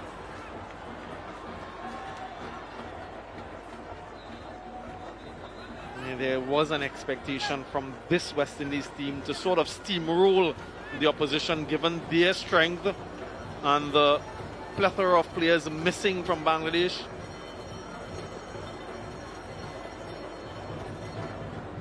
Bangladesh had a good end to their innings, and that was crucial to get up to that 147.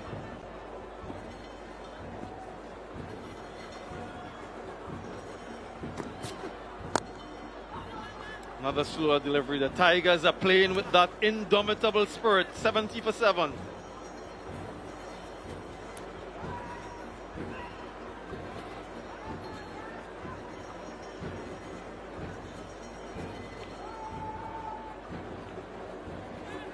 We saw the drone show earlier.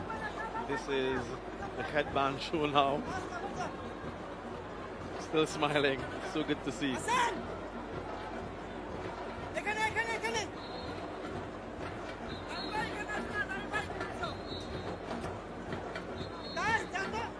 And that's one way to not get lost. Christmas time in the air. These West Indian fans, and you can see some Bangladesh fans as well. They've enjoyed every moment of cricket returning here. Rishad for his third.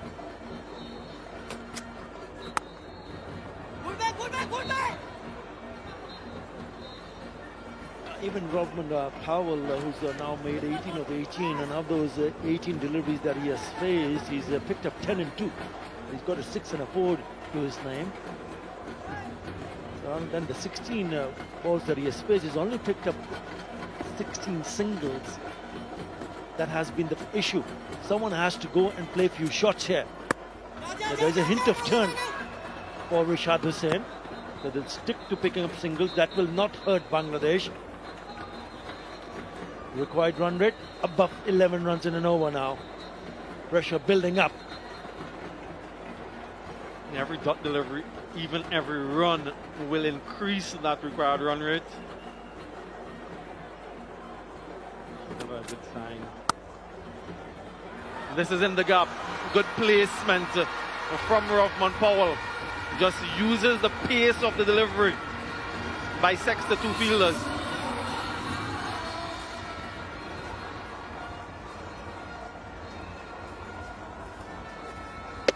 Yeah, was short and wide, and nicely played. Just gets on top of it. There are 2 fielders, and it bisects those 2 fielders really nicely to pick up a boundary.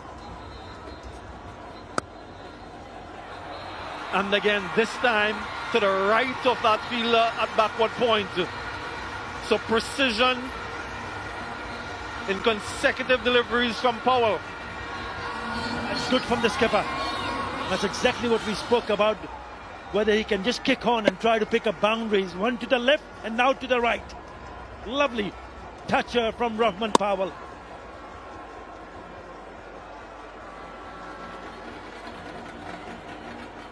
Yeah, West Indies have won 4 out of the last 5 completed matches against this opposition. The last win for Bangladesh back in 2018.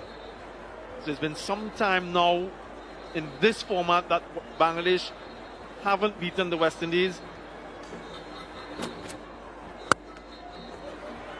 The call is for 2. Perhaps prudently decides against it. 11 so far in the over, and it was due to some good batting. Nothing rash, nothing illogical. Good, sensible batting, that's what it's needed, and it's been a blower for West Indies, especially the skipper, picking up a couple of boundaries to take the pressure off. Open space in front of on the offside. Smash straight back past him. That's the power of Romario Shepherd. If you come in his arc, that's the risk. A loud roar from the crowd, 85 for 7.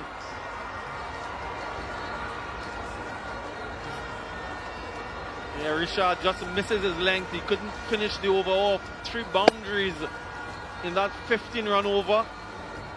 If you're too close to either of these two batters, really, you can disappear.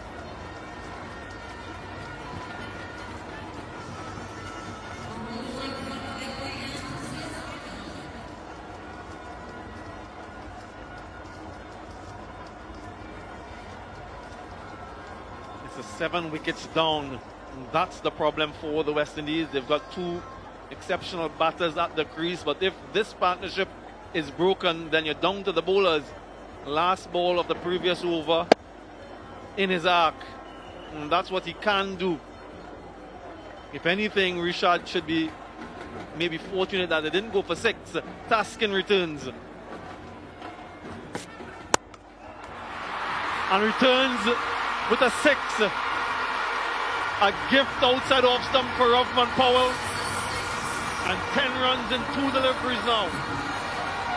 15 in the last over gets them going. In the first delivery from Taskin Ahmed is a low and a wide full toss, and Rovman Powell says thank you very much. He picks it up nicely from the middle part of the bat, and it's gone the distance.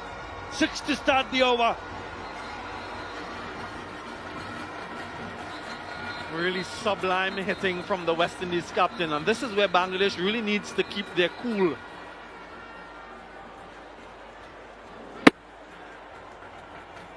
Yeah, the strength to the offside, the apex ball tracker or shot tracker, 77 meters. A little bit too wide. That is something though that teams have tried against Rovman Powell, to keep it away from his hitting zone.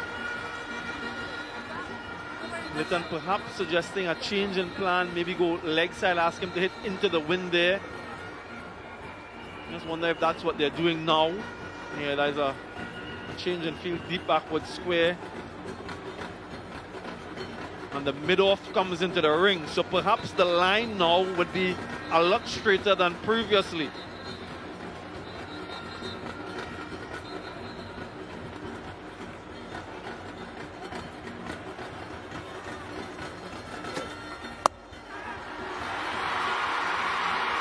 Has the protection there, gets a couple.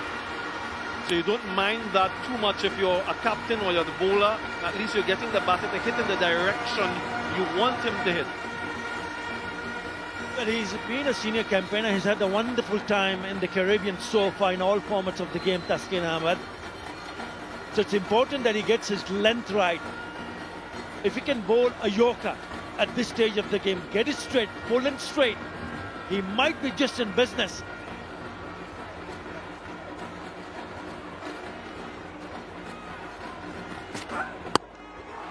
Yeah, that's what he's trying to avoid, that line.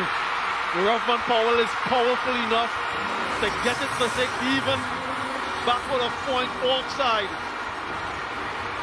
Resplendent batting from the West Indian captain. All of a sudden the skipper has come out all guns blazing. Already 15 in this over in the 3 deliveries that he has bowled. It's wide, it's short, and allow Rovman Powell to free his arms. He's hit that right out of the top for another maximum. And the required run rate, would you believe it, has come under 9 runs in an over. Game on.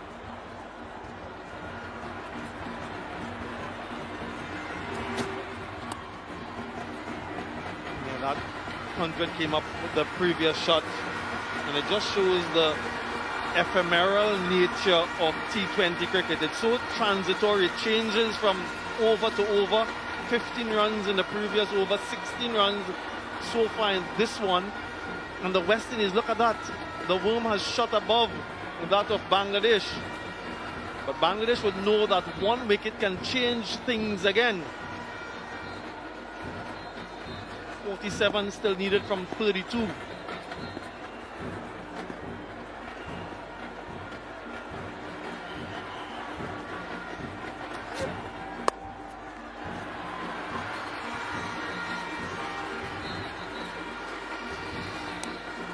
Those to come will no doubt be looking on intently. Obed McCoy, the homeboy. Mazari Joseph somewhere in there as well. Will be thinking about perhaps their contribution to this effort. But at the moment, this partnership of 41 from 20 has just wrested the game back in some sort of balance and restored parity.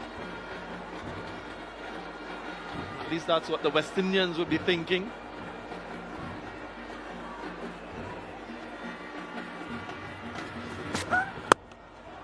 What a shot, majestic. That is regal from Rovman Powell.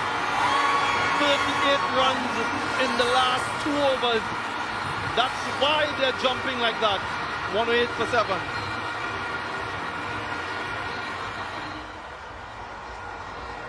What a beautiful shot that is. And he holds his pose straight and narrow. What an over for West Indies. 23 runs in that over.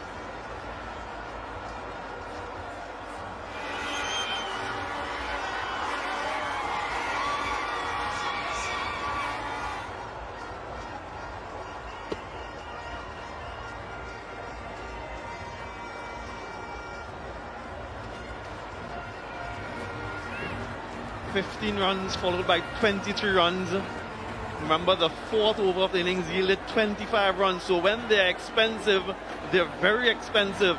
Bangladesh, a confirmation of that 25 run over the 4th. And then the second most productive of the innings, 23, the last. The last 5 overs, 51 runs. That's the length. That's the length that they need to try to bowl, because it's going away from Bangladesh. Required run rate at one stage, just a couple of overs earlier, was above 11 runs in an over. What a shot. What a beautiful shot that is.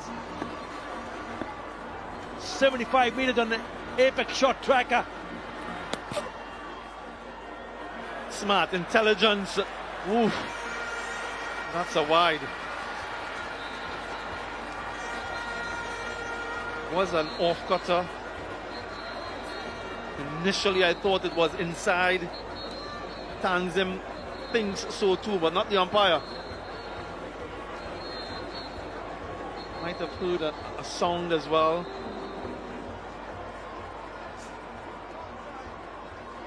It's just a guide.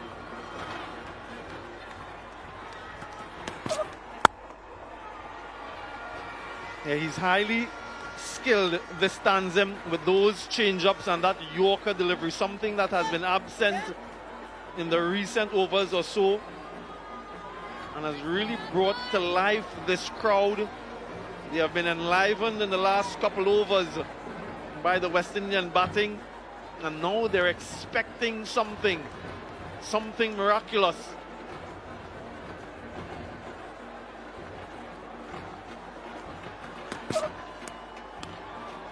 Look at that, Arthur. That's what you want to see more often.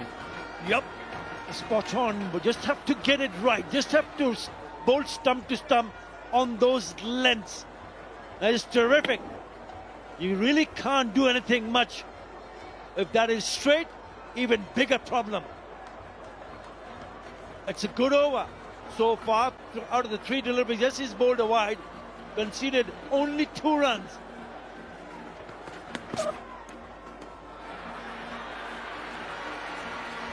Yeah, that one I'm in agreement with, just outside the wide line.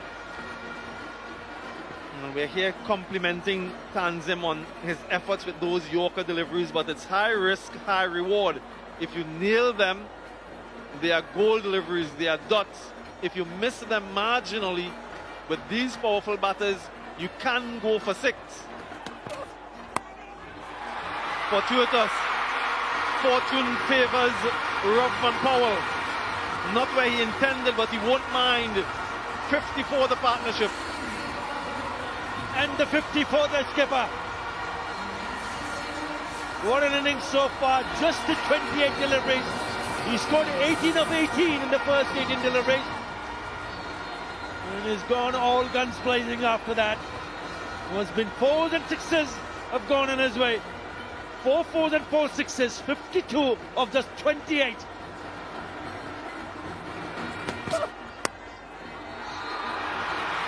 For again, they're hemorrhaging boundaries. It's absolute carnage here now at Arnos Vale.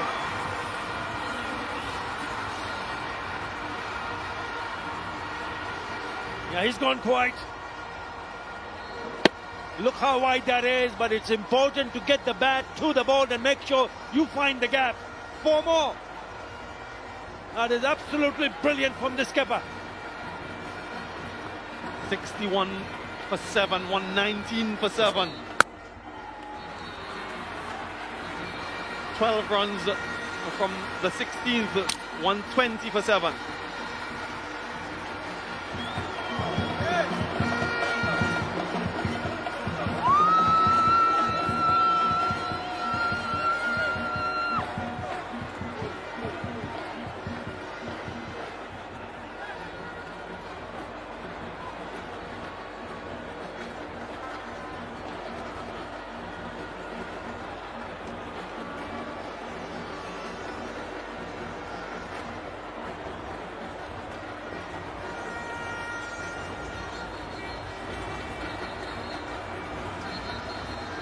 .28 to get from 24 deliveries. The West Indies only have 3 more wickets.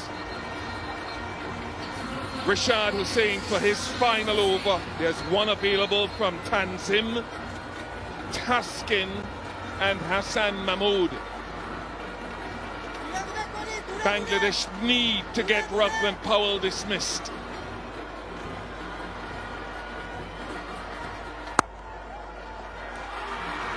Carlos Brathwaite alongside me, the West Indies captain, their leading run scorer in T20 internationals this year.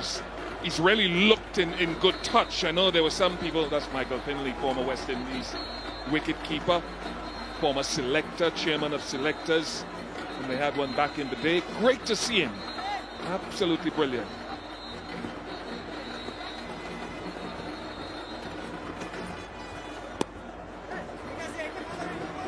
Always good to see the legends in the house.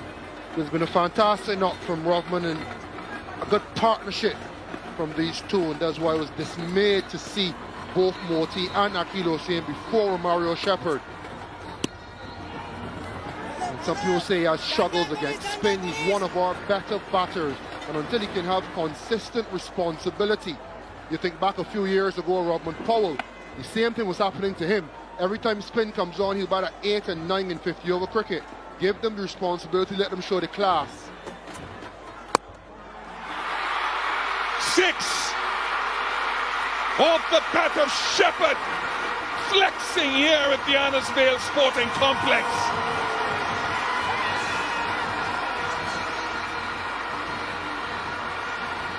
.500 runs in T20 internationals for Romario. Class is class. Pace or spin. The Mario Shepherd is an out-and-out batter in my eyes, with loads of power to boot. And this is the entertainment and the excitement that Romario Shepherd brings.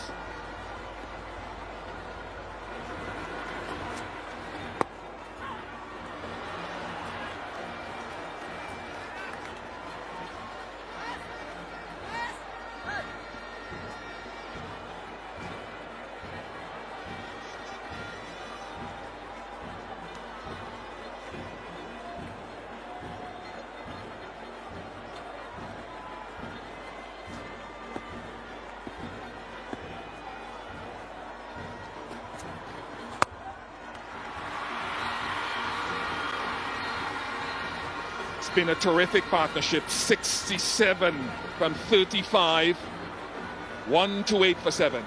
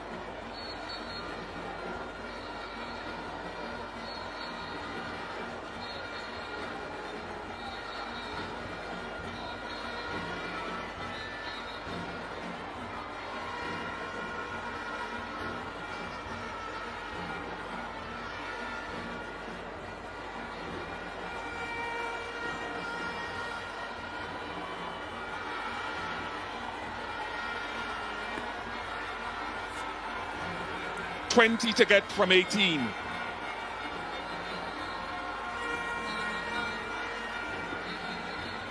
Taskin Ahmed back there in search of a wicket to slow process.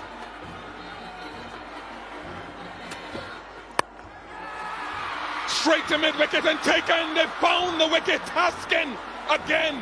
He nailed it, but straight to Rashad Hussain.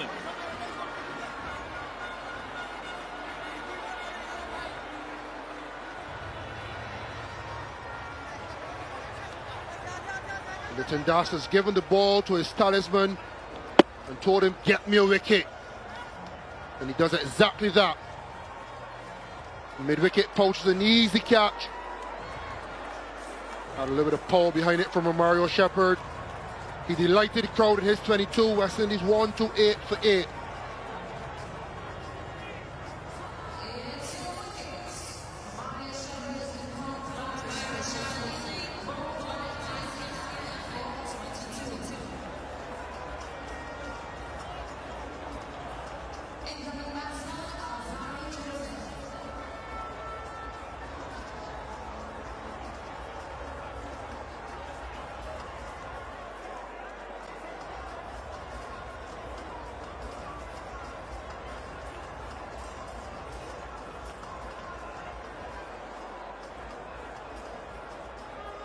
Alzari Joseph joins Captain Ruffman Powell. 20 to get off 17. This crowd has come to life, Carlos, in the last 25 minutes or so. Will wickets be the difference?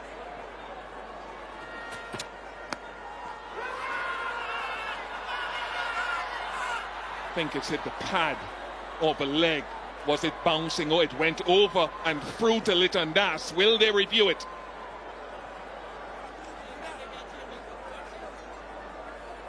I think Lytton is convinced that it was high.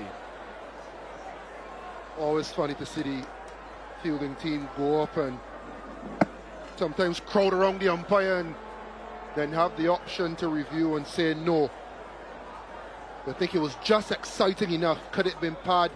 Is it LBW? Was it back? The catch was taken. Just keeping them interested enough. This should tell the tale from Hawk. No ultra edge. And Alzari Joseph was a tall man hitting top of the pad. Much ado about nothing. More than anything, 3 dot balls. The wicket of Shepherd and 3 dot balls. So what started off as just a little bit more than a runner ball required is now gone to 8 and over.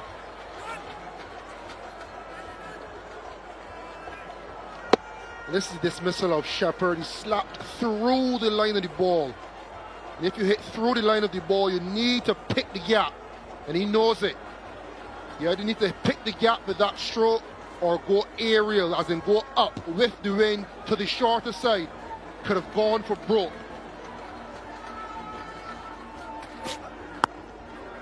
Another dot. 4 dot balls. Ruffman Powell can't get back on strike.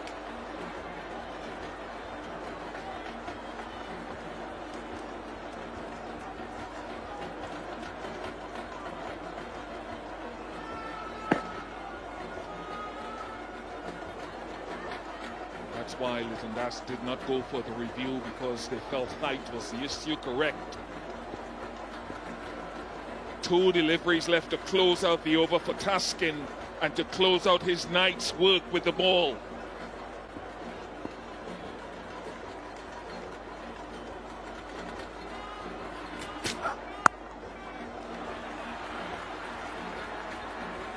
Robman Powell on strike for the last delivery. 19 to get from 13. I'd love to see Litton Das get that mid-wicket in. Fine leg back, mid-wicket in. Keep Alzarri Joseph on strike. If Robman Powell gets on strike by again a single off this last ball, the game could be finished in the next over. This is an attacking play, getting that man in, trying to save a single, but he doesn't. Fine leg is in, mid-wicket is back.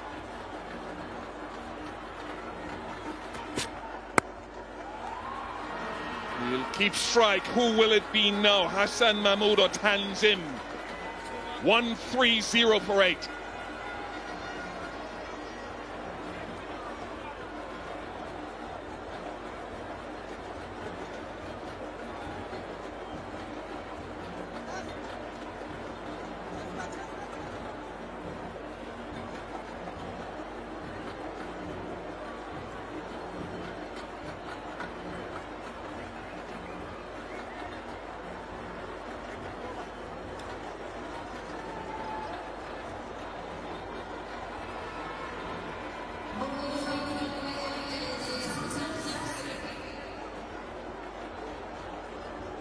At 61 for 7.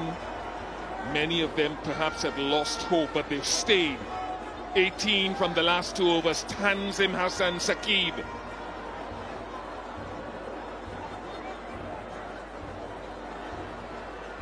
Nine and over required.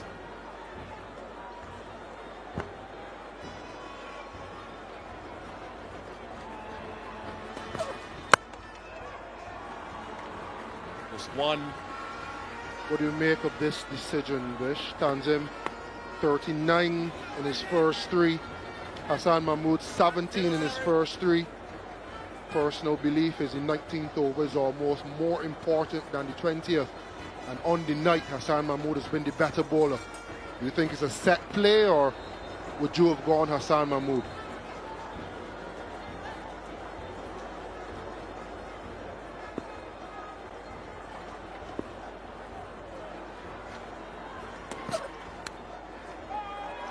Will be a valuable 4 runs. Not where he intended. 13 to get off 10. What a clincher. This could be.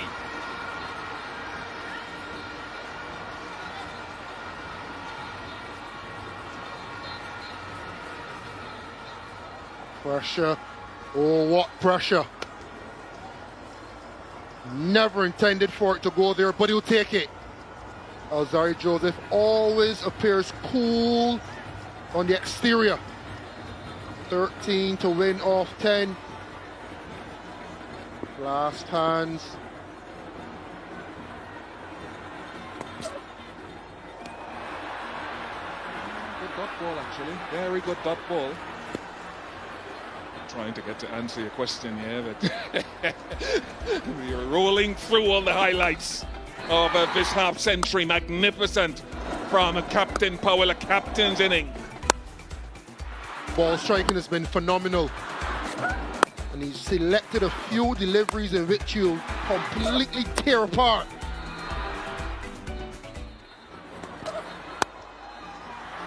That is a top shot for a couple.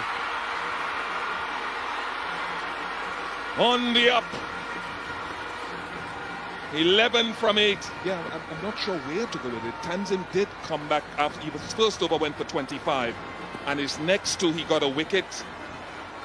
I think about 12 runs. How much do they trust him?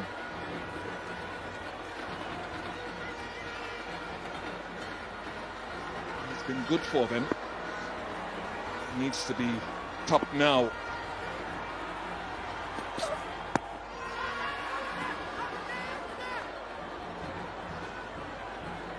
Important dot. Litton says it was sliding down.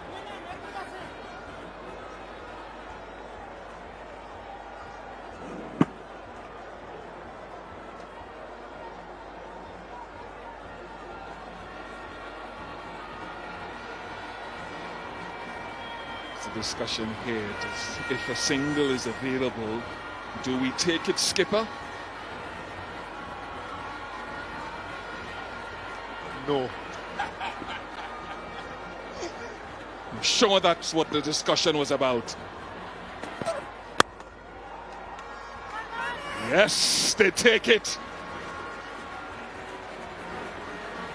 Well, Sammy's not happy, neither is Reefer. 1-3-8 for 8.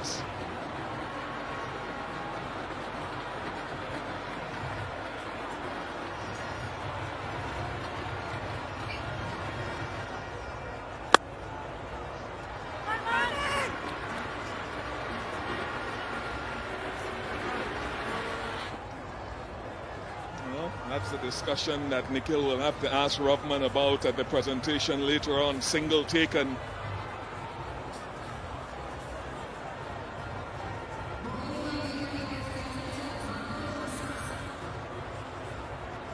Nine for a super over, 10 for a win, or 2 wickets. Defend the 6 deliveries. What a game, what a partnership it was between Shepherd and Powell. Who wants to be Obed McCoy sitting in the dugout? Hassan Mahmood.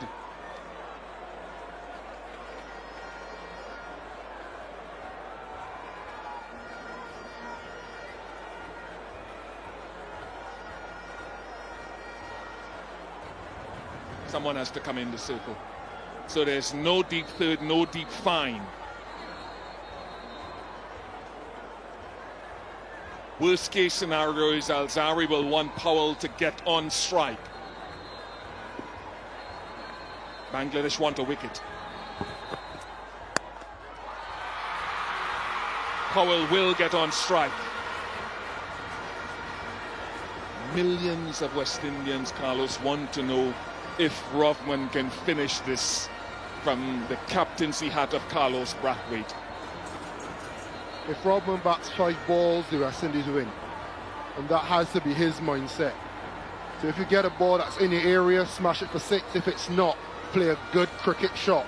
Because it's essentially 2 strikes away. And Rodman has to back himself off the basis of what he's done tonight, off the basis of what we know he can do, and his skill set, that he can get 2 boundaries in 5 balls off any ball in the world. If he gets a single, if a single is on offer here, does he take it or not?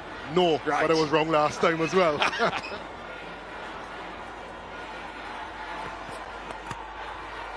Dot ball, excellent. Excellent from Hassan Mahmood.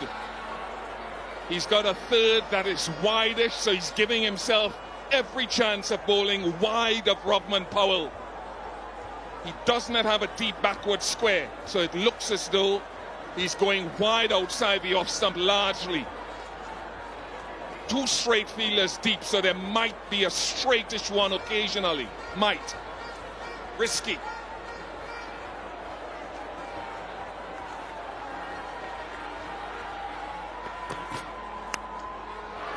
He's got him. The wide line has worked. Rovman Powell's gone. Hassan Mahmood has his man to deathly silence here at Arnosvale. That is skill of the highest order. The ball before going over the blue line, the wide line. This one just outside, but drawing Captain Rovman Powell into the stroke. The elation on his face. He knows the job is not done. But my, this is 3/4 of it. Getting the wicket of Rovman Powell and Obed McCoy. Last man in, hometown hero. Cricket always throws up a script. Listen to that applause. Listen to that serenade. This is a peek at the script.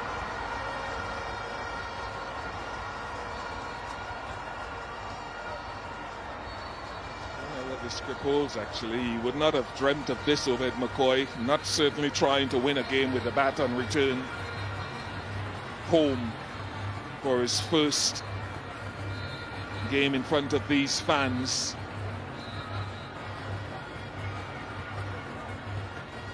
.67 from 38, that partnership between Powell and Shepherd.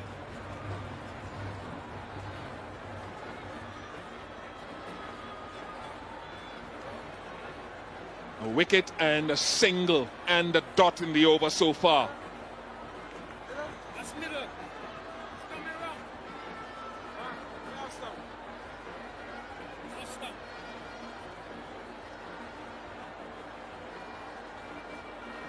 Need to get someone else up in the circle.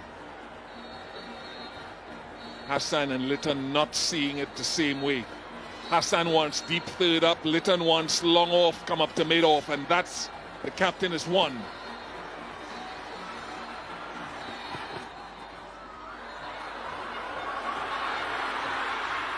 Obed McCoy missed that by a country mile.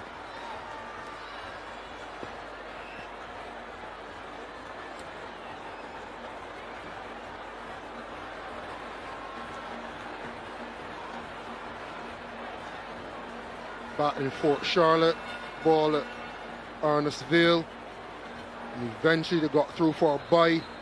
This is a good result for the West Indies. I think the West Indies would bat Alzarri Joseph to get 8 off 2 more than they would Obed McCoy. But Hassan Mahmood has been brilliant in this over, and he'd feel as though he's one good delivery away. If he can nail a wide line Yorker the way he did to Rodman Powell, the game is over. And he's got that wide line field.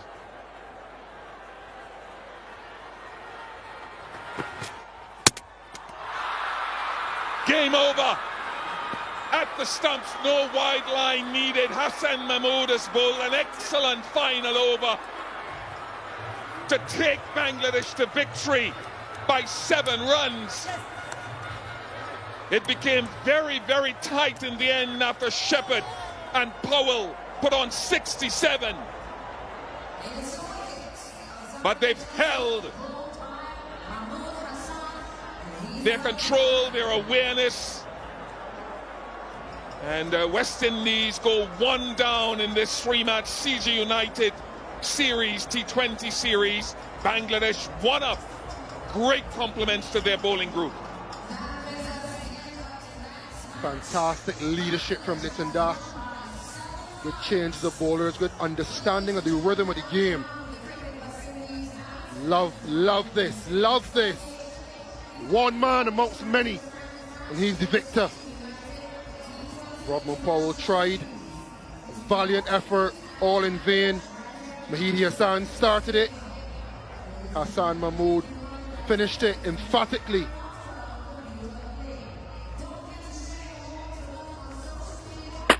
Nick Bakker, top of middle. Thank you, game done. Disbelief in the crowd. Disappointment on the face of Rodman Powell. But a much deserved victory. From a precarious position with the bat, not the best of starts.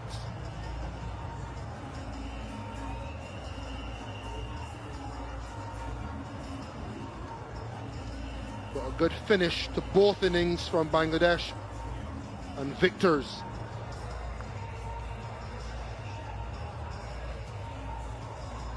And once again, the team batting first here at Arnestville Sporting Complex has won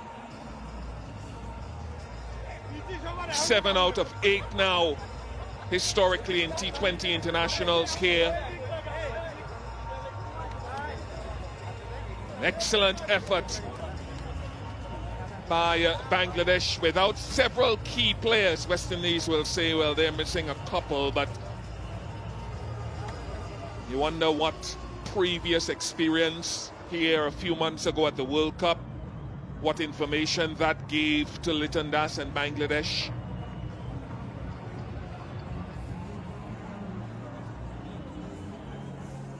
Very well done. Very well done to go one up. Well done from Taskin. 20 from Charles. But the West Indies losing wickets in the power play again. 3 wickets. Puran went for 162 from Rovman Powell and 22 from Romario Shepherd. The lead men in the run chase, which faltered and failed by 7 runs. Fantastic start from Mahidi. Control, penetration, 4 for 13, the pick of the bowlers, and Hassan Mahmood finishing the game. Excellent performance from Bangladesh with the ball.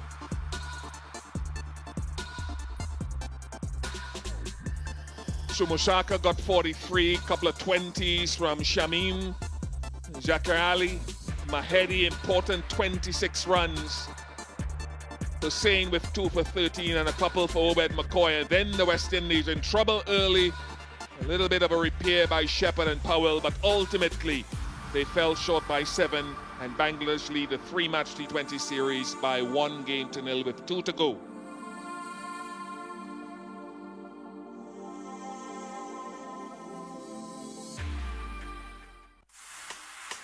CG United moment of the match. Awarded to Rovman Powell for his excellent catch, his awareness, his athleticism to get rid of Zakir Ali. It has become almost a formality to be able to do it in the modern game. Yep. Rovman Powell.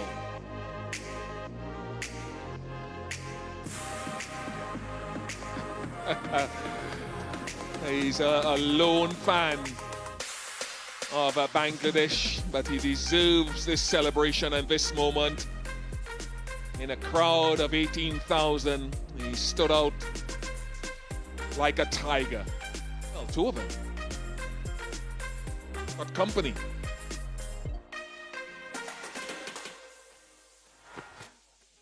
The final moment administered by Hassan Mahmood. He didn't go wide, he went straight to roars and cheers and disbelief. We'll take a short break. When we come back, we'll hear from the captains.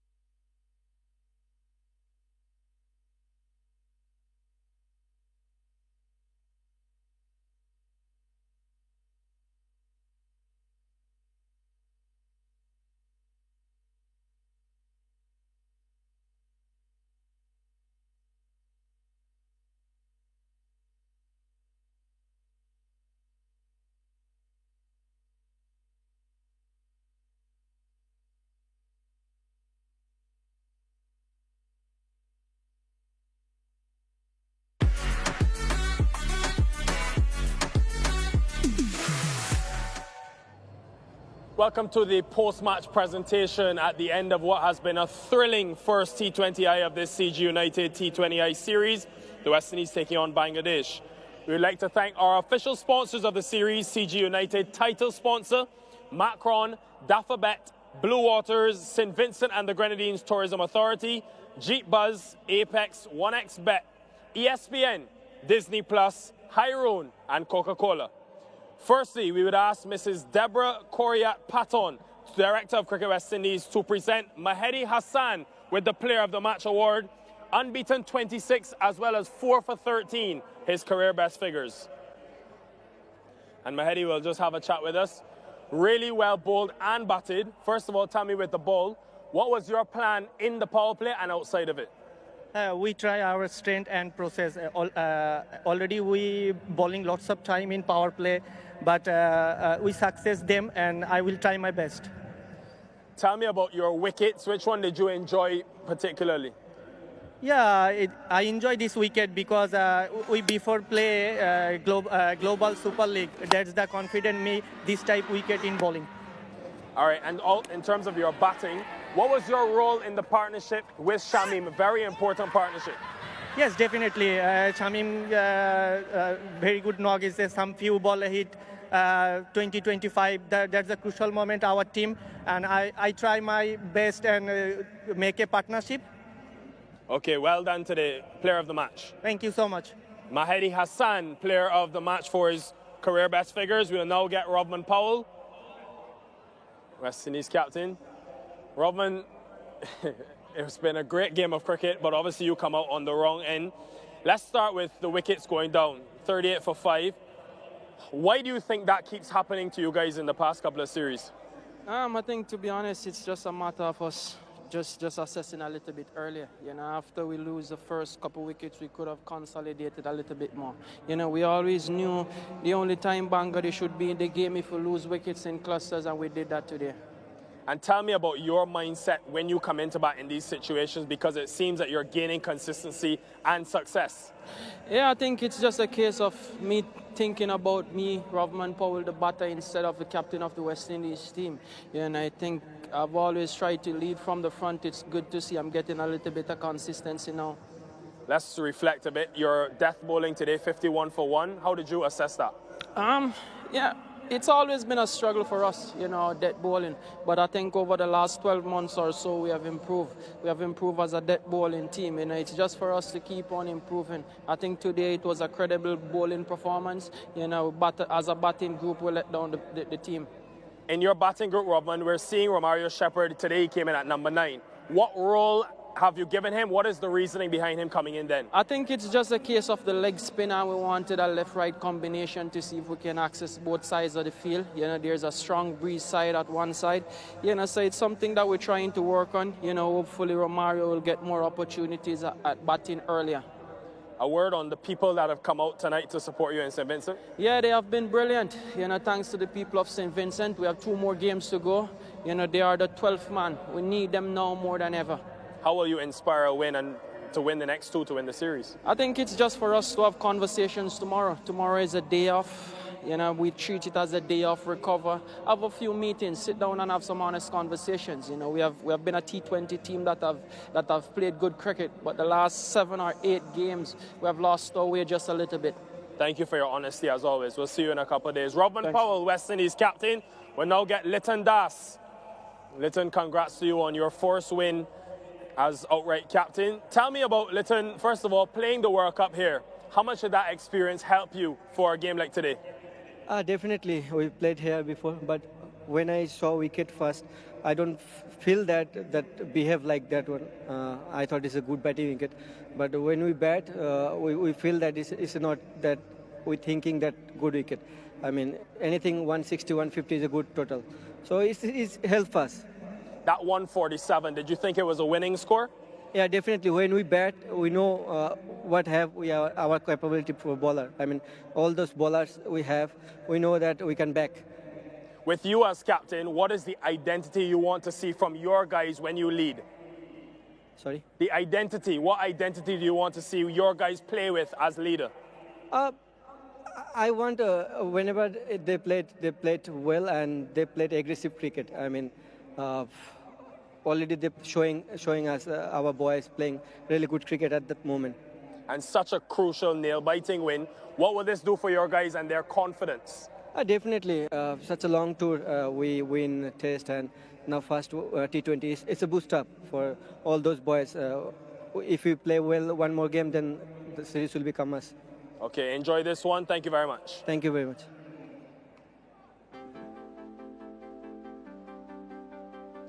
Test series shared one apiece, if you can remember that far back, and then the West Indies clean sweeping the CG United ODI series. But the first game in the CG United T20 series goes to Bangladesh by 7 runs here at Arnesvale in St. Vincent, with the promise of 2 more to come, weather permitting, on Tuesday and Thursday at the same venue. We take a short break, don't go away. We will have some analysis, and we know you want to get into this in a moment or two.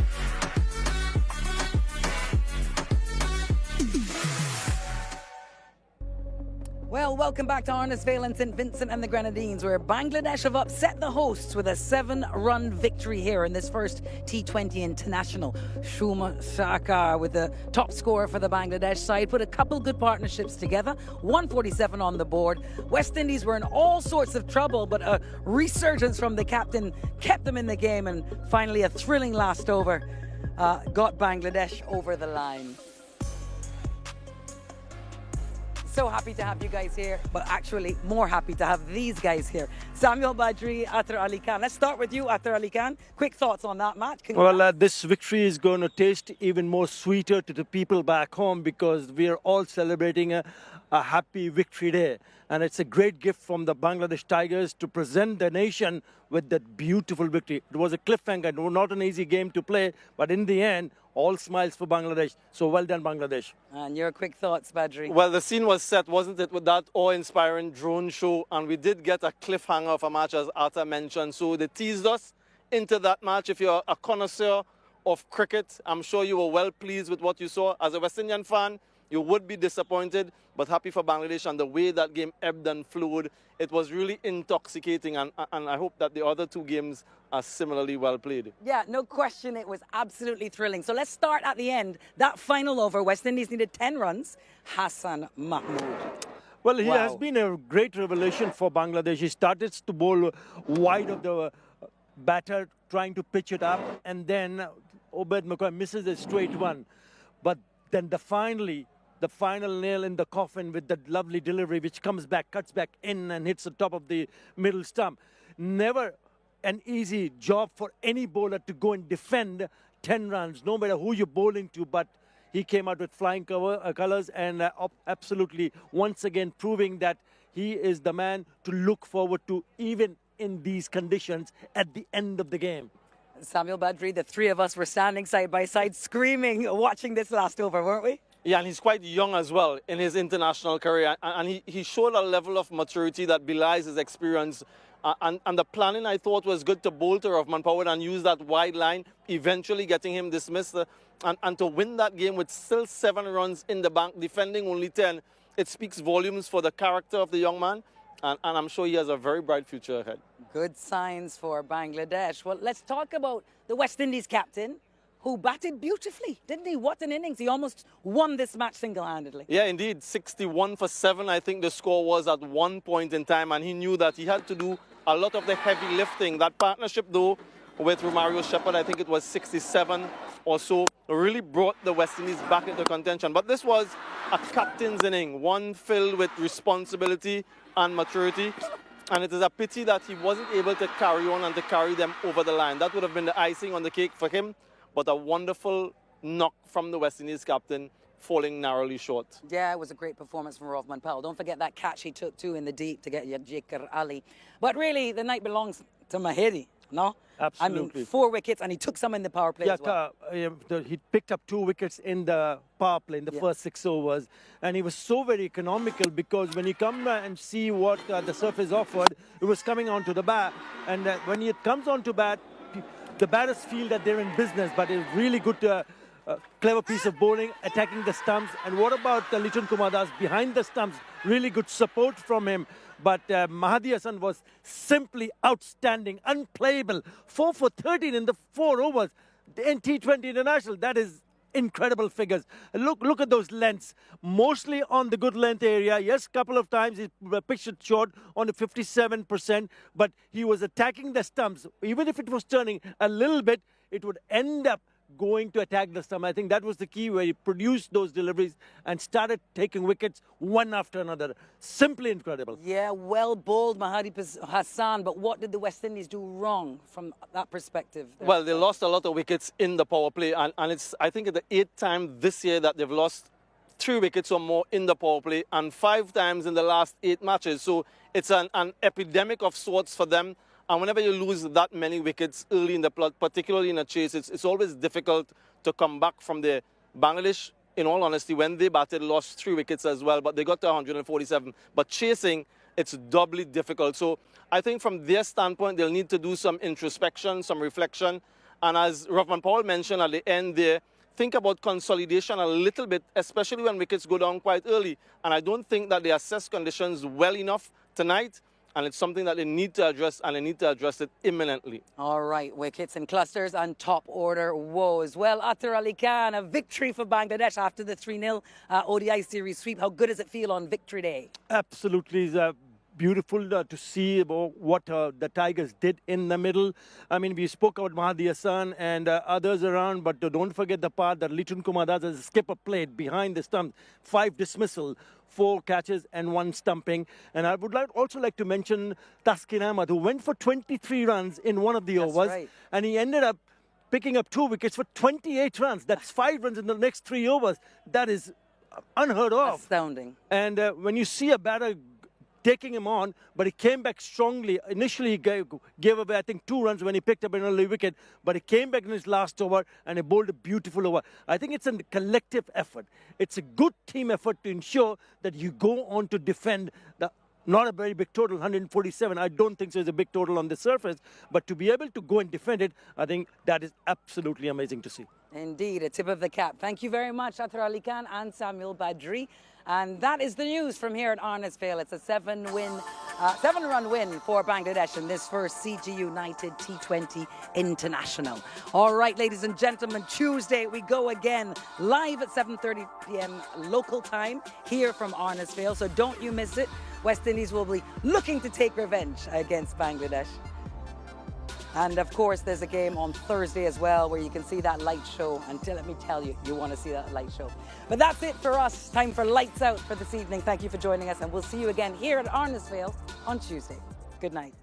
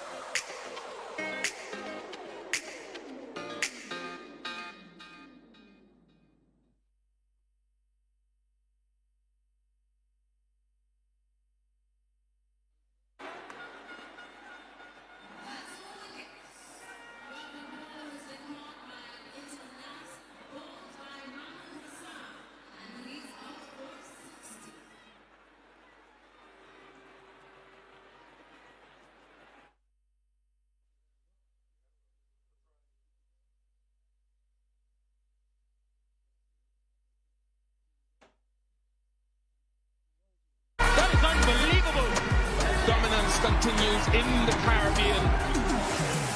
Welcome to the highlights of the first CG United T20 International. West Indies, Bangladesh. Akil Hussain struck a couple of times, removing Litan Das, Tanzid Hassan and Afif Hussain in quick time. But a partnership between Shumushaka and Jakir Ali restored the balance of power. 57 between them. With Shumushaka looking in really good touch. Jakir Ali has looked good all through this tour of the Caribbean, showing his leg side prowess. Robert McCoy got the wicket of Shumushaka. But Mahedi and Shamim continue to bludgeon it to all parts in closing out the innings, quite impressively as well. Giving Bangladesh 147. Brandon King fell early. Puran fell early. And Johnson Charles, West Indies 3 down in the power play. Add Fletcher to that mix, and the West Indies were in a bag of trouble. But then Rothman Powell, the captain, started leading from the front in an impressive partnership with Romario Shepherd. Partnership that had Bangladesh feeling very, very nervous as the 2 big hitters plundered it to all parts. Half-century partnership that proved of great value and gave a lot of hope to the crowd at Arnes Vale until Hassan Mahmood, with 10 needed off the last over, got rid of Powell and Alzari Joseph, and a win for Bangladesh by 7 wickets in the first T20 International.